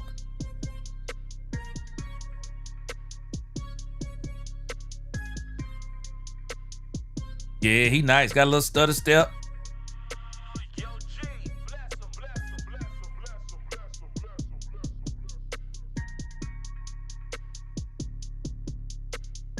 Yeah, see, they like that hand work he doing. And that pursuit. They like that hand work, though. That's what they're really loving. It's the hand work. Look at that. Look, running back ain't got a chance. Look at that. He ain't got a chance. Got long arms, as you can clearly tell. Who is these dudes? Boy, he killing these left tackles. He killing these left tackles, man. Whoever these guys are, he is killing these left tackles, man. Oh my gosh, he whooping these left tackles. at this. They chipped him on now, but man, look at him. Look at the hands.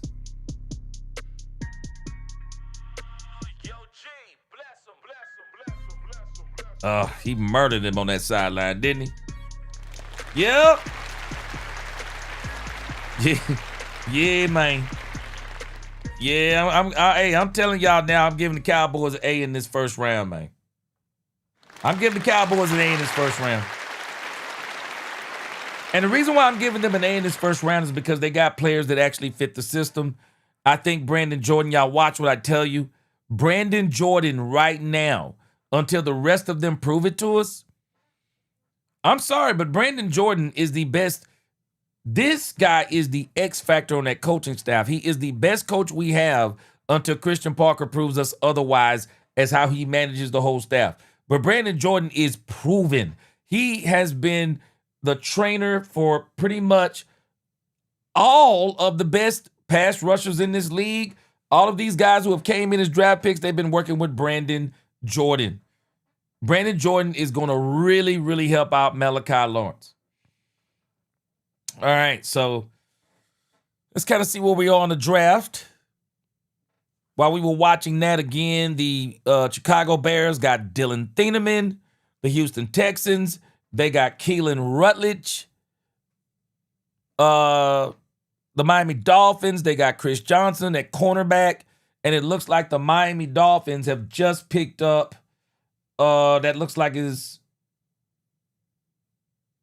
I think that's a cornerback that that the Buffalo Bills just got to.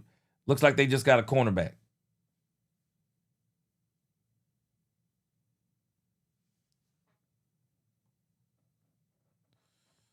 All right. Moving right along, man. The draft is moving right along. It looks like they're trying to fit inside of that 10 o'clock mark, which is good. That's good. They're trying to fit inside that 10 o'clock mark. But again, I'll be honest with y'all, Cowboy fans. I love what the Cowboys have done. And understand this. We're not done. Now the Cowboys have they have a third, and that third rounder is going to be key. We got a third rounder and we got 2 fourths. We're going to see what they do with that. Mills said he thinks great pick, Downs, 23 pick, never heard of the dude. He started picking up steam after his pro day, I believe. I believe he started picking up steam after the pro day, Mills. I like him. I like him because whoever they would have got right there. Keldrick Falk, the Cowboys felt like Keldrick Falk was a reach. They didn't want to get Akeem Messador. Let's think about what was left on the board, Mills. And I think what the Cowboys did will make a lot of sense. The Cowboys, obviously, on their board, they had Malik Lawrence. I'm sorry, Akeem Lawrence, right? Let me get this guy's name right. I'm sorry. Hold on. I got to get used to these names. Okay, his name is Malachi. I'm sorry. Malachi Lawrence. They had Malachi Lawrence obviously rated higher than Keldrick Falk. Maybe not higher than Akeem Messador, but Akeem Messador wasn't there.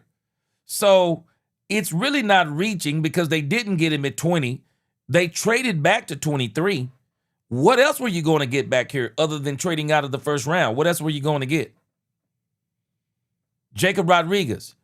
What Brian Broaddus said is obviously true. Jacob Rodriguez, it's not just the Cowboys. Y'all follow this. It's not just the Dallas Cowboys. Other teams don't have Jacob Rodriguez listed as a first round draft pick. It's not the Cowboys. The league is speaking on Jacob Rodriguez. The issue is, though, Jacob Rodriguez will be gone probably at the beginning of the second round. Tankathon has Jacob Rodriguez projected to go to the New York Jets with that number 44 pick they got from the Cowboys. So Jacob Rodriguez is going to be a day 2 guy. Anthony Hill Jr. is going to be a day 2 guy. Unfortunately, the Dallas Cowboys, they don't have a number 2 pick. They don't have a number 2 pick. So the Cowboys will have to come down in the third round on day 2, and they'll have to get somebody there. We're going to see who's there. We'll see who's there when the Cowboys get there at number 3 in the third round. But at the Cowboys don't have a number 2. unless they were to trade one of those fourths and in the fifth. Ain't nobody gonna trade no fourth and the fifth to get to give the Cowboys a number 2 and get a fourth and the fifth. They're not gonna do that. So Jacob Rodriguez is a second round linebacker. And actually, if you look on this list, Mills, check this out. Malachi Lawrence was actually rated higher than Jacob Rodriguez. And again, Mills, you got to think like a lot of us. I've already talked about this. We got to think about why we haven't heard of some of these guys. We haven't heard of some of these guys because people have been talking so much about the top 9 picks or the top 11 picks. I've been saying this for the last couple of weeks. This is one of the first drafts that I can remember where people, even in their mock drafts, were barely going past the first 2 picks in that first round. Even Dak Prescott was saying, yeah, we're going to do some great things with those first 2 picks. Well, Dak, what about the 3rd, 4th, and 5th round? I mean, nobody talked about hardly any of these players that are on the back end of the first round. Nobody talked about the 2nd round or the 3rd round. So in actuality, we're going to be hearing about a whole lot of guys going forward that we really haven't heard of. A lot of them. Dominic Pittman said, thank you to Christian Parker. And I'm going to thank the Joneses for listening. Yeah, I'm going to thank everybody. Quentin Werner, he said, appreciate that super chat. He said, gee, I can't lie. I really wanted Akeem Messador. However, didn't have anything to give. Yeah, they couldn't get him. I think they were hoping he was going to be there. I think he would have got picked over. Lawrence, but he was gone. Frank Lawrence said, Malachi, biblical name, G. Go UCF. Yeah. Yeah. Star Guardian X said, G, Cowboys got more picks downs than Lawrence. Hey, I like it. I'm not even going to lie to you. I like it. Yeah. There it is, Star Guardian X. I'm telling y'all right now, for as much as we like Christian Parker, I am telling us unequivocally, Brandon Jordan, and this is no hate on Christian Parker, Brandon Jordan is actually the best coach on the Dallas Cowboys defensive staff right now. Christian Parker, we don't know how he's going to do anything at this very moment. We got to see how he's going to put his, how he's going to put his defensive camp together. How is he going to run it? We got to see a lot of things come to fruition with Christian Parker, and I'm confident he's going to do well. But I know Brandon Jordan has a proven track record. All you got to go do is look at the Denver Broncos the last 2 seasons. Go look at all the top pass rushers in this league. Go look at who they've trained with in the offseason. Brandon Jordan. Brandon Jordan is the best coach on the Cowboys coaching staff, and he is going to be able to do some things. You watch what I tell you. He's going to be able to do some things with Malachi. He's going to be able to do some things with Lawrence. You watch what I tell you. Chanel said, did you see that strip sack? Yeah, excellent work. He went for the ball, not just a sack. I like that in the defensive end. Hey, Chanel, I think he's a good one. I do. Yeah, Frank Lawrence said, G, man, I used to work at a car dealership a few miles from UCF. They have a major college program called the Stadium the Bounce House because it rocks. Yeah, I like it.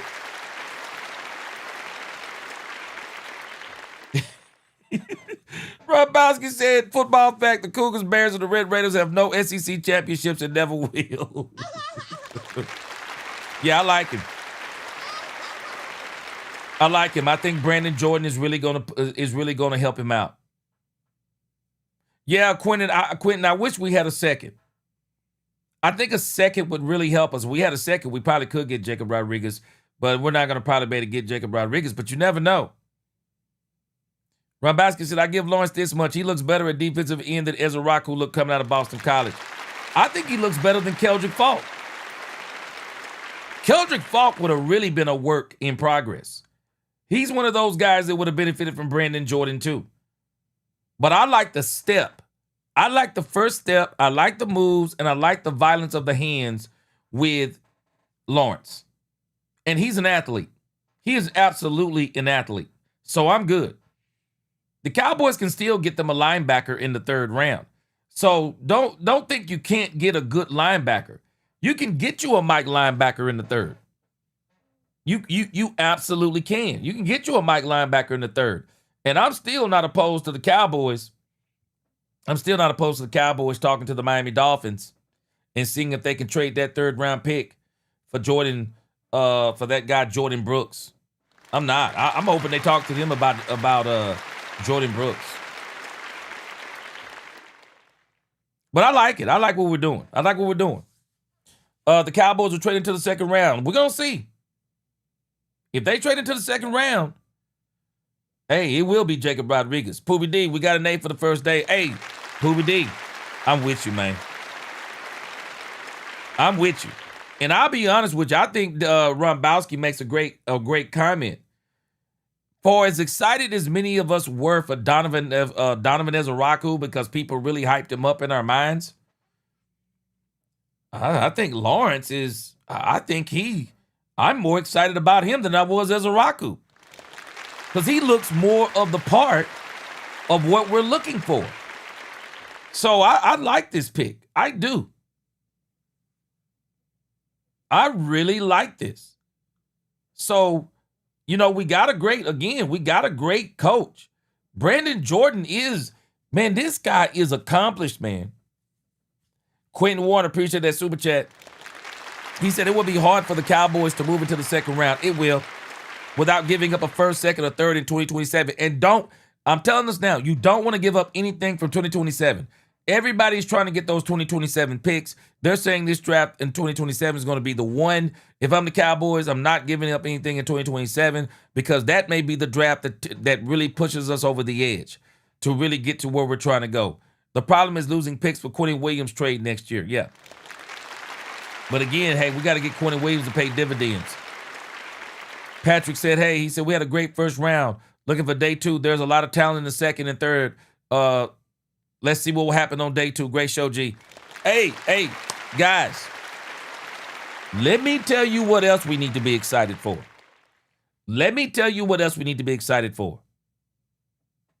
The undrafted free agents. Oh, the undrafted. I love the undrafted. You can get you some steals in the undrafted, and also we're going to see, y'all better get ready. The Cowboys are going to go and try to find the best player in the UFL. We've been doing it now. We've been doing it for a minute, so let's get ready. All right, it looks like the New York Jets just made a very good pick for Geno Smith and whoever that quarterback's going to be for the future. They got Omar Cooper Jr. I like Omar Cooper Jr., man. I really do. I really like Omar Cooper Jr. Didn't want him over George Pickens or nothing like that, but I like Omar Cooper Jr. Yeah, he can play. So it looks like the Jets got him a good player. It looks like the Kansas City Chiefs at number 29. They actually got Peter Woods. And then, of course, okay, that was an offensive tackle. The Patriots got an offensive tackle. Boy, y'all seen this stuff with Mike Vrabel. Oh, my gosh. We ain't going to even talk about it, but that is a hot mess over there, bro. When you start talking about you want to be an example and all this stuff, and then you are, I ain't going to even talk about it, man. I just get it together, bro. Get it together. All right. Houston Texans got an offensive guard, Kalen Rutledge. Okay, that was the Patriots that got an offensive tackle. I thought that was Buffalo. My eyes messing with me. Okay, I thought that was Buffalo. All right, so we got 2 more picks. So again, it looks like the NFL was shooting for that 10 o'clock mark. It looks like they're gonna be done at 10 o'clock. So last 2 picks we have are the Buffalo Bills, of course, and the Seattle Seahawks. Seahawks Super Bowl winners. Buffalo Bills runner-up. So they get the last 2 picks. All right. Let me make sure I got my super chats caught up here. Patrick M. Oh, yeah. Day 2, what I'm looking forward to is day 3. Day 3 is what I'm looking forward to. Okay, y'all want to see some Caleb Downs? Okay, I'm going to see if I can find something real quick. All right, we'll get these last 2 picks out of the way, and then we'll look at some Caleb Downs, and we'll see if we can even find some more. We might get us one more Malik, because a lot of us aren't familiar with Lawrence, because I'll be honest with you, I saw the article on Lawrence, and I meant to bring it to us the other day, but I didn't get a chance to look at it. But again, I definitely don't mind finding some stuff on that, because all I do is go back. They notify me on YouTube that it's a copyright. I just go and cut it out later. So the people who come back and watch it on the replay, they don't get to see that stuff. Okay, Angel Eyes, you saw a pic on Facebook of Christian Park at the draft, so apparently he's there. Good. Yeah.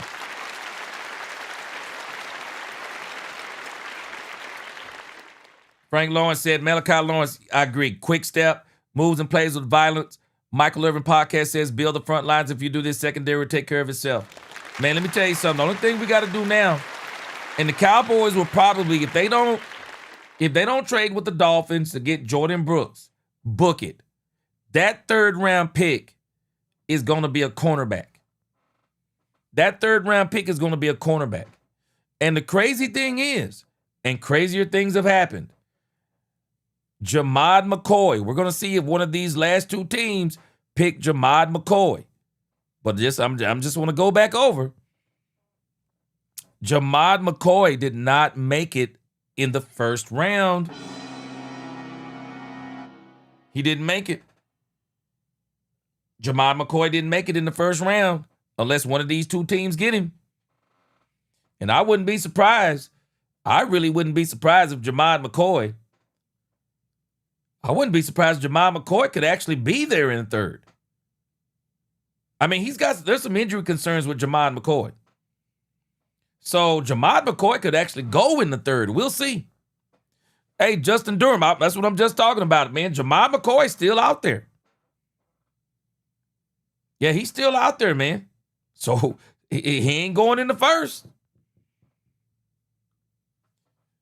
What up, Ben Dooley?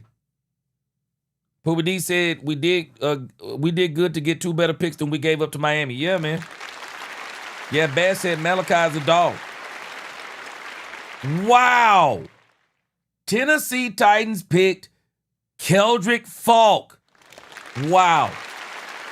Good for Keldrick Falk. Good for Keldrick Falk. Tennessee Titans picked him up. Good for Keldrick Falk, man. He crying. He probably didn't think he was going to go in that 1st round. He probably thought he was going to go to Dallas. He probably thought he was going to go to the Cowboys. You made it, bro. Yeah, you made it. Yes, sir. 1st round pick, too. You made it.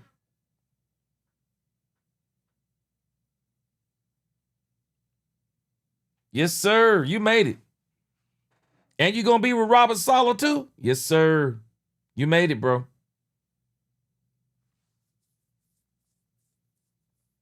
I'm sure Keldrick Falk thought he was going to go higher than this. But hey, bro, better late than never. Better late than never. Yes, sir. Keldrick Falk, let's go. Wait, I'm sorry. Oh, Keldrick Falk, let's go, bro.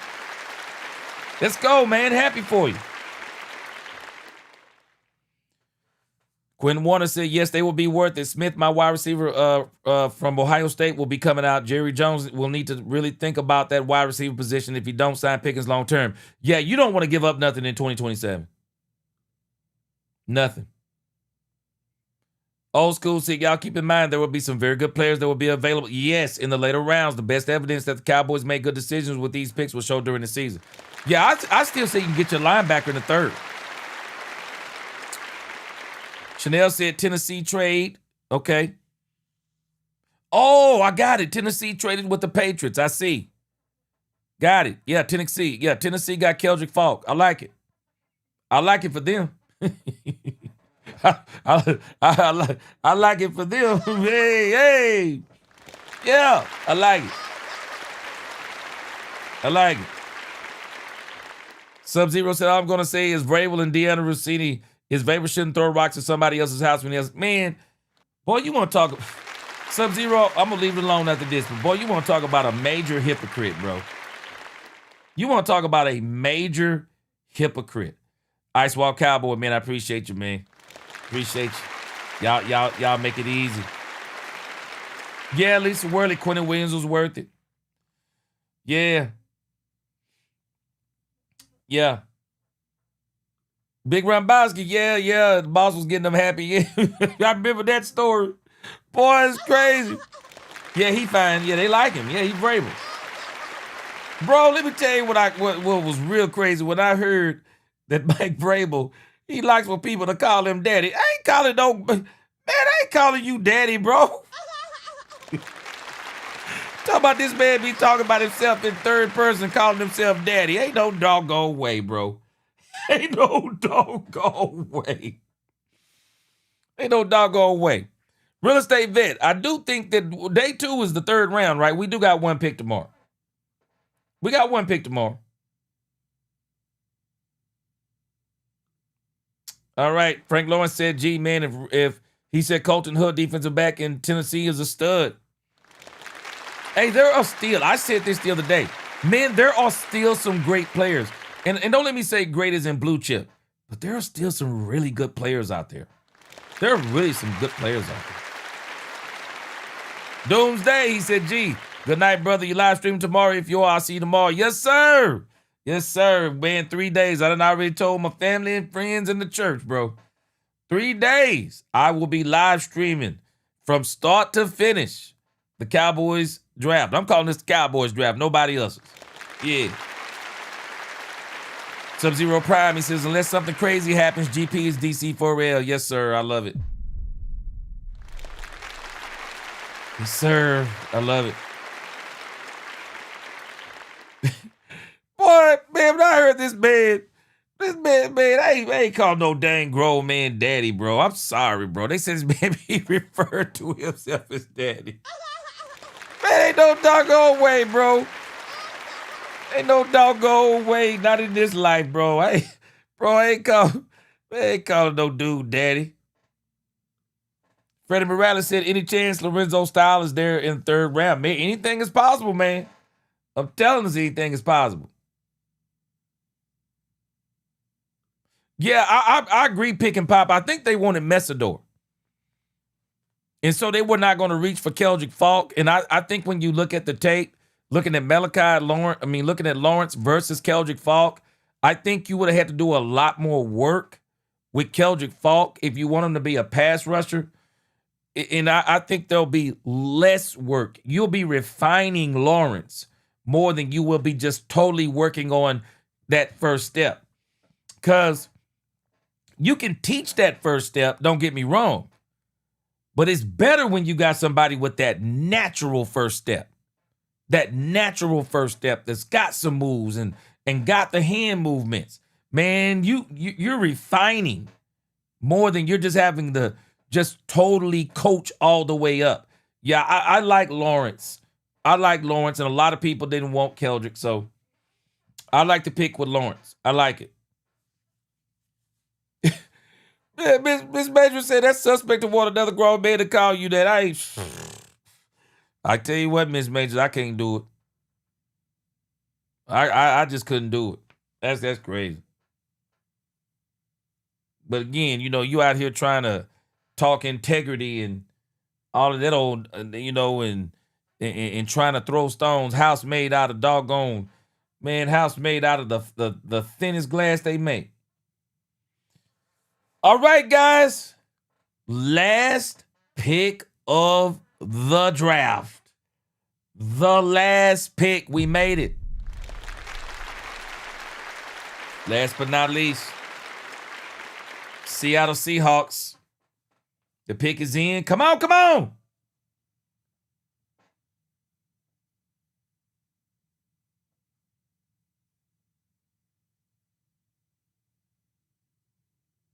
Oh, ooh.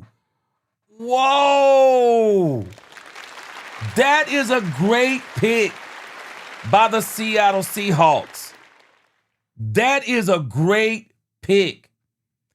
Man, let me tell you something. Frank Lawrence, you already know about this dude.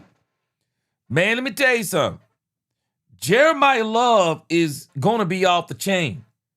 But do not be surprised if this dude, Jadarian Price, do damage.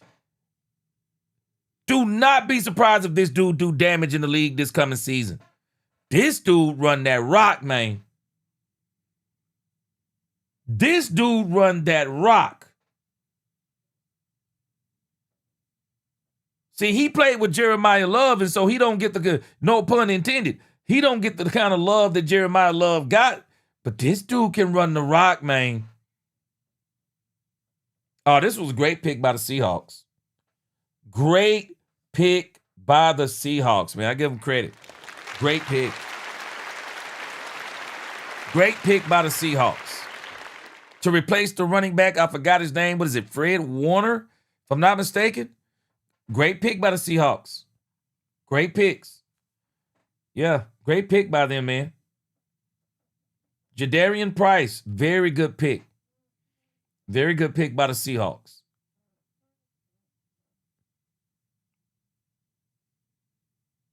All right, man. Hey, I'm grading this Cowboys draft, man. I'm just telling you straight up, man. I got to give it an A. I like it, man. When you look at the talent that was in this draft, when we look at the mock draft that was here, there were probably about 8 blue chip players on this list.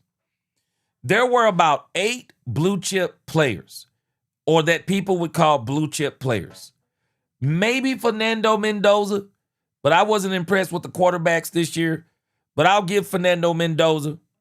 It was David Bailey, Orville Reese, Jeremiah Love, Sonny Styles. I would say Francis Mauigoa, Cornell Tate, Jordan Tyson, Ruben Bain, Mansour Delane, Caleb Downs. Those are probably what you would call the blue chip players of the draft. The Cowboys got one of the blue chip players in the draft, and his name is Caleb Downs. They got a blue chip player. I believe they got a player that's actually going to he's exactly what they wanted. He's exactly what they wanted, and he's going to come in and he's going to do work. He is going to do work in this NFL, no doubt about it. Let's listen to a couple of reactions. I want to see what Shannon Sharp and Chad Ochocinco, what did they have to say about the Cowboys drafting Caleb Downs? There's a lot of people talking about Cowboys getting Caleb Downs. Let's see what they are talking about with this. Right, all the guys that drafted. According to Albert Breer, one head coach earlier today told him Vegas odds on the guy with the best chance to get a gold jacket is Caleb Downs. I mean, of all the guys, right? All the guys that drafted in general. Yeah. Ooh, that means. Ooh, wow, wow, boy, they got Caleb Downs up there, man. Caleb Downs, gold jacket. Wow. That's high praise. That's high praise. Lying, that's high praise. I've heard a lot of people say that, Ocho. He's the cleanest player in the draft. Ooh. I like that. Less margin, and I hate using the term bust, but the less margin of a guy that doesn't meet expectations. Let's do it. I got you. Yeah, I wonder why everybody's so high on him like that, huh? Solid. Man, that's high praise. Played Alabama, so he's well coached under Coach Saban. Then he goes to Ohio State. If I'm not mistaken, didn't he win the Biletnikoff Award? Not the Biletnikoff, the Thorpe Award. Downs racked up 257 combined tackles, 16 tackles for losses, a sack and a half, 6 picks, 12 pass defense, 3 forced fumble, and a pair of punt return touchdowns in 3 seasons in college, and gave up exactly this many touchdowns in coverage in his time at Ohio State. Oh yeah. He won the Thorpe Award. Woo! As the nation's top cornerback. Woo, woo, woo! Big Ten Defensive Player of the Year. So think about that now. Look at the guys that's on his roster. Yeah. And he was the Big Ten Defensive Right. Player of the Year. Whoa, whoa, whoa. They got Reese. They got Style. They got Big Mac. Woo. He was Defensive Player of the Year, Ocho. That speaks volume. Yeah, he the real deal. Wow. I like it. I like the pick. I thought he should come off the board right about here. I thought Miami was going to take him. The Cowboys clearly thought Miami or were worried about somebody else zooming up to that spot and taking him. And they say, you know what, for two fifth-round picks, we'll take that. That's a small consolation. I just wonder with Troy Aikman being in that room. Troy Aikman, hold on, man. I may have not be. Hey, man, I may have to change my mind about Troy. Troy was in the room. Hey, man, Troy was in the room. Hey, they looked at Troy. They said, Troy, what you do it for the? I'd do it. Troy in that Miami room. Troy said, I got to do my team a solid. I got to get them. Now, we ain't going to compare him to Darren Woodson. We ain't going to compare him to Darren Woodson. But Troy said, we got to get him another Darren Woodson. Yeah. I see you, Troy. Yeah. But Caleb Downs is a Cowboy. Yeah. Hey, you know. I love it. I love it. Man, a lot of people. Man, let me tell you something. Sometimes you got to really step back and understand. According to Albert Breer. You got to step back sometimes and really understand what your team just did.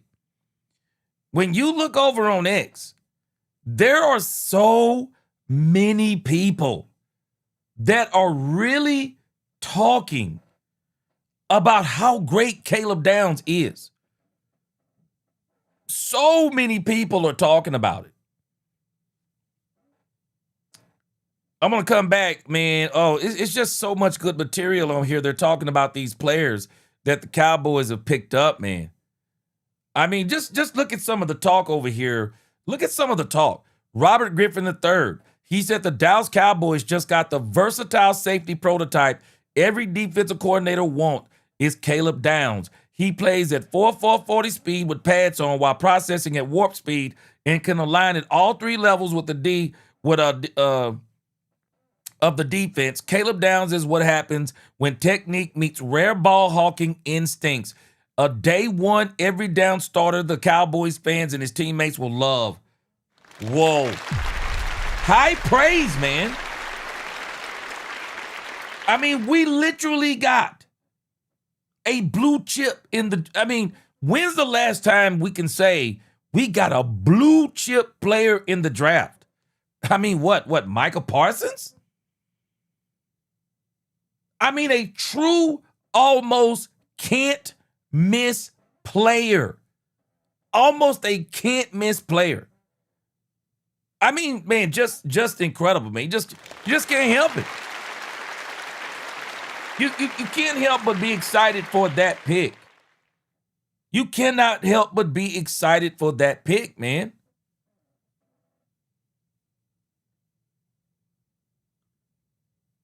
All right, let me hear. We didn't get a chance to hear this. Y'all heard it, but let me hear. Just thanks for my Savior, Jesus Christ. Yes, sir. But it was a great conversation. I honestly couldn't hear it much. I was too excited to listen. So I'm just excited. And just moments ago, you were on the phone with Jerry Jones. What did he tell you about the Cowboys' plans to use you?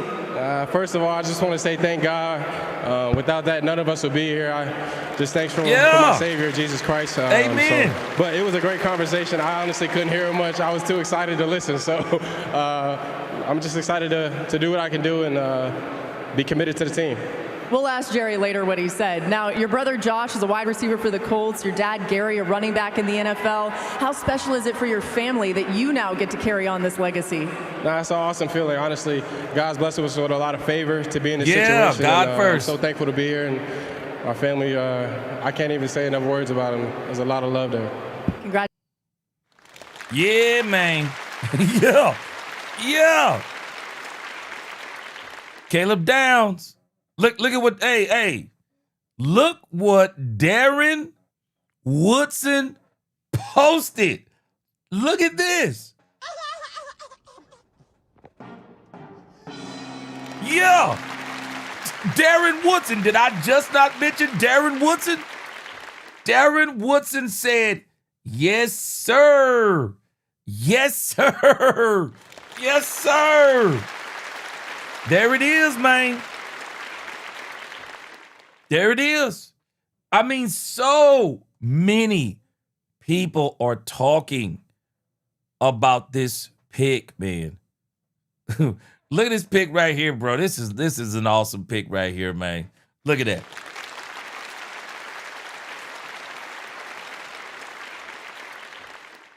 And it's so funny because I saw today that AOC had posted that Caleb Downs had been posting blue bonnets on his social media. And that is one of the flowers of Texas. I think they kind of knew. I think they knew that they started figuring out early on that Caleb Downs was going to fall to the Cowboys. But man, I'm telling you, people are going crazy over this pick for the Cowboys. I think that Jeremiah Love is the best player in this thing. But there are a lot of people saying that Caleb Downs was the best player in this thing. They're saying he was the best player in this thing. Let me see. Let's listen to real quick. Brandon is right. He's going to talk about being like a big Malachi Lawrence so that some of us can get familiar with Malachi Lawrence. Let's hear what he has to say about Malachi Lawrence. Check this out. It's okay that we don't know who a guy is. What matters is can he play? Let's check it out. The other team that I've heard connected to him, by the way, is the Cowboys.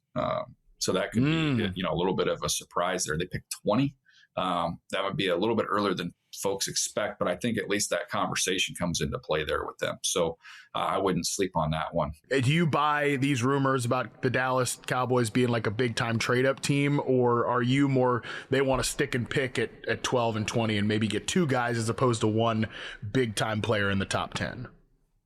I have not heard anything on the trade up stuff with them. So, but again, everybody talks to different folks. I have not heard that yet. So maybe that's something get two starters or even some extra picks. But, I don't trying to find a partner for them and who that would be and who the player would be.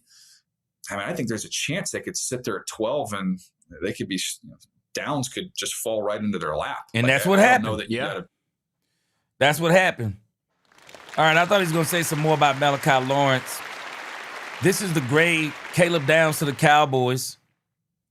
Downs is special in the box with his combined mobility, play pace, angle IQ, and physicality on blocks.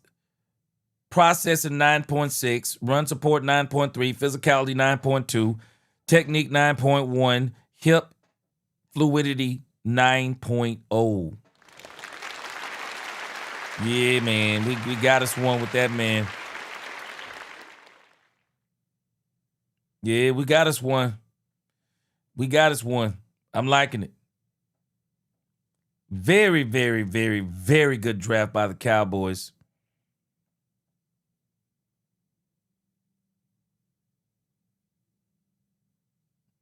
Let me see here. This can't be, okay, Caleb Downs. This is from earlier today. Yeah, I think they started kind of figuring out that it was going to be a good chance that they were going to be able to get Caleb Downs at the number 12 spot. And here it is right here. Caleb Downs was posting stuff like this today in case y'all didn't see it. Yeah, that's them blue bonnets back there. He was posting them blue bonnets, man. Yeah, he posted them blue bonnets. All right, and then some people, they're talking about Malik. They're talking about Lawrence. They're saying, Cowboys fans, you landed an ascending elite athlete, edge rusher who can help your pass rush immediately. Again, that's what I was saying about Keldrick Falk. Keldrick Falk was going to be a lot of work, which I wasn't worried because of Brandon Jordan, but you can already tell just by looking at, it's look how quick the hands are. This is what they're impressed with. A lot more violent at the point of attack, man. A lot more violence. Look at that. And he going up against some right here.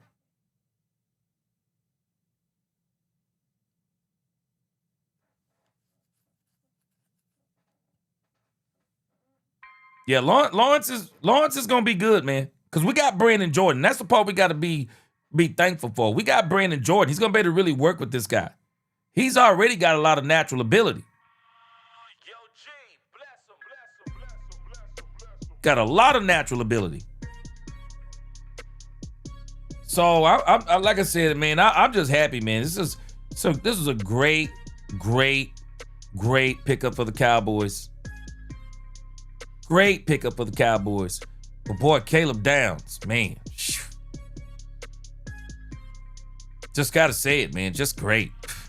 I mean, you get Caleb Downs, man. You know, the next thing you get is just, it's almost like it's gravy. It's almost like it's gravy once you get a player like a Caleb Downs. And man, I'm telling y'all, for a minute, I thought the Cowboys were about to get Caleb Downs. I thought they were about to get Caleb Downs and Reuben Bain Jr. I really did. I ain't gonna even lie to you. I thought for a hot second that's what we were about to pull off.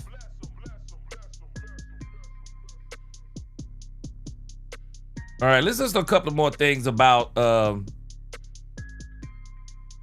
an interview real quick with, looks like this is a privilege.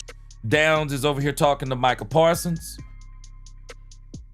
And because you weren't a starter, there's even higher expectations. Bro, the first thing I'm going to tell you is, and when I tell anybody, being a first-round pick is a pressure of its own, but that pressure is a privilege. And because you weren't a starter, there's even higher expectations, higher media, higher outside noise. Eliminate it. Remember this, right? They're not drafting you to be a player. They're drafting you to be the player that you already are. Hey, Marcus Monterio, we played it already. Yeah, we played it. So you're not here to be behind nobody. You're not here to preach that super say, chat. yo, I'm trying to learn from him, so-and-so. No, you're here to start, be the guy. You are the guy.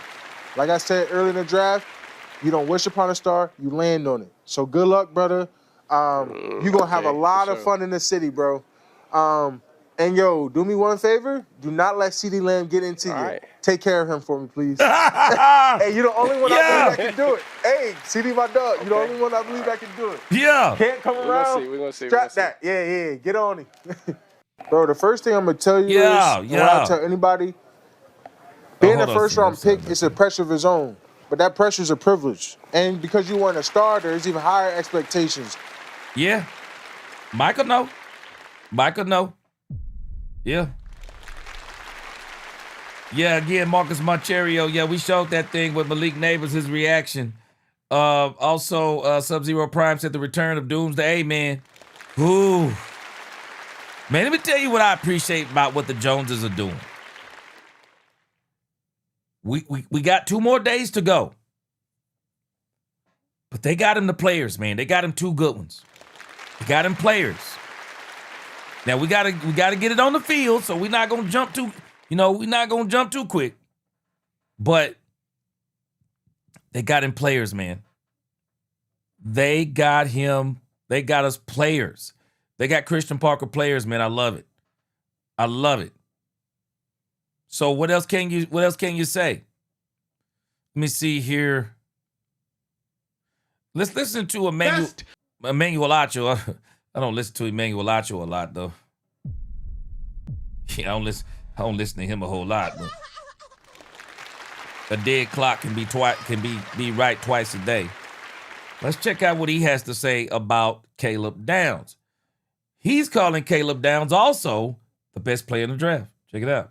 Dallas Cowboys getting Caleb Downs. Caleb Downs is the best player in the draft. I do not care about position. Caleb Downs is the best player in the draft. Caleb Downs can play in the nickel, and he can blitz from the nickel. Caleb Downs can play at the safety. There is not a more cerebral defensive player, plus physical defensive player, plus instinctual defensive player, plus impact defensive player than Caleb Downs. There is not a more prototypical player per his position than Caleb Downs. Caleb Downs, to me, is the most pro-ready day 1 starter in the entirety of the draft. And I will give you all this one better. And this is the argument that ends all arguments, Cowboys fans. There is no other player in this draft besides Caleb Downs that could come in and start on every single team. You think about the team, he would start. Think about the best defenses, he would start. Houston Texans, he would start. New England Patriots, he would start. Seattle Seahawks, he would start. Baltimore Ravens, he would start. Caleb Downs is as pro-ready of a prospect as you can find coming out of college. For the sake of argument, I will simply focus on defense. He is by far and away the best defensive player in the draft, and the Cowboys were able to get him at pick 11 moving up. Bravo, Jerry Jones. Bravo, Cowboys fans. Y'all better be turned up in Frisco at the Star. Let's get it. Yeah, we turned up, bro. We already turned up. We already turned up over here, man. Caleb Downs was a great pick for the Cowboys. Ronnie Dub, what up? He said, gee, we actually traded up, lost 2 5s and went back to gain 2 4s. I thought we got a 4 and a 5. Did we get 2 4s? So do we got 3 4s now? Because we already had a 4. I thought they gave a 4 and a 5. Did they get 2 4s? Because that would be great. I thought they lost 2 5s and then they got a 4 and a 5. But again, hey, man, yeah, day 3 going to be off the chain. Day 3 going to be off the chain for the Cowboys. It absolutely is going to be day 3 going to be off the chain. I wouldn't be surprised if the Cowboys tried to do some razzle-dazzle and got another pick back into day 2. I wouldn't be surprised if they gave up a 4 and a 5 and tried to get back into day 2. I just wouldn't be surprised because I still think they want that. They're probably still looking for a corner in this draft, and they're looking for a linebacker. But I still say at the 3rd round pick, you can get a corner or a linebacker in the 3rd round. You can get a corner or a linebacker in the 3rd round. Linebackers don't always have to be in the 1st round. They don't have to be in the 2nd round. I think you can get you one. And I'm still holding out hope. Man, call Miami. Hey, man, y'all can have this 3rd, and we'll give you a 4th back if you'll let us have Jordan Brooks, depending on what you'd have to pay him, because it'd have to probably be a sign and trade because he's in a contract season. But I'm telling this man, a lot of people, they are just crazy on this Caleb Downs pick. I didn't realize people considered him, because I still say, I think Jeremiah Love, I could argue that Jeremiah Love is that player too. But the Cowboys didn't need a Jeremiah Love. Jeremiah Love would have been more of a want. But they needed Caleb Downs. They needed Caleb Downs. There is no doubt about it. I mean, our secondary, in particular, our safety play has been trash for a moment. Madman, what you think about the draft today, bro? What you give day 1? I'm giving it a solid A over here. Big Robowski. He said, I've never owned a purple suit. If I knew Downs was going to be drafted, then I would have got a purple suit tailored and fitted just to wear to work tomorrow. Man, I got a pink one, and I've been asking my wife about a purple one, Big Robowski. She keeps saying no, but now that we got Caleb Downs, I think I'm going to have to get me one. I think I'm going to have to get me a purple one. I mean, Prince is he's my favorite artist ever. So, man, I may have to go on and get that purple, man. I'm like you. I may have to go get that purple. I'm going to have to go get me a purple, bro. Jose, I'm feeling real good, man. I think we did good tonight. Boy, man, boy, it's a lot of y'all, boy. Y'all thought that Keldrick Falk was Taco Charlton. Well, obviously, the Cowboys thought he was Taco Charlton, too. He must have thought he was Taco Charlton, too. Football Fanatics said, gee, we just stabilized secondary. Hey, we did. Man, that safety position has been killing us for a while, though. Yeah, we got better at the edge. We got better in the safety position. We got us some corners already, but I think we do. I think the Cowboys may try to get them a corner or a linebacker tomorrow in the 3rd. And I wouldn't be surprised if they try to trade back into the 3rd some kind of way. I really wouldn't be surprised if they try to trade back into the 3rd some kind of way. I am not going to be surprised. Madman says Malachi is better than Bane. Yeah, well, especially if you're talking about that wingspan. Yeah, that wingspan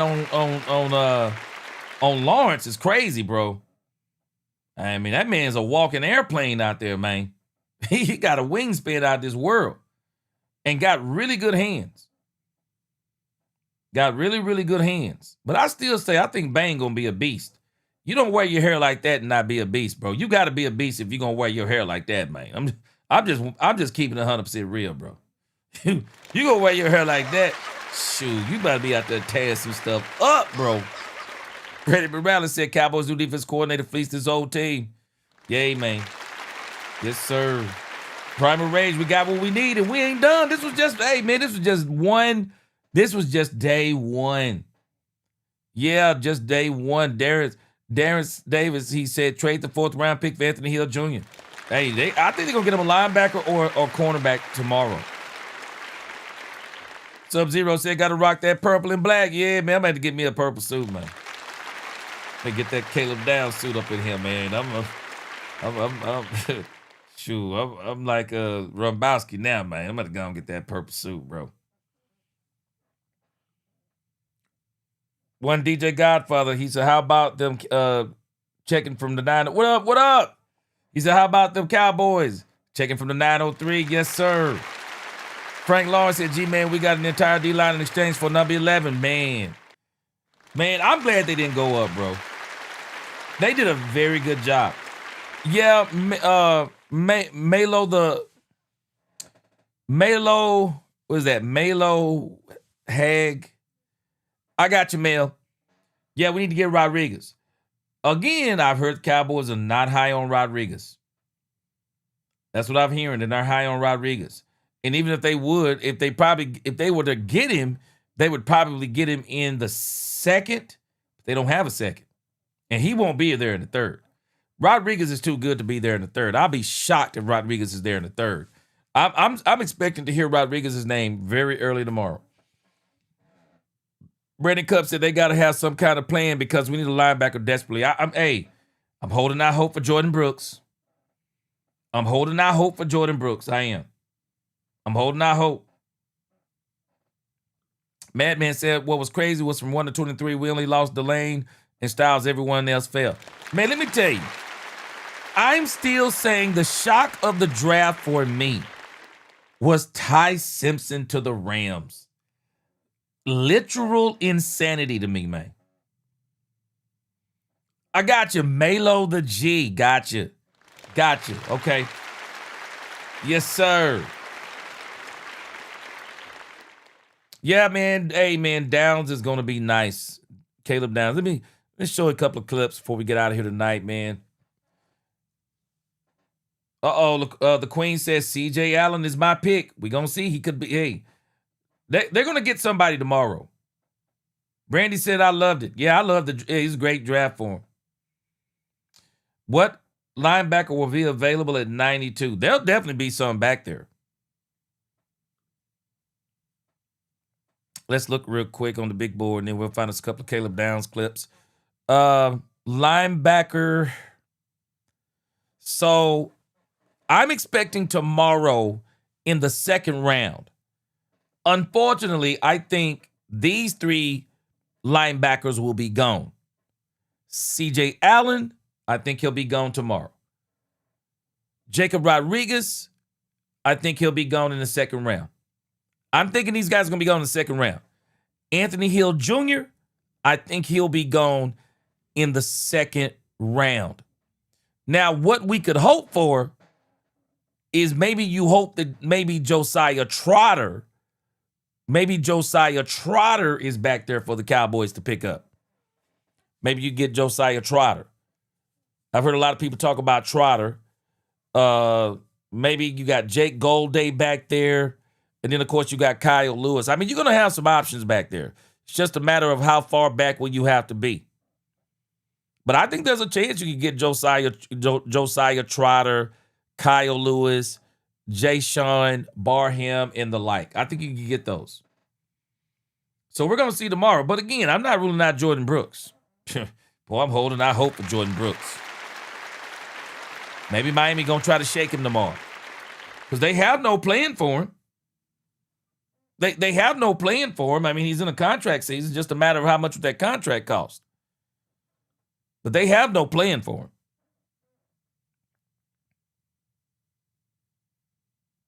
him. Ooh, okay. So got some more. Yeah, this is why it's good. See, now some of the stuff's gonna start coming out about what the Cowboys are trying to do. So it says here, Patrick O.C. Walker, he says the Cowboys tried to trade back again after making the move down to 23. but no dice. So they pulled the trigger on Lawrence. Yeah, okay. The 49ers were heavily eyeing him at number 27. Note the trade back once he was off the board. Okay. So the Cowboys were eyeing Lawrence also. And the Cowboys wanted to trade back some more, but they couldn't. Yeah, 23rd overall. Following trade back in the deal with the Eagles. Yep. I say it was a great deal. It's a great deal. It really was. Eagles got who they wanted. Cowboys got who they wanted. So it was a great deal. Yeah, but again, I mean, I'm loving the fact we got this guy, Brandon Jordan. And so, man, he going to pay some dividends, man. All right, let me see here. Hello? Caleb. Hey, man.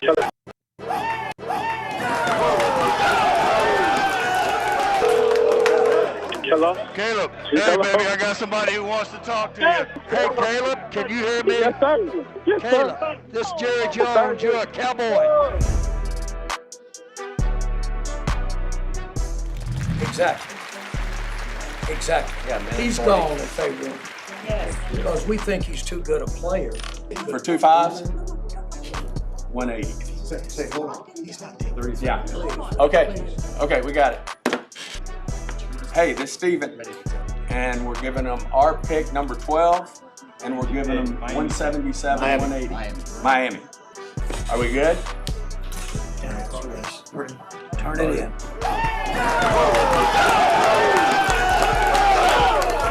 Hey, man, congratulations. Yeah. Caleb, you're a Cowboy. Thank you. I appreciate that. Oh, man, we're happy. Here's Coach Schottenheimer. All right. Caleb, what's up, brother?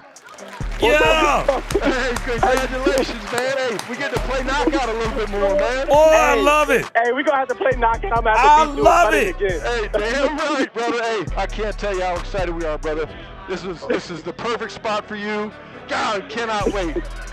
I hope you're excited, man. Hey, CP. Hey, hold on. CP wants to talk to you. Yeah. Caleb. Yes, sir. Yes, sir. Yes, sir. Yes, sir. I hear you. Hey, let's get to it, baby. Let's do it, bro. Hey, bro. I felt it when I felt it when I was there too. Yeah. I thank you for this, Coach. Hey, man, I we're gonna make appreciate it happen, bro. Hey, look, we're gonna make each Yes, other sir. great. Yes, sir. Let's get it done, man. All right. All right, bro. Woo, that's some good stuff right there. Boy, that is some fun. Hey, man, that stuff right there get you excited, man. That is some good stuff right there, man. That is some good stuff. I absolutely love it. Love to hear, man, the team is excited. Man, the team is excited to hear this man's whole life. Oh, man. Man. I absolutely love it. Angie, come on, Angie. You know how I rock. What's going on? Good to see you back. You know how I rock. We about to wrap it up here in a minute. JCT Slice, we had an absolutely great draft.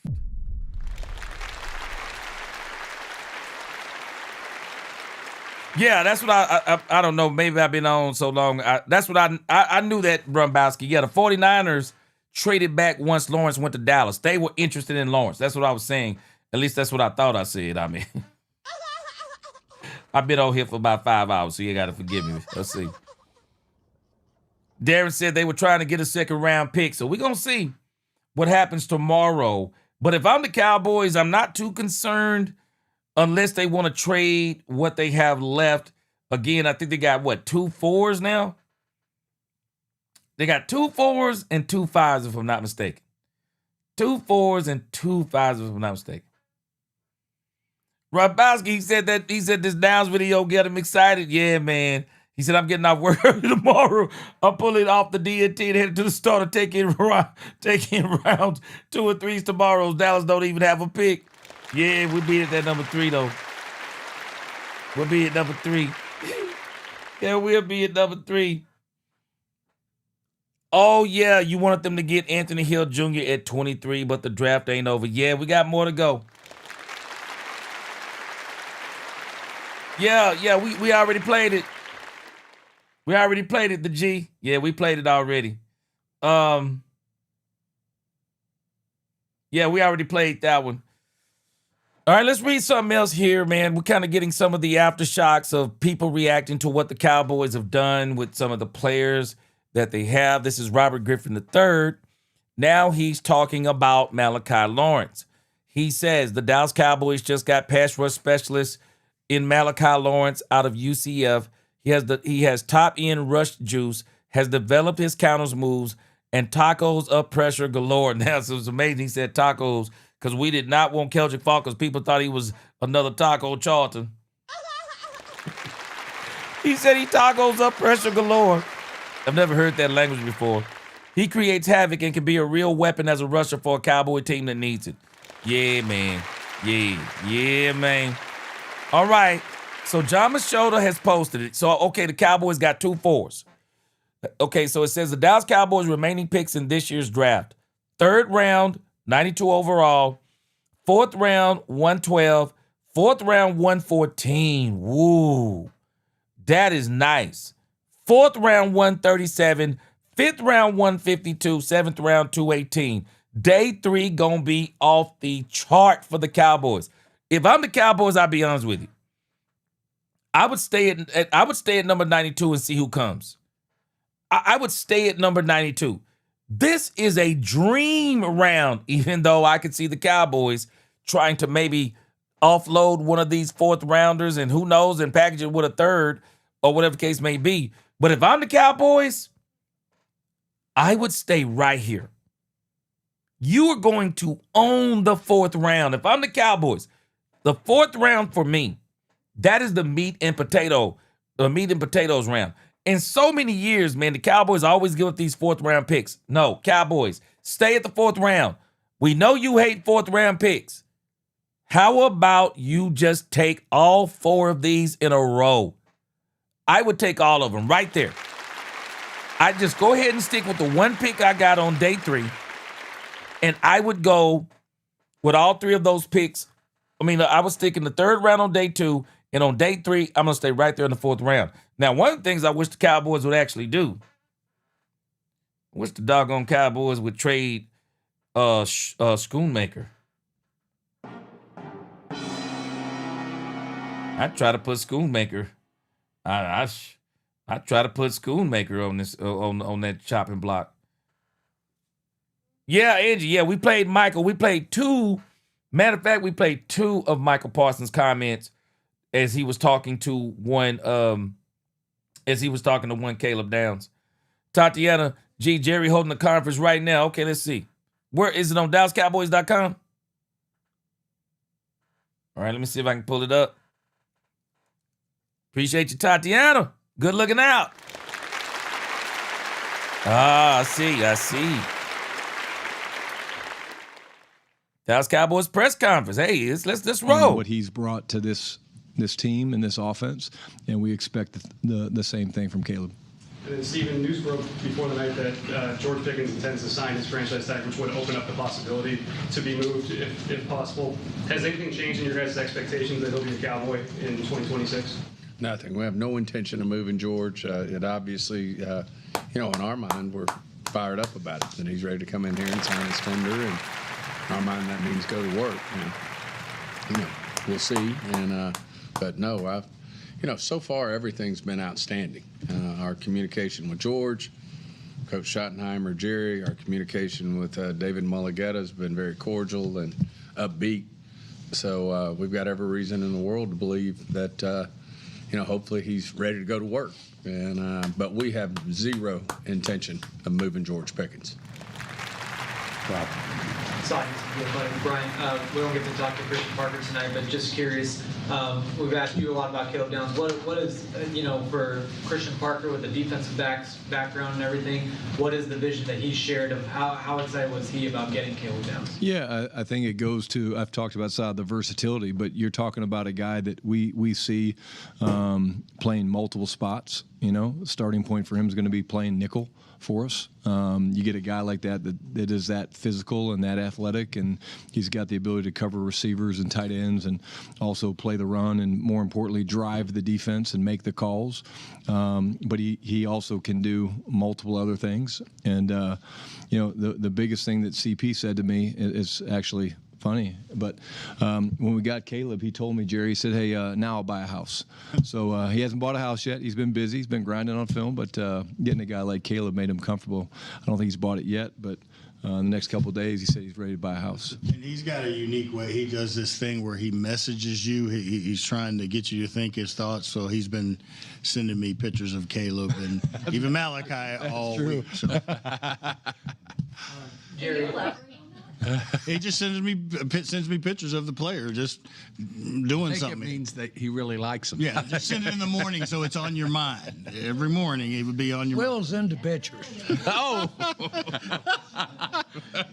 Little manifestation, I think. Yeah, like the more I talk about Caleb Downs and Malachi Lawrence, the more these guys to my left will make those decisions. Jerry, on the conference call with us, both players mentioned they don't have to pay state income tax. Is that something that you sell them on, pitch them on, or do you make sure the prospects that you visit know that? Almost across the board, no agent will recognize the Texas sales tax advantage. And, of course, I like to point out that that's just not thinking if you don't realize that if you make it in Texas, different than making it in New York. I will say this, that's the benefit of NIL. These guys are now paying taxes, and so they understand it when they aren't going to be paying state taxes. Garrett Podell, CBS Sports. Jerry, you talked about kind of realizing when Jordan Lewis was gone, just the value of that nickel spot. How much was that on your mind when you were picking downs here?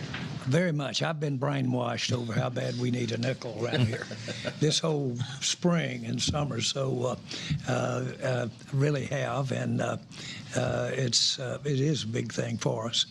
And we had looked for combinations, as I said earlier. Was it going to be a corner nickel or was it going to be a safety nickel? We didn't know it was going to be quarterback of the defense nickel, and that's what you got here. And so that's what had us all on our feet when it got close, is, my goodness, look what we can, as Shotty just outlined, what it can be. But, Will, I don't think it's out of bounds at all to say, boy, we went into this thing nickel-oriented this time on terms of, I'm going to say my past and looking at cover corners or looking at safeties or safeties at free safeties, strong, all of that. This was one that really puts a premium on the fact that we feel very good about what he does for us at that spot. And these guys are making that a cornerstone of the. Had it right up there with pressure player.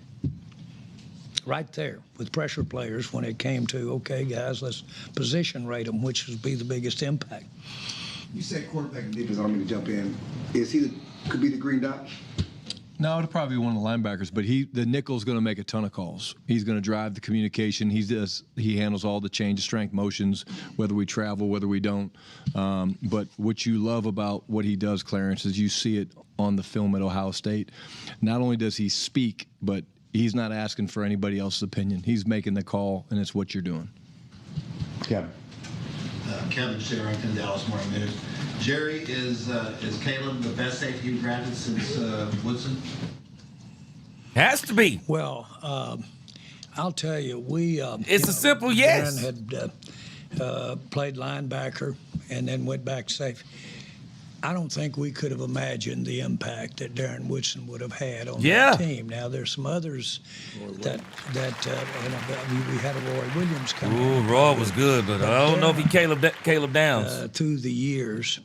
Roy was a hitter. Such a leadership quality. And what I would point to anybody that is entering the NFL as Roy Williams, not Roy Williams, but certainly as Woodson as an example, look at what he is after football.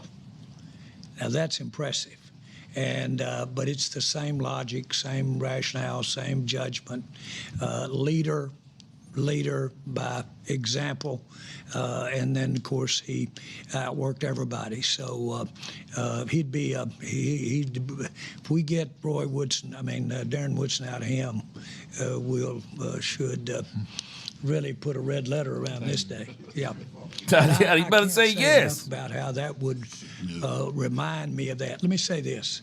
No compunction whatsoever in my mind about taking after doing all the trading we've done to get these picks. And we have. And we've taken some lumps for having these extra picks and the whole deal that got us here. I couldn't be more rewarded than have Downs with one of those picks come in here, because he is a big time. He covers a lot of ground other than just the position we're going to have him on a defensive play. So I really did have a big, good inside feeling when we were able to get a player like that. The heck Jerry got in that cup, y'all? Labor. Extra picks. Jonah Javad, WFAA. Jerry, at what point in the top 10, or I guess this is for any of you, at what point in the top 10 did you kind of... The world he got that cup. We might be able to get Caleb. Is there a stage there in the top 5? When we got down to the just one left to, we were trying to trade. We were really working trades all along from the get-go there in the first round. But I really wouldn't have bet the house. Well, I didn't. We didn't. We gave 2 5s to simply make sure that nobody would come up ahead of us. We really knew they weren't going to take it. He said he went on a whole stroll with Bill yesterday. That just shows you, really, in so many ways.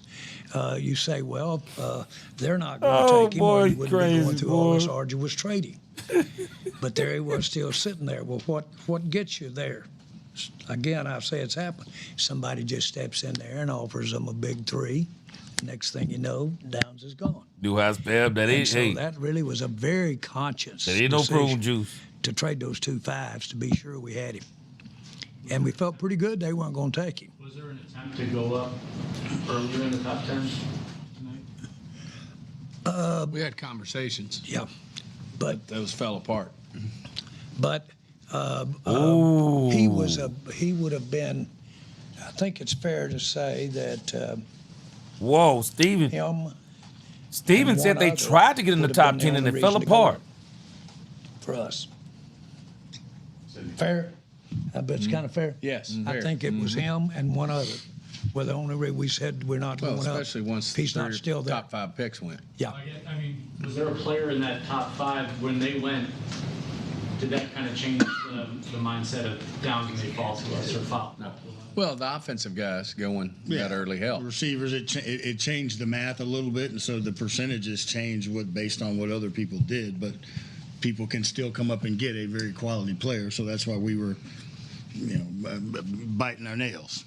So when we were 2 picks out with all that can happen, people coming in and trading and getting in front of you. When we were 2 picks out, I wasn't thinking 12% odds or anything like that. I just said, because everybody's pretty much looking, we've got to assume that have evaluated him and have talked to the same coaches we talked to, and everybody pretty much they're looking at the same kind of player. And so you've got to assume that he's probably going to be the next one off the board. But again, that's what motivated us. We could have said, you know what, we're down here now. Nobody's going to come in front of us. So what? We don't get him. We're going down the road. Nah, this was great. It was a great. That kind of showed you our excitement of being there with those kind of odds.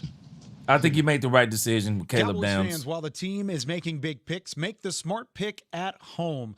Call On Time Experts, the official AC heating. Yeah, I think the Cowboys made the right pick. And I think they made the right trade to give up 2 5s. I mean, you got to guarantee you're going to get a Caleb Downs. Caleb Downs probably just made your entire draft.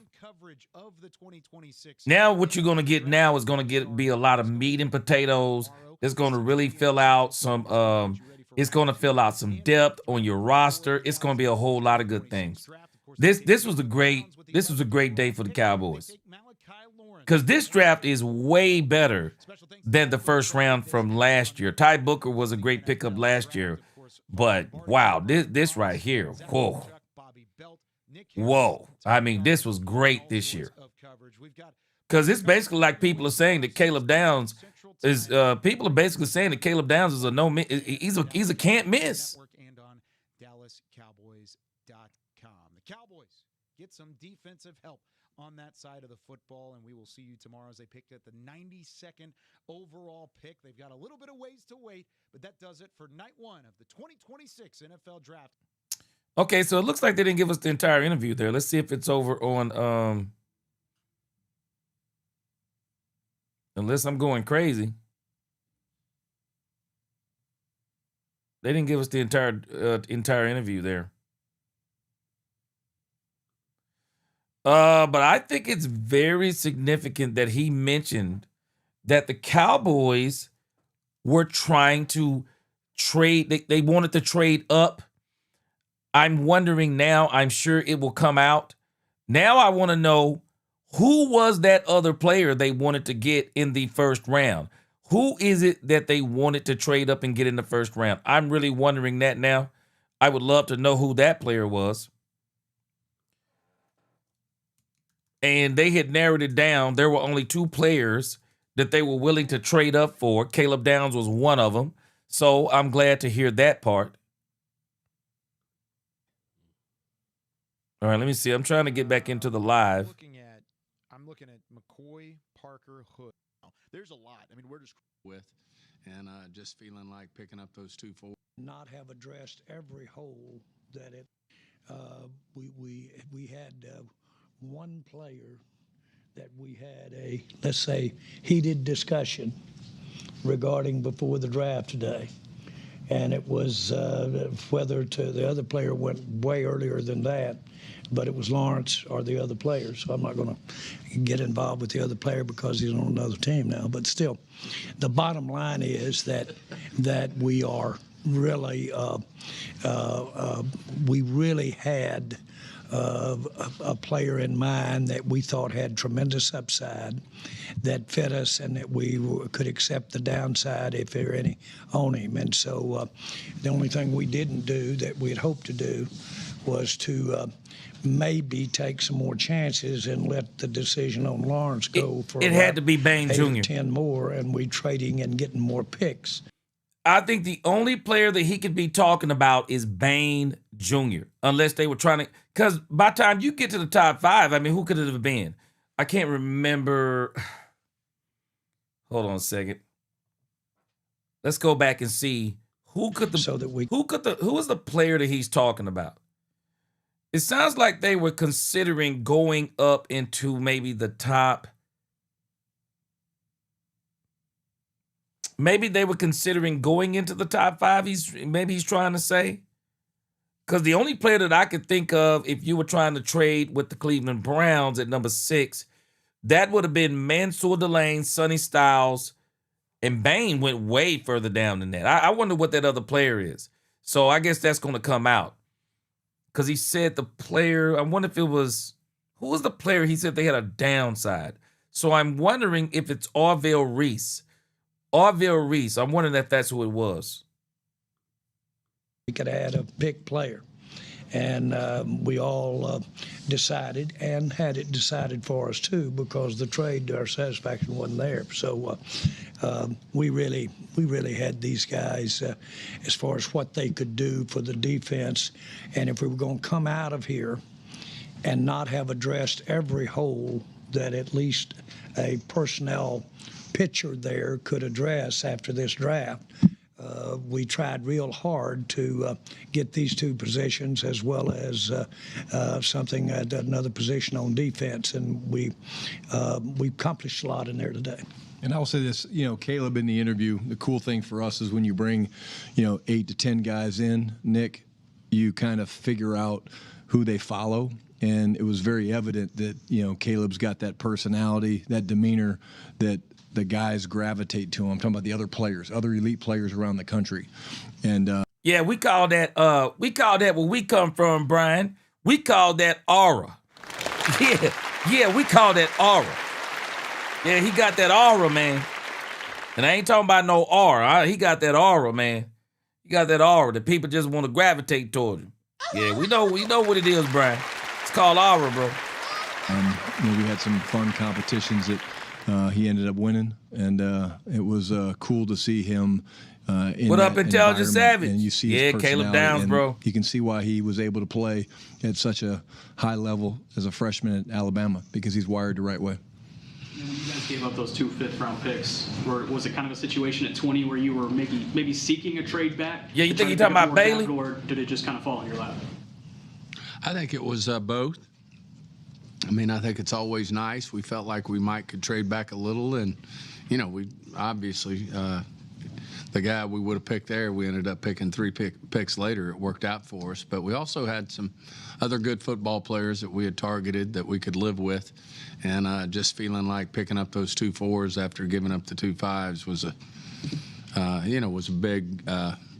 big deal for us. So Yeah, I think that's that margarita. I'd say both. We felt like we could still get our guy there where we got him at 23, and obviously to back up the draft capital that we'd given up. Talk to him, Jerry, was a like big he deal. buzzing I out mean, that we actually margarita too, improved our boy. situation in Buzzing terms of out that turning joint. 2 compensatory 5s into 2 4s. It's more fun getting football players when you got 2 number 1s. Shoot, Jerry buzzing, boy. We've You had see it Steven, happen look at inches it. more. Jerry, Steve said this man won't shut up. Jerry buzzing, boy. It's a little more interesting. If y'all hadn't noticed, Jerry is very happy with what the Cowboys done. Jerry's happy, man. Jerry is excited, bro. Jerry is excited. Snap the base. He said, "What's so?" He said, "Hey everyone, Caleb A+, Lawrence B-.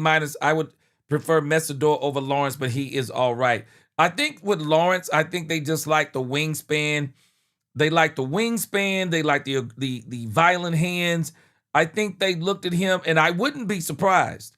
You already heard him say, Christian Parker, but I also wouldn't be surprised that Brandon Jordan also has some input, as in, hey man, this guy, I think we can work with this guy. So this is kind of what they were talking about, guys who fit what they do. For as much as Christian Parker we're talking about, yeah, he can work in that system, but it's going to be Brandon Jordan that's going to take him to the next level. Brandon Jordan is going to take this guy to the next level. So I like the Lawrence pick. I really like it. We've got to do this all the time. Tommy Arch, DallasCowboys.com. Steven, you mentioned turning the 2 5s into 2 4s. How enticing is that, and is that something that you can maybe picture trying to pick up another day 2 pick like you guys mentioned the other day? Yeah, I mean, it's, what we don't want to do is give up, because we just don't feel that way philosophically. You don't want to be giving up 3 and 4 football players for 1 player. So, that part of it's a challenge. But obviously to have draft capital is helpful. But still, it'll be a challenge to, get into that second round based on where we sit right now with our picks, and not unless you're willing to give up, a handful of picks for 1 player, and that becomes a, you're not going to do that. Challenge for us, because philosophically we don't necessarily think that's the perfect thing to do. Would we totally rule it out? Absolutely not. We don't ever rule out anything. Yeah, because you got to realize, too, when you start talking about Lawrence, the Cowboys obviously prioritized. They prioritized Caleb Downs. They wanted that nickel back that Christian Parker talks about in his defense, so they prioritized that. So it's obvious that the second position they were prioritizing was the edge if they couldn't get a Mansour Delane or whatever, but they got Caleb Downs, so they probably think they got something better than Mansour Delane. So their next thing that they were targeting was the edge, because it's obvious, because if they wanted linebackers, the linebackers were sitting right there. There are linebackers that people expected to go in the first round, and they're still there. They're going to be there tomorrow. And so it doesn't look like the Cowboys are going to move up tomorrow and try to get back in. I don't think they're going to try to move up in the second round. And if I were them, I actually wouldn't. I actually like what they got right there in that 4th round. What is that? 112, 114, 137. I mean, that's rapid fire. I mean, if I'm the Cowboys, I want to stay right there. That is going to be fire on day 3. Because the 4th round, man, you should be able to get some really good picks. And there is no reason why the Cowboys couldn't go in the 4th round and get a linebacker, get a corner. But again, keep your eye on that 3rd pick. They may actually address linebacker with that third pick. They're going to address linebacker or cornerback with that third pick. And so I'm telling you, if a Jamad McCoy is there in the third, they'll probably they'll pick Jamad McCoy if he's there in the third. So we don't know where Jamad, because I think some people thought Jamad was going to come off today. We don't know where Jamad is going to come off.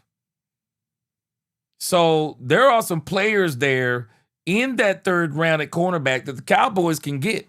I'm still holding out hope, y'all forgive me, but I'm holding out hope that they call up the doggone Miami Dolphins again and say, hey, man, we give you this third round pick for Jordan Brooks and we'll give you a fourth back, but we'll see how that goes. But if they don't try to get Jordan Brooks with that third round pick, you can go in the draft. You can go in the draft and get a linebacker. And there are still some things the Cowboys could do. We're going to see what the Giants do with Thibodeau. You don't know what the Giants going to do with Thibodeau. We'll see. His name could be brought up tomorrow. Thibodeau can be brought up. Jordan Brooks can be brought up tomorrow. Jonathan Grenard can be brought up tomorrow. We'll see what they do. But if I'm them, unless I get some kind of crazy call, if I'm the Cowboys, I'll be content staying at that third because the day 3 is going to be fire with those three fourth round picks. I absolutely love those 3 fourth round picks in a row. You mentioned the other day that the depth in this class is 2nd to 5th rounds. Having 2 more 4th round picks, what can that do for this roster? I think you're going to add quality players, competition. We're going to strengthen the competition for roster spots on this roster. And if you increase the competition, Coach Schottenheimer increases the competition, that makes your team stronger top to bottom. Yeah. That's meat and potatoes right there. Hey guys, Patrick Wilker, DallasCowboys.com. When it comes to Caleb Downs, obviously you guys are excited to have him, rightfully so. You guys have been kind of busy tonight, so I'm not sure that you know, but Darren Woodson, he went to social media and he celebrated the pick. What does it say for a kid like Caleb Downs to come into this organization and see a legend like Darren Woodson celebrate his addition? Yes, sir, Keith Washington. About the young man, I'm holding out hope that other people can see his impact on the field as well as off the field. When you get him on the stage and he talks about his reasoning why, and then you see him play football, that's what you want on your team. And for you, Shotty, obviously talk about culture building and Caleb Downs being in that mold and fitting that mold. When you look at Caleb Downs, adding him to a defense now led by Christian Parker and in a backfield that has like a Jalen Thompson and then the leader that he can be in that football acumen, what can this Cowboys secondary and just defense as a whole be in 2026, especially looking quickly to rebuild 2025? Yeah, well, I think it starts with that. We wanted to add guys like JT, PJ Locke to the secondary. You get a guy like Caleb Downs. He falls to where you can get him at 11, one of the top-rated guys on our board. You notice the command and the communication that he has, the control of that defense at Ohio State. He did it at Alabama. It gives you the flexibility. You're going to have moving pieces, how we want to play the safeties and do different things. And we feel like the one thing we know for sure is that Caleb will be down in the box and what he'll up, be Bazzy? lurking and he'll be blitzing, I'm excited he'll be about filling Caleb Downs, BNC man. Gaps and he's one of those tools that, when you game plan for a guy like that, you have to be aware of where he is because he can do so many things well. He can blitz well. He can fill the run well. He can cover really well. But it's not just that, Patrick. It's his control and command of the defense. Me just know the Cowboy fans are difficult to please. Ohio State. Yeah, I'm giving it an A. I love it. Really, it's an really A cool, for me. Talking to Matt Patricia and some of the guys that we reach out to hear them talk about it was immediate. It was not, it took a little while. It was immediate. Jamie. Jane Slater, NFL Network. Yeah, Angie, and again, that's what my consensus is. Again, that's what my consensus is. I don't think they should trade back into the second round. I think they should go and get Jordan Brooks. If you can, go get Jordan Brooks. If you can't get Jordan Brooks, just stay where you are and get you a linebacker. So I'm in total agreement with that right there. That's exactly what I'm saying. I would just see if I can get Jordan Brooks. If you can't get Jordan Brooks, stay at number 3. You can get you a linebacker at number 3. I believe you can. Get you a linebacker. Oh, I'm sorry about that. Yeah, get you a linebacker. ESPN came on and said there was a 12% chance that Caleb Downs would be there. What was the realistic percentage you guys had for him, and who's nudging who that here you are at 12, we need to pick up the phone, try to get something done for 11? Can you walk me through that process or how that played out in the draft room? Well, I tell you, we thought it was a long shot that he would drop. to there. I mean, he wasn't one of the guys that we felt like would drop. He was obviously somebody we'd be jumping up and down if he was there. And I would say all of us were tapping everybody saying, hey, we need to think about this. And that's why we were willing to, give up 2 5s to move one spot to secure it. Yeah. The real tester is we're there. Are they going to keep him? Are they going to not draft him, who we traded with? They weren't, or they wouldn't have been on the phone really talking with us if that's who they were going to pick. So what could happen is what has happened, at least in my experience, double handfuls of time is... I'm sorry. I mean, even if the Miami Dolphins were not getting Caleb Downs, that Caleb Downs trade was great. But that Caleb Downs... the Cowboys, I'll just be honest with you, man. Sometimes when you want something, you got to overpay for it. I've been saying this. Sometimes you got to overpay for it. You want to make sure you get something. Sometimes you can't wait on something to go on sale, man. If you want it, go get it. Because if you wait for it to go on sale, then everybody going to try to buy it. And then you're probably not going to get it. Sometimes, man, you got to pay full price for something if you really want it. I ain't got no qualms with what they did to get Caleb Downs. I got no qualms. You got Caleb Downs. That was who you wanted. You got him. And again, as you think about Malachi Lawrence, I just think when you look at the value, because let me show you something again, and then we'll go back to this. Let me show you something again that we can look at. Because, see, sometimes we boil these things down to the Cowboys. But I'm not boiling these things down to the Cowboys. I'm boiling this down to it's not the Cowboys who are the only ones. When you think about Malachi Lawrence and we think about players that people wanted, like let's say somebody wanted C.J. Allen. Let's look over here at the linebackers. Let's say somebody wanted C.J. Allen, somebody wanted Jacob Rodriguez, somebody wanted Anthony Hill Jr. Well, it's not just the Cowboys who spoke on this. Other teams spoke on this. Because they're still on the board. Allen is still there. Rodriguez is still there. Anthony Hill Jr. is still there. So there are other teams that also didn't view those players that some of us may have wanted. The entire NFL spoke on those players and said, we don't think they're worth first-round picks. They all said it. Even when you look at the edge, the guys who are still there, T.J. Parker, look at where Malachi Lawrence was. Malachi Lawrence is actually, whether we acknowledge it or not, and one of the reasons why we're not acknowledging some of these players like a Malachi Lawrence is because, again, I said this over the last 2 to 3 weeks. People were mesmerized, and it really goes to show you what people thought about the talent in this draft. They were mesmerized by the top 11 picks, in particular 2 to 12. They were mesmerized. And so the only thing we heard was Reese, Bailey, Bain Jr., some Messidor, and a little bit of Keldrick Falk sprinkled in there. But for the most part, you didn't hear anybody past this. I mean, you just look at what happened in this draft. You didn't hear anybody past 1 and 6. You look at the cornerbacks. You didn't hear anybody past Jamad McCoy hardly. Other than just serious scouts. You look at the safety position. This is what this draft was about. You only heard Caleb Downs and maybe a little Dylan Thieneman.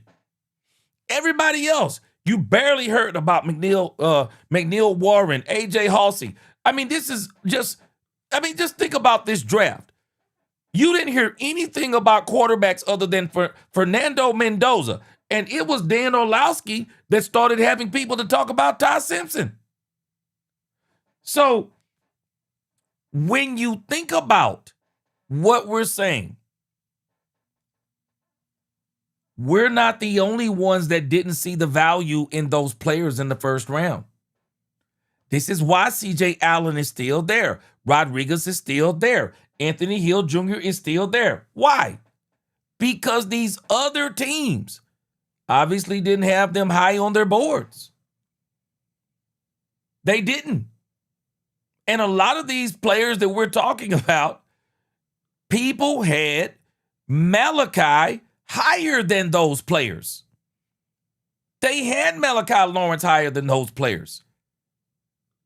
Unequivocally, Malachi Lawrence, the reason why we didn't hear about him once again is because this was a weird draft and the only thing everybody talked about was 1 through 12. And nobody hardly talked about anybody out of the first round. And so again, man, when you look at these players, Malachi Lawrence, look where he is. He's right there at number 36. He's ahead of a lot. Look, he's ahead of C.J. Allen. He's ahead of a lot of the Jacob Rodriguez, Anthony Hill Jr. A lot of people actually had Malachi Lawrence ranked higher than these other players we're talking about. And they verified, the Joneses verified, or I wasn't the Joneses, it was, who was it, Patrick Walker? He verified that the 49ers, who could have got any of the players that we're talking about, they wanted Malachi Lawrence. They wanted Malachi Lawrence. And when the Cowboys got him, they decided to trade back. So, I mean, what we're looking at is this is what the talent level actually was in this draft. And the reality is the Cowboys got a player that was ranked higher than these players that we're talking about. Malachi is a very good pick. And again, just because we haven't heard of him, just because we didn't hear a lot about him, doesn't mean he isn't good. I think the Cowboys did a very good job on this. I really do. And I think we're going to realize something about Malachi Davis. I'm sorry, Malachi Lawrence, that as time goes on, we're going to be like, man, this guy Malachi Lawrence is pretty good. And the reason why? Brandon Jordan. Brandon Jordan. I guarantee you. Because again, I'm telling us, man, when we look at this Dallas Cowboy defensive staff, we don't have to be excited about Christian Parker. But we can be excited about Brandon Jordan. Proven that wherever he goes, the pass rush improves exponentially.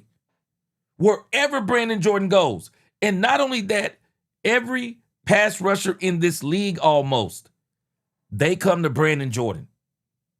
Brandon Jordan with Malachi Lawrence. Book it. Malachi Lawrence. He's going to be great. I'm not telling you he's going to Canton. I'm not telling you he's going to Canton. But I'm telling you Malachi Lawrence is going to be great. He's not going to be Taco Charlton. He is not going to be him. No doubt. No, he's good. He's good. He's got a lot of great tools. Brandon Jordan going to have him great. In front of you and get you a player. And that was it, pure and simple. We bought big-time insurance. We think that much of him. Said, man, here he is in our hands. We got him. Let's go ahead and spend it and come back around and get it back another way. But we bought a big-time insurance policy that somebody wasn't sitting there ready to trade up in front of us. Yeah, I agree with you, Jerry. That was a good move. Caleb talked about playing putt-putt with you in your office. Shotty, how do you initiate a game of putt-putt with a prospect, and what do you learn about someone like that when you're going through just like a simple little game and interacting with them in a competitive way? Well, he talked about that he had just started playing, and yeah, he's very competitive. Like I said, the night before he had won the game of knockout that we played with all the guys. And so when he started saying that he was new to golf, I thought for sure I could beat him, and I didn't. But, you know, again, yeah, bottom line, he doesn't need to be a knockout right out the door because we have better players before Malachi, but with Brandon, and this is the key, Brandon Jordan. That, I'm telling us, Brandon Jordan is the best defensive coach on this staff right now.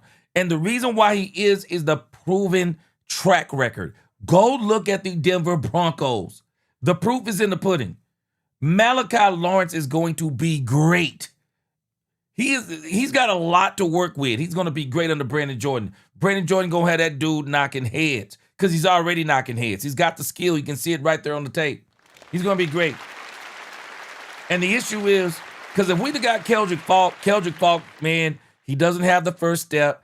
Didn't have a lot of pass rushing moves. Big guy. I mean, he commands that you got to know where he is. But this guy Malik Davis got a way better motor. Way better motor. Way better first step. A lot more natural ability at pass rushing than one Keldrick Falk. And I think they wanted a King Messidor. I really think that's who they wanted.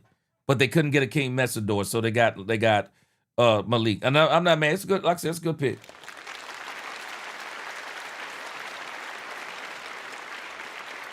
Demetrius, I have no clue what the Chargers were doing. I guess we just gonna have to trust the process with them, man. I don't understand it. I don't understand it either. It's the dumbest pick of the night. Because it definitely wasn't. But again, Demetrius Noel, let's use this logic. Maybe that was their best player available. I don't believe in best player available. I just don't. I believe in best player available based on what you need. Unless the best player available is somebody like a knockout the park player like a Jeremiah Love. I don't care what I needed. If Jeremiah Love is right there, I would have got Jeremiah Love. But if Jeremiah Love isn't there, I mean, I guess you just get, I say you get the best player available that you need. But maybe that pick by the Chargers was what they call best player available. I'm with you, crazy work. I get these guys in an environment where it's not just a coach sitting across from a player. You want to get them to be their true, authentic self. And I say this very humbly, he beat me. And yeah, that was the issue. That was the issue, Bass. Falk didn't have the aggression that you see with this guy. I mean, here's a guy coming into an environment, he's spending time with the head coach and the Joneses and Will McClay, and to be able to be that comfortable in an environment where he's looking around at this amazing facility, it was really cool to see him just be who he was. Did he tell you what his handicap is? He's not very good. He didn't tell me what it was, but he says he's not very good. He says he's new to the game. So, Scott. Snyder Dixon with the AP. This is for whichever one of you all would like to address it. Yeah, I agree with you, Demetrius Noel. You can't teach speed. And again, Angie, I don't know if you were here when we were watching Malik Lawrence. I'll see if I can pull it up again. But when you watch Malik Lawrence, you see exactly what the Cowboys liked in him and what other teams like the San Francisco 49ers liked about him too. Because he would have been gone, if he'd have went to day 2, he'd have probably been in the top 10 players gone on day 2, because that's kind of where they had him projected. When you look at Malik Lawrence's tape, oh no, he's violent. The hand movements are crazy. He's got a very high motor. You can tell he's a player. But again, I think because of the school he went to, people didn't look at him like that. But the scouts out there, you can tell by the way the scouts had him ranked. No, he's a good player. Newhouse said, mark my words, Malachi Lawrence ain't going to be the player through his career people think he's going to be. I don't think anybody think he's going to be anything in particular at this point, Newhouse. I just think people think that he's going to be able to be good with Brandon Jordan, because that's what I'm banking on. Because you got the best pass rusher teacher in the league right now in Dallas. So I'm very confident in what they're going to be able to accomplish with him. The portal era, staying 4 years at one school seems unusual. How much of that is a factor when you're talking about a guy that's stayed at UCF all 4 years? It's part of it. It's one of the things we talk about when you talk about the character and where they're from and what happens. You talk about the situations. Yes, he was offered more money to go different places, and he decided to stay there.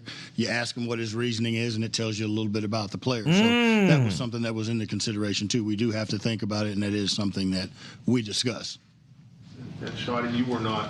Not to mention, they mentioned earlier, Christian Parker wanted Malik Lawrence. He wanted him. He wanted him. He absolutely wanted him. He wanted him. It's not like they got him somebody he didn't want. Christian Parker wanted him. They had a board, and I'm sure he ranked below Akeem Messidor. They didn't get Akeem Messidor. They got Lawrence. And Christian Parker liked Lawrence. It's obvious Christian Parker scouted him. He wanted him. So they got him what he wanted. We've been talking about, get Christian Parker what he want. He wanted it.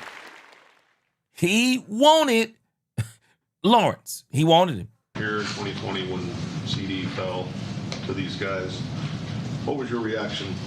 Yeah, we almost got banged. And that's what me and Demetrius are talking about. Let me go back to that for a moment, because I think that's kind of where he went. This is what me and Demetrius are dumbfounded. We're dumbfounded. The most shocking pick in the draft was Ty Simpson. That was the most shocking pick in the draft. But the dumbest pick in the draft is Akeem Messidor. Meanwhile, your quarterback, Justin Herbert, getting his brains beat in every week because they can't block Lego blocks. They can't even block Lego blocks together, man. And you got Akeem Messidor? I don't even understand the Akeem Messidor move. I just knew he was coming to the Cowboys. I almost thought we had Reuben Bain Jr., but I said there were two teams I didn't think Reuben Bain Jr. would make it past, Tampa Bay and Detroit. I didn't think he was going to make it past those two teams. But I don't get the Akeem Messidor pick. I'm dumbfounded on the Chargers. They don't care nothing about Justin Herbert, man. I'm sorry. They don't care nothing about that man health. He gonna get his brains beat in. They're gonna be better on the edge, or a little bit better on the edge, but Justin Herbert gonna continue to be running for his life and get his brains beat in. I don't even understand that Akeem Messidor pick. Had to be the craziest, man. That had to be the craziest pick of the night, man. Who does that, bruh? Who does it? If I'd have been Justin Herbert, man, I'd have picked that phone up and asked him, what in the world are y'all, what did y'all just do, man? I think the cool thing was how swiftly, these guys to my left acted. And like I said, we had a high grade on this guy. We think he's a multiplier. We think the versatility that he brings to the defense is incredible, and how quickly these guys reacted. And so we have a chance to go get what we think is a difference maker. And it was very surgical. I asked Shotty to make a list when he goes home tonight or tomorrow night. And I want you to make a list who you think you're going to be sick to your stomach that we didn't get into next week. Make that list right now. And, of course, obviously he was second on the list, and it didn't have it in order. But the point is, you put four of them on there, and he was one of the four that come Monday, Tuesday, Wednesday, and you come out here, because we've been looking at 100 and some 200, 300 players. There's not going to be but about 4 or 5 of them out here that we drafted, and then we'll have some free agents. It isn't what you see in the draft. It's what you end up with that you're going to build a team around out there, and so you've got to kind of look ahead and say, will I be sick if we don't have him, or can I live with it? And man, Jerry on that jungle juice, man. Y'all remember that jungle juice? Hey, man, Jerry on that jungle juice. Jerry on that jungle juice, man. You can tell Jerry on that jungle juice, bro. He on that jungle juice. Bro, Bosky said the Chargers got 2 all-pro offensive tackles, had season-ending injuries last year. But my issue is they may not even be back at the beginning of the year, but we going to see. I still think he going to get his brains beat in. I still don't get that one, but I feel you on it. Yeah, James said, yeah, like they hit a high grade on Mozzie and Taco. I don't think Malik Lawrence is going to be, I don't think he's going to be that. Because, again, it's not just the Cowboys who had Malik Lawrence up there on the draft. Other teams did too, in particular, the San Francisco 49ers. And he's ahead of a lot of these players that some of us have talked about. No, he was ahead of these guys. The issue is you just hadn't heard about him because people weren't talking about him. But again, I meant to talk about him yesterday because I'd already saw the article where they were saying that there was smoke that the Cowboys may be getting him. But boy, I'm going to tell you right there, man, that boy Jerry on that jungle juice, man. He on that jungle juice. He on that jungle And, gym. he was on your Can't Live With. He was. Oh, If he had boy. a chance to get him, I couldn't live with not getting him. Would have been disappointed, but he's a Cowboy. Yeah, he'll Cowboy. We got Caleb Downs.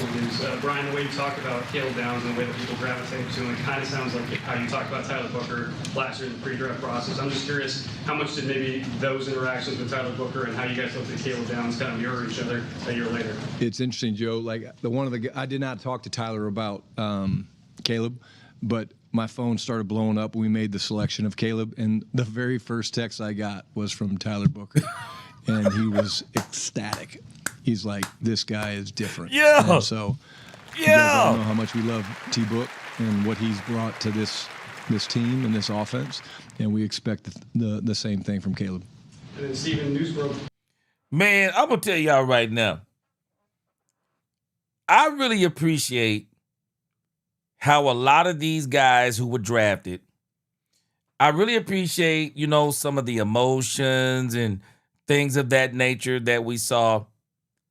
But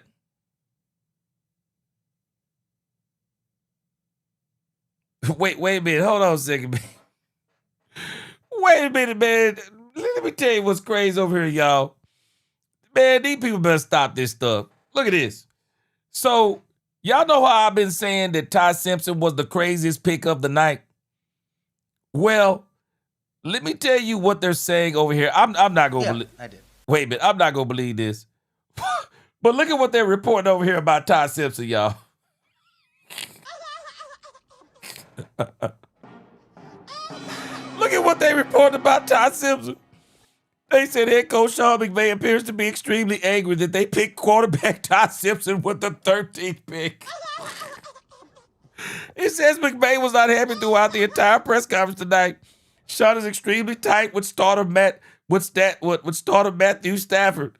And they said he wasn't happy about the pick. I said it was the craziest pick. I thought Sean McVay was behind it. Let's check this out for a minute. I'll keep that between us. We'll see. He's going to compete with Stetson.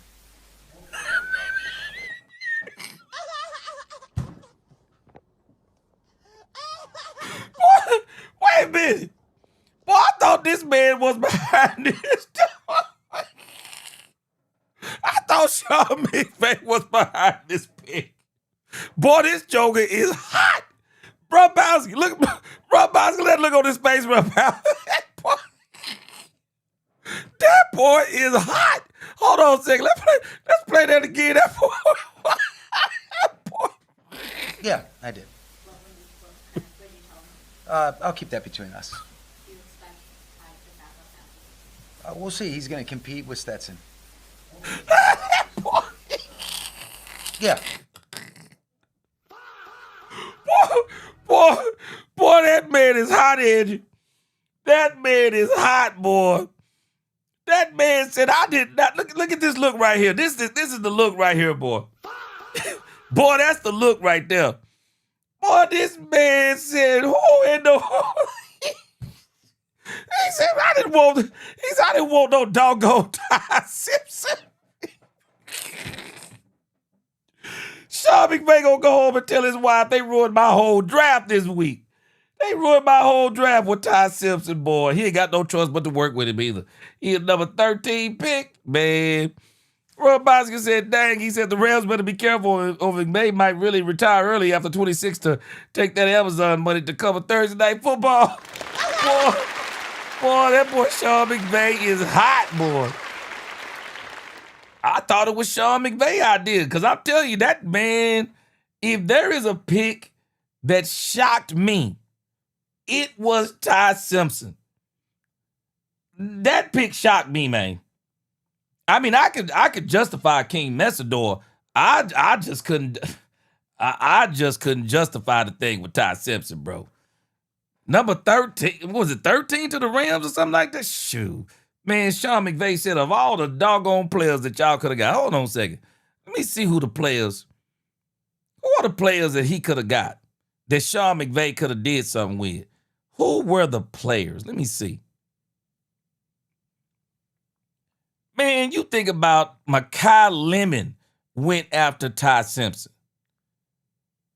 I mean, you just even look at the offensive linemen that went. That Olivega guy, Reuben Bain Jr. I mean, Kenyon Sadiq. You took Ty Simpson over those players? I'd be hot too, man. Boy, I'd be hot too. I thought Sean McVay, I thought he was trying to be the smartest guy in the room. Demetrius Noel said the Chargers must not be seeing the same thing we see because every time you watch the Chargers, Herbert is literally running for his life. Man, he getting his brains beat in, bro. He ain't just running for his life. He getting his brains beat in. All right, I'm sorry. I got sidetracked, man. Because I was saying how excited I was for when these players got drafted. Man, let me tell you something. This dude, Tyler Booker. Man. I was looking at this today, and I put it on X. Man, let me show y'all something, bro. Let me show y'all something. I was expecting some folks to come in like this, man. It don't get no better than this. This man, Ty Booker, bro, this is how you act when you get drafted, bro. This is how you come in when you get drafted. This is... Boy, this boy Ty Booker is different, man. Ty Booker is different. Yeah, hey, man, I don't know if anybody gonna ever beat this one, man. I don't know if anybody gonna beat this one. Ty Booker came in just crazy with it. Man, that boy was excited, man. Well, I'm gonna tell you something. When you look at the Cowboys, number 12 pick last year with Tyler Booker, great pick. And now we got Caleb Downs. Man, this is 2 really good first rounds for the Cowboys 2 years in a row. Because I'm telling y'all right now, them drafts under Mike McCarthy were trash. Man, them drafts under Mike McCarthy were trash. Absolute trash, man. We still trying to get rid of some of it. I'm still shocked the Cowboys haven't traded Schoonmaker. Before the night that George Pickens intends to sign his franchise tag, which would open up the possibility to be moved if possible. Has anything changed in your guys' expectations that he'll be a Cowboy in 2026? Nothing. We have no intention of moving George. Wait a minute, man. Wait. Come on, man. Hold on a second, man. Wait a minute, man. Hold on, man. Hold on. Y'all got to look at Jerry Jones right now. Jerry Jones is on that jungle juice, man. Look at this. Look at this, man. Jerry Jones. I want y'all to just look at Jerry Jones when they start talking. Jerry on that jungle juice, man. Love T-Book. Watch and this. What he's brought to this team and this offense, and we expect the same thing from Caleb. And then Steven, news broke before the night. Look at Jerry's eyes, man. To sign his franchise tag, which would open up the possibility to be moved if possible. Jerry Has on that anything changed in your jungle guys' expectations that he'll be a Cowboy in 2026? Nothing. We have no intention of moving George. Look how slow them blinks off. In our mind, Jerry on that jungle juice, boy. Ready to come in here and Man, I'm sign his sorry. tender, Jerry and killing me tonight. In our mind, that means go to work. All right, let's go back to George. I'm sorry. There's not going to be but about 4 or 5 of them out here that we Jerry on that drafted, jungle and then juice, we'll boy. have some free agents. It isn't what you see in the draft. It's what you end up with that you're going to build a team around out there, and so you've got to kind of look ahead and Expect the same. Yeah, we'll see. And but no, Change in your guys' expectations that he'll be a Cowboy in 2026? nothing. We have no intention of moving George. It obviously, in our mind, we're fired up about it. And he's ready to come in here and sign his tender. And in our mind, that means go to work. Now, we'll see. And but no, so far everything's been outstanding. Our communication with George. And I think Shotty can handle his liquor better. Mulligata's been very cordial and upbeat. So we've got every reason in the world to believe that hopefully he's ready to go to work. And but we have zero intention of moving Jordan. I'm going to be honest with you guys. Now that we're out of the first round, I cannot see the Cowboys moving George Pickens for a third, a second, or any of those things. I don't see the Cowboys doing it. So now I'm at about 98% that George ain't going anywhere. I'm at about 98%. But I think that George, and I could be totally wrong, but I think George is doing something that Michael didn't do. Michael said he put all his trust in his agent, but it seems like that George is actually keeping his agent in check. That George is the one controlling this thing with David Mulugeta and saying, I want to play for the Dallas Cowboys. Do y'all not know how unusual it is for a David Mulugeta client to play on a franchise tag? It is unusual for a David Mulugeta client to play on a franchise tag and not only play on it, but come in early. George is doing exactly what I said. I mean, he ain't listening to me, but I was like, George, if I was George, you go ahead and sign it. If you're going to sign it now. Don't wait. Don't hold out. Don't wait till the end of the training camp now so that you can be a part of everything. I think when what George is doing, do not be surprised that they go from we're not extending or signing George to a long-term contract to the Cowboys changing their mind and signing George to a long-term contract. Pickens. Don't be surprised. Don't be surprised. Because George Pickens, contrary to what anybody may think, George Pickens is doing everything right. He's doing everything right. Absolutely everything right. Brian, we don't get to talk to Christian Parker tonight, but just curious, we've asked you a lot about Caleb Downs. What is, for Christian Parker with the defensive backs background and everything, what is the vision that he shared of how excited was he about getting Caleb Downs? Yeah, I think it goes to, I've talked about the versatility. Okay, you said Caleb Downs has a podcast. Uh-oh. And you said Caleb Downs has a podcast. Okay, I'm about to go find that. All right. Thank you for letting me know. I'm going to go find it. But you're talking about a guy that we see playing multiple spots. Starting point for him is going to be playing nickel for us. You get a guy like that is that physical and that athletic, and he's got the ability to cover receivers and tight ends and also play the run and, more importantly, drive the defense and make the calls. But he also can do multiple other things. And, the biggest thing that CP said to me is actually – funny, but when we got Caleb, he told me, Jerry, he said, hey, now I'll buy a house. So he hasn't bought a house yet. He's been busy. He's been grinding on film, but getting a guy like Caleb made him comfortable. I don't think he's bought it yet, but okay, we heard this part. Let me go back forward a little bit. Really have, and it is a big thing for us. I'll tell you, we, Darren had played linebacker and then went back to safety. I couldn't be more rewarded. 2 5s to simply make sure that nobody would come up ahead of us. We really knew they weren't going to take him.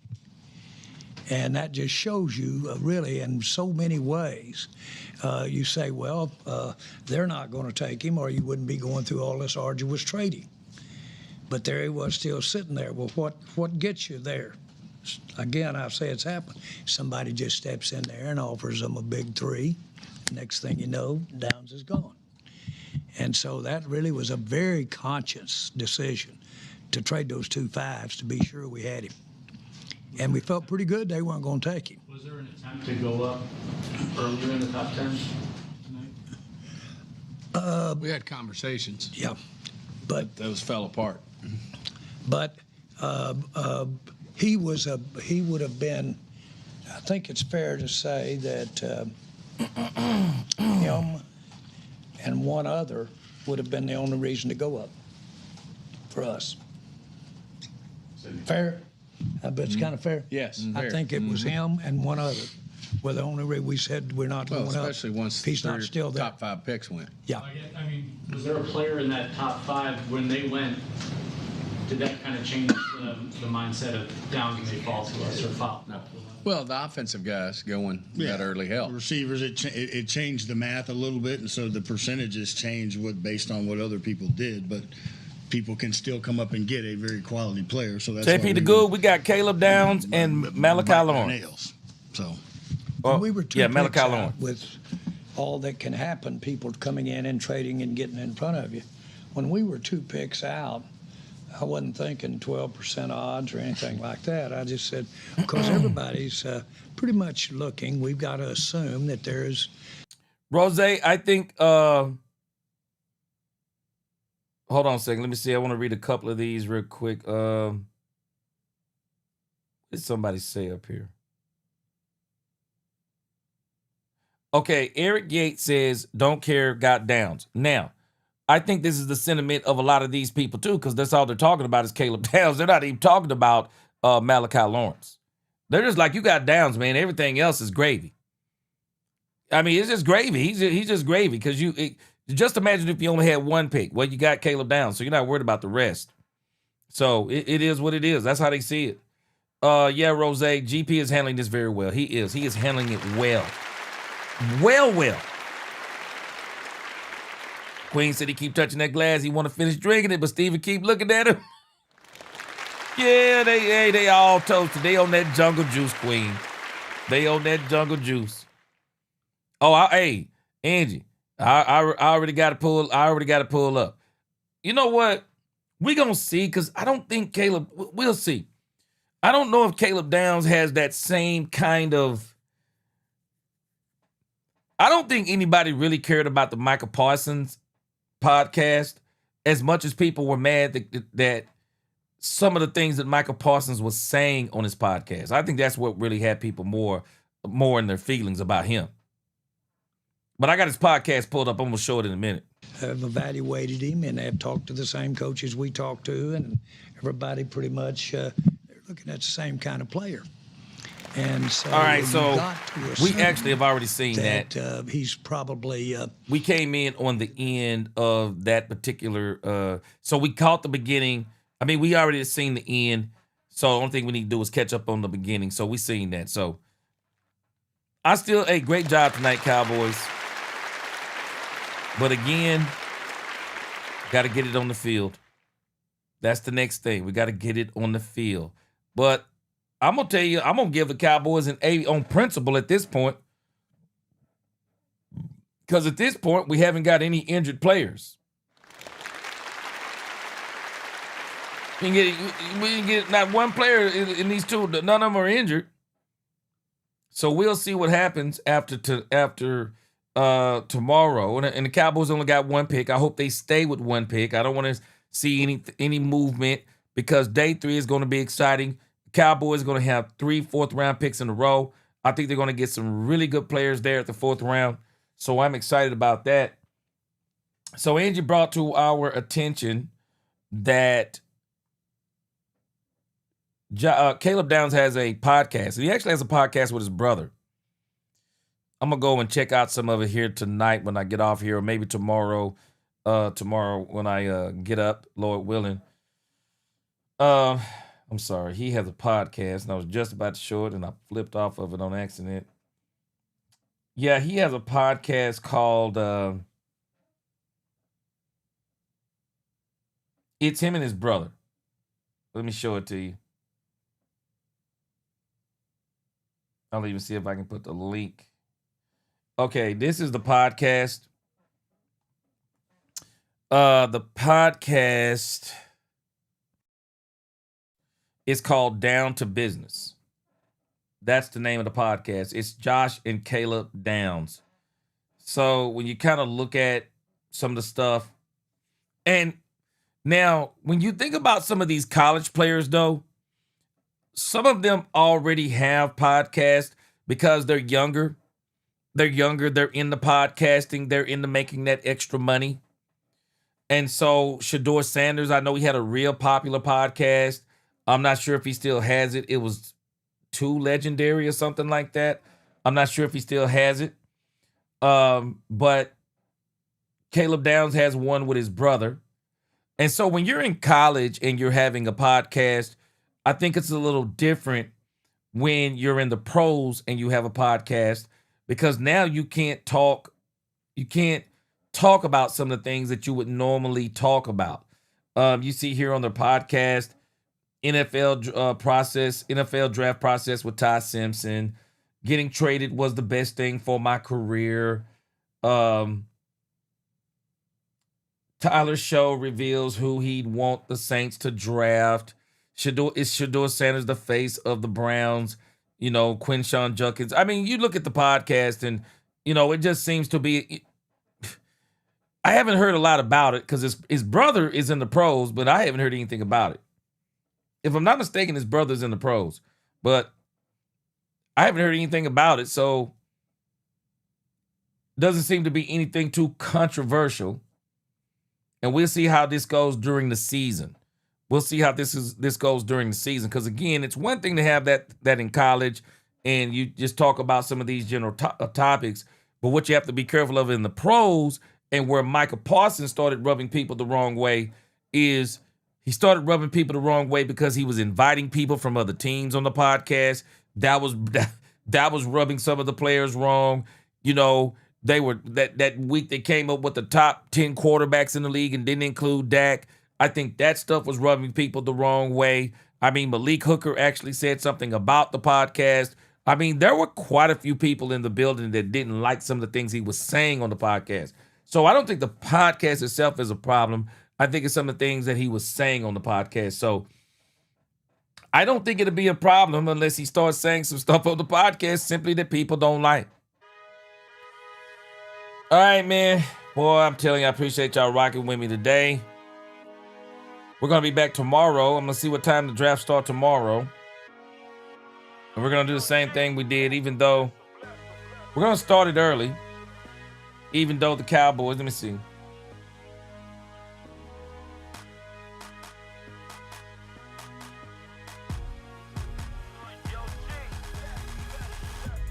See, so tomorrow, it looks like the draft is going to be... trying to see what the time is. They ain't telling me.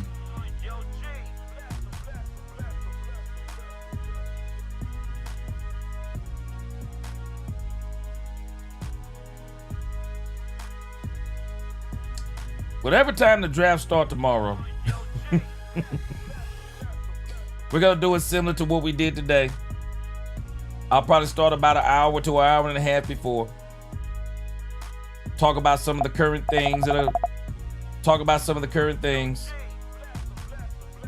And then we'll get into the draft. So I'm pretty sure tomorrow is probably starting at the same time, 7 o'clock. Let me see. All right, here we go. All right, so we may start 1 hour earlier tomorrow, it looks like. It may be 1 hour earlier tomorrow because it said 8 p.m. today. So this is Eastern time. So I think Eastern time may be, 1 hour ahead? So tomorrow we'll be on around 5. We'll probably hit about 5:30. Draft starts at 6. They'll be doing rounds 2 and 3. It'll be pretty boring. The Cowboys won't be doing anything in the second round. So we'll be excited for the third round. And then we'll be 4 through 7. That's going to be the good day. 12 p.m.